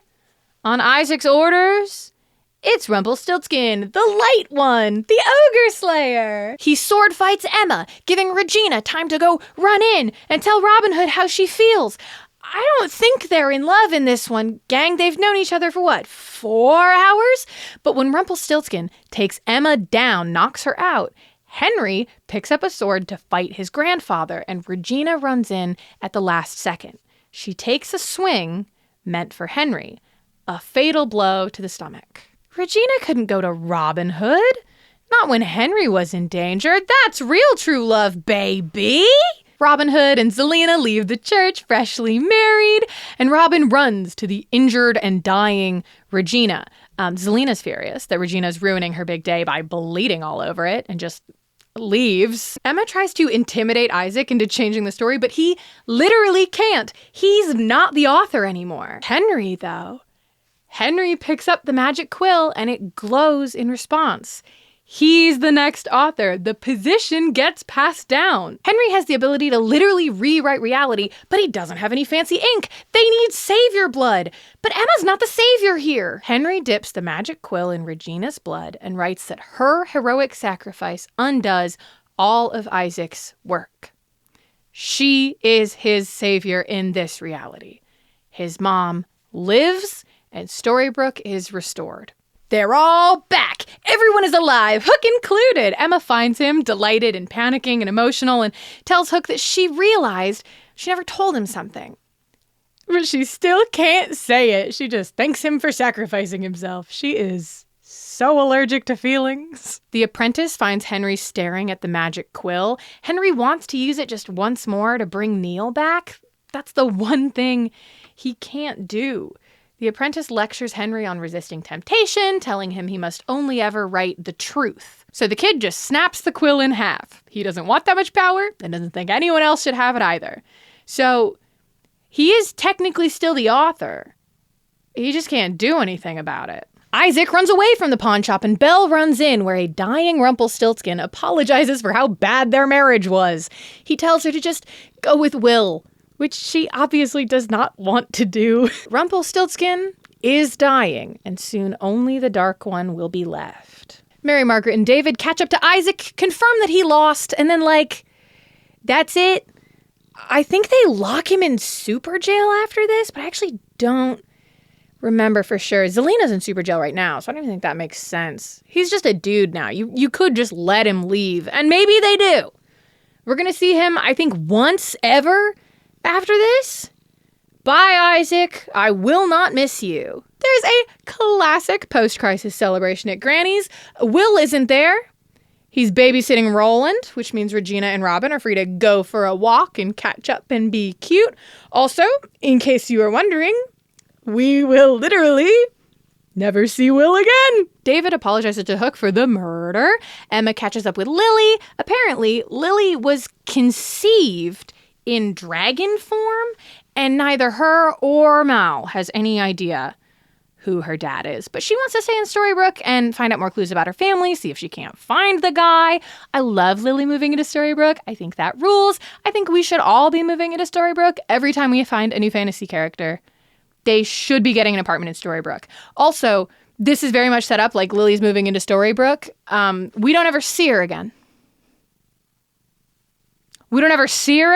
But Belle interrupts the party with news about Gold dying on the floor. We can never just peacefully make it to the end of a party at Granny's. It is always something with these people. The apprentice removes Gold's heart and uses the magic Fantasia hat to separate the Dark One from Rumpelstiltskin, cleaving them apart. The name is erased from the dagger. The Dark One is now a completely separate entity, living in a hat. But Gold still isn't doing well. He had centuries of being an evil sorcerer to try and recover from. So the apprentice does a little preservation spell, so at least he won't get worse. But the Dark One jumps back out of the hat. It surrounds the apprentice, gooping into his mouth and his eyes. Emma magics it away, but now the Dark One is just gooping around Storybrooke. Very Venom of it, honestly. The apprentice does a little story time, telling them about how the sorcerer, Merlin, tied the darkness to the Dark One dagger years and years and years ago. He's the only one that will be able to destroy the darkness forever, and that's who they have to find. The team runs into Regina and Robin on their walk while they hunt for the loose darkness, and the goop descends on its new chosen host, Regina. It tries to consume her, to turn her fully dark. But Regina has worked so hard for her happiness, and Emma can't bear to see her lose it all like this. She would do anything for Regina to not lose everything. Emma tells Hook she loves him, tells her parents they'll have to save her again, and sticks her hand in the goop. She accepts the darkness and vanishes. The Dark One dagger proudly displays a new name, Emma Swan. And that's the end of season 4. A season that gave us so many characters with so much to do that really nobody did anything. And they are immediately throwing all of those characters away. We're not going to see Ursula again. We're not going to see Maleficent again. We're not going to see Lily again. We're not going to see Will Scarlet again. I know where Will's going. He's going back to Wonderland. He has a wife to apologize to. But Lily and Maleficent should just be living happily in the background of Storybrooke. They're very powerful people. They are dragons. I would like to see more of them. I don't know if I liked this season, guys. I liked parts of it, for sure. For sure, definitely parts of it. As sort of like a gestalt, though. Is that how you say that? Gestalt? Whole thing? I'm sitting with it. I do like any plot developments that are going to make Emma a primary focus, though. That's my main character. I'd love if we could treat her like one, and it seems like season 5, that's where we're going. She deserves to be a little evil. As a treat. But of course, we're not done yet. We've got a whole roundup to do. Roundup. We'll go over outfits, characters, and the loser of the season in just a second, but here's what's bothering me about season 4 of Once Upon a Time. The longer I sit with it, did the Frozen arc matter at all? Like, even for a moment, did it have any effects on the rest of the season, even? No. The only things that carried over from season 4A into season 4B was the stuff with Gold, and that had nothing to do with Frozen. And we're never going to see those characters, the Frozen characters, again. We're probably never going to reference Arendelle again. We did Frozen for 12 episodes. For nothing. For nothing, for no reason. It's boggling my mind. I was putting together my list of best characters and losers for this season, and truly, Anna and Elsa were just sitting on top of my brain the whole time, and I was like, you guys don't matter. You guys shouldn't even be here. They aren't even on the family tree. And listen, I'm glad for it. I think if they'd come out swinging and they said Elsa is secretly Snow White's sister or something, I would have started freaking out. I would have done it for sure. But like, there's no long-lasting effects of them being there at all. I genuinely wonder if we're even going to get an Ingrid name drop or mention ever again. She was supposedly a huge influence on Emma that Emma forgot about and then regained and then lost in like one day. I don't think we're ever going to hear about her again. I don't think we are. The only thing I changed on the board is I did give Belle parents. I might have forgotten that Belle had parents. So Mo French and Colette get to be here now. I did respectfully, I put Mo as far away as I could get him from Rumpelstiltskin because I thought he'd appreciate that. And I don't want to hear anything about how Robin Hood isn't up by Zelina yet, okay? The child isn't born. Not yet. I can pretend that that's not what they're doing to these characters for just a little bit longer. And there's no room for him anyway. I don't know what I'm going to start doing when that kid's born and Robin Hood ends up on here. Do I have to put Marion and Roland on there too? Golly jeepers. I do have more to say about season 4 before we go, specifically about season 4B, the author subplot. I feel like they never really landed on how much they wanted to say the storybook characters have autonomy versus how much they were being controlled or manipulated by the author. Because the author's whole thing, right, is they were supposed to just sit and record and not manipulate the story. That's what got Isaac trapped in the storybook. He was manipulating the story to go the directions he wanted it to go instead of just truthfully and faithfully recording what was happening in the world around him, which means that villains don't get happy endings thing is nonsense, right? That means it's karma. That means you were just a bad person, so people didn't want to be around you, and your luck was bad for it, or the relationships that you created were not built on stable foundations for it, right? And I feel like they could have taken the time to drive that home a little bit more, that it is, in fact, just the consequences of one's own actions that make it so villains don't get happy endings. But they didn't. They didn't have time. Because we had to spend an entire episode on an Ursula backstory so that we could have Ursula for 4 episodes and then literally never again. And she affected nothing. And maybe it's on me for expecting the fairy tale soap opera to have consistent themes. Maybe I'm inventing those where they don't exist, but I will keep pretending they exist, because it's a lot more interesting to watch a TV show that's trying to say something or that is consistent in some ways than it is to watch a TV show that's just throwing things at a wall and waiting to see what sticks. And I will pretend I am watching the former, even if all evidence points to the latter. Anyway, what were the best outfits of the season? My runner-up best outfit, and one of the only things on this board from the first half of the season at all, is Little Bo Peep. Nothing in the world could have prepared me to hear David Charming say that infamous mafia boss Bo Peep was coming around, and I am so glad they continued that jarring moment by dressing her like this. Like, yeah, that is how I would dress Little Bo Peep. I wouldn't have thought of her as a guy who comes around to threaten and blackmail and brand folks, personally, but I'm glad we saw eye to eye on the aesthetic vision. They could have so easily said, yeah, Little Bo Peep and her leathers and wool, dress her up like she's killing sheep and wearing them, much like how Cruella with the Dalmatians, right?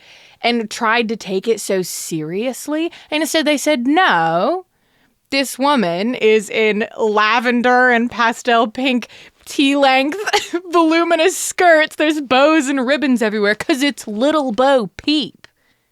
Of course that's how she dresses. And I think that was the correct course of action. Too many times in the show, they correlate evil actions with dark color palettes and intense makeup.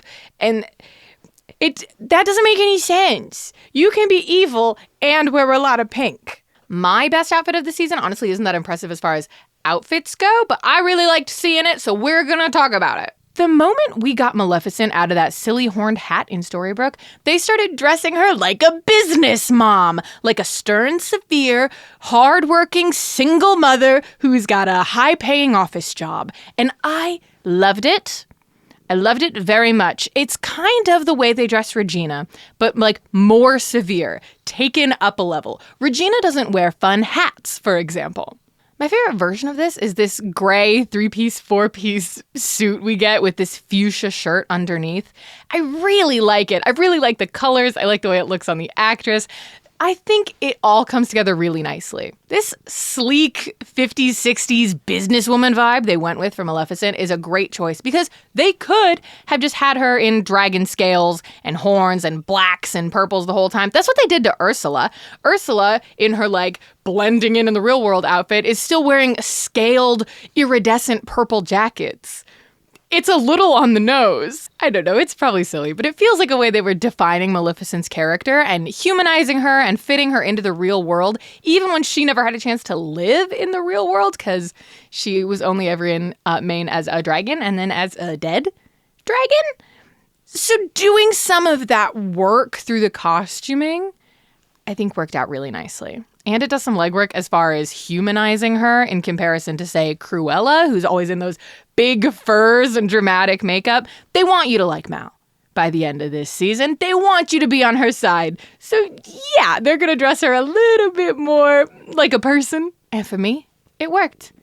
Devastated that we're not going to see more of her. I'm not doing a worst outfit this video, okay? I'm working on being more positive in my life. Then also, you already know exactly what I would say. So I don't need to say anything at all. Okay, let's talk my top 3 characters of the season. I would like to know who your 3 MVPs are for this season as well, because I feel like it's getting divisive as far as which characters you actually enjoy at this point. I know I just talked about her so much, but my 3rd place is Maleficent. I couldn't think of any other season 4 only character that I liked well enough, even a little bit, to put on this list. But Maleficent was special to me. She has been gently haunting the narrative since season 1, where Emma killed her underneath Storybrooke in her dragon form. And now she's here in full force to make our heroes look like awful people, to collect her daughter, and to be a dragon as often as possible. She was constantly turning into a dragon. Often unnecessarily. She kicked her sleeping curse addiction. She's embracing the single mother life. She's an icon. She's a role model. Maleficent's in 3rd place. 2nd place is Belle French. French. Not gold. Sometimes I feel like the writers make Belle a little too head empty. For my taste, especially for a character like Belle. But I really loved this season seeing her confidently banish her husband with no hesitation. She was crying. She was already mourning what she was losing, but she knew that he'd finally taken it too far and had built their entire marriage on a lie. I know she's taking it back. I know. But having her make a decision like that, that's so difficult for her, and then to take steps and try and move on, huge for her. Huge for me. I think if Gold had stayed gone 4 or 5 more weeks, he would have never gotten her back. She would have gone Lacey mode, but Lacey with positive female friendships. I'm choosing to believe that Belle continues to have positive female friendships, even when they are not showing them to me. She would be unstoppable. Unspoken MVP is Ruby, who I know was influencing her. Not on screen for even a second this season, but she lives in my heart. Number 1 character of the season is Regina Mills. I think she was really neat in this one, gang. I always love Regina, I really do. She was in my top 3 last season as well, I believe. She wasn't number 1, though. I think Robin Hood was up there. Regina Mills is trying so hard to be happy. She has accepted that she was wrong in the past. She is atoning. She's apologizing. She's making strides to be better even when it hurts her the most, encouraging Robin Hood to go with his wife, who at the time we did believe was his real wife. Miserable for her. Miserable. But objectively, the good guy thing to do in that moment, so it's what she did. Empathizing with and apologizing to Marco. Huge. Bonding with her son at every opportunity.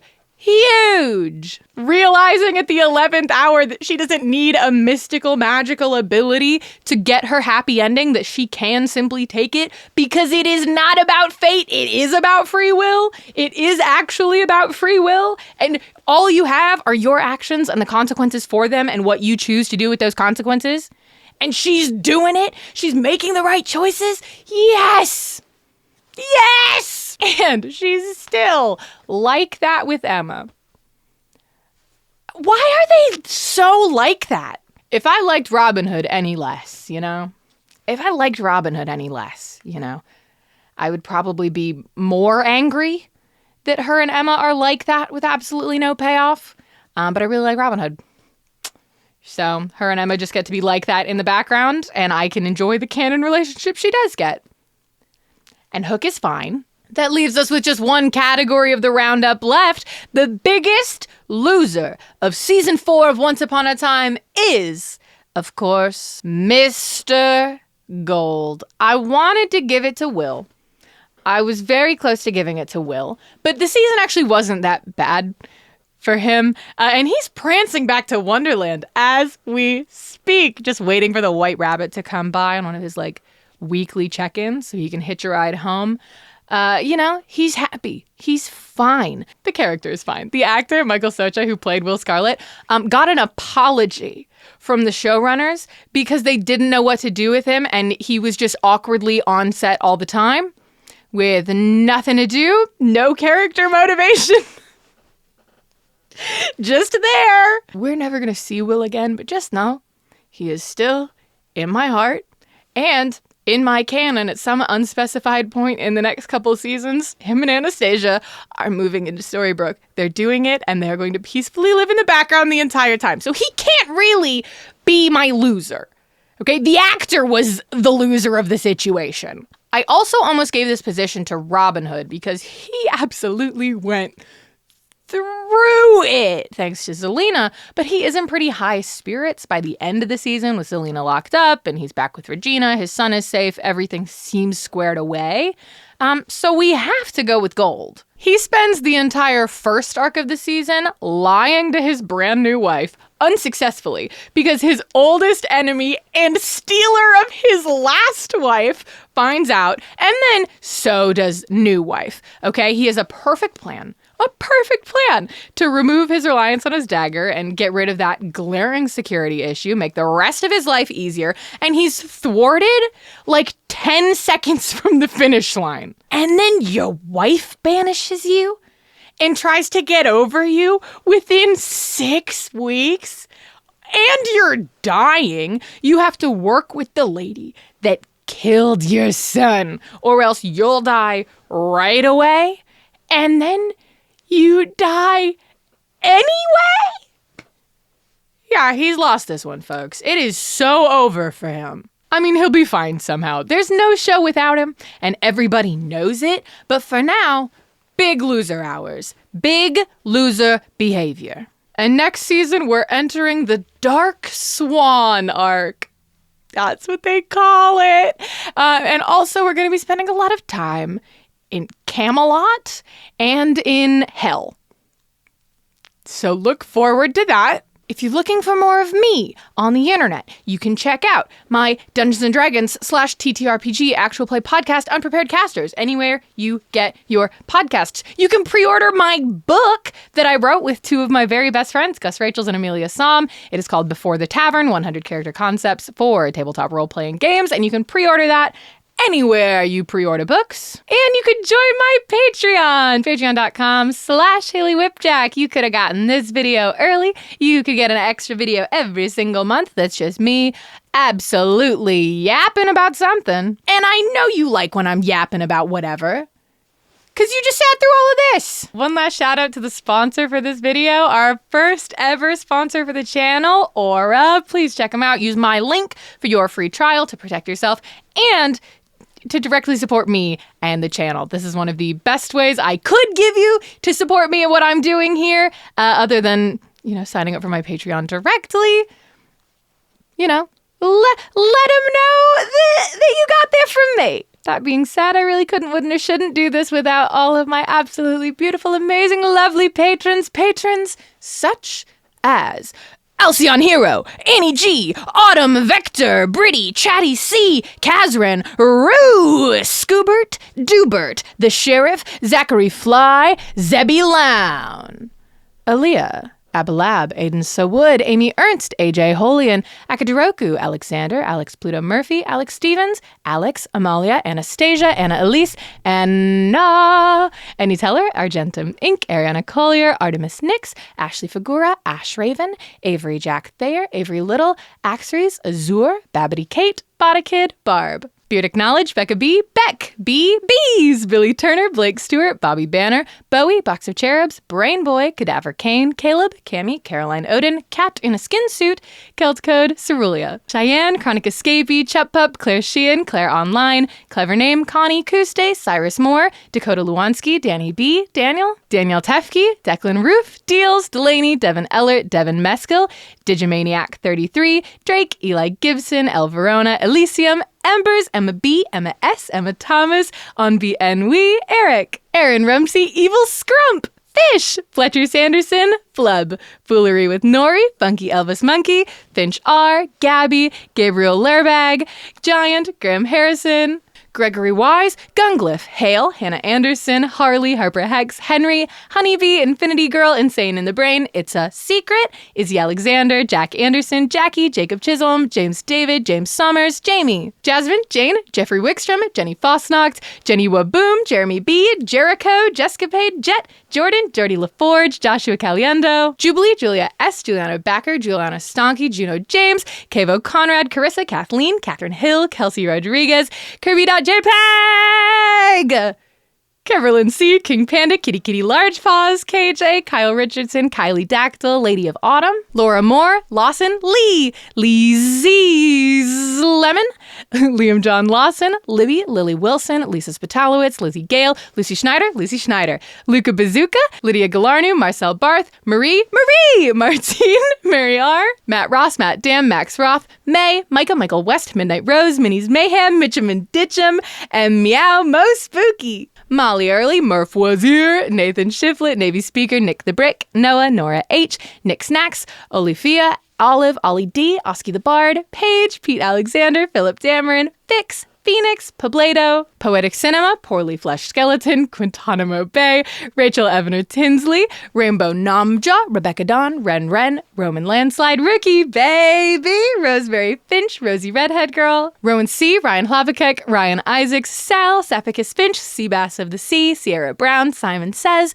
Simran, Site 42, Sky McQuinley, Slime MB, Space Battery, Spartan Warrior, Spabbles, Spicy Mushrooms, Steen, Steph Bell, Stephanie U, Sticks, Sydney, Silas S, Taylor Burke, Tex the Gentle Giant, The Fake Zodiac, The Plum Satyr, Thomas Guzzo, TJ Dash, Toby Springer, Tommy Peterson, Tyler Whitsitz, Your Mom, V, Val Holland, Vanilla Zucker, Vunks, Weather Waxes, Will, Wood, Woody Daniel, Xander, Yes Chef, Ungve Leo, Zachary McMinn, Zachary Wayman, Zane, Xanion, and every other name that you've seen scrolling past me on your screen. Thank you so much. It's been an honor and a pleasure to explain all this to you, and I will see you next time.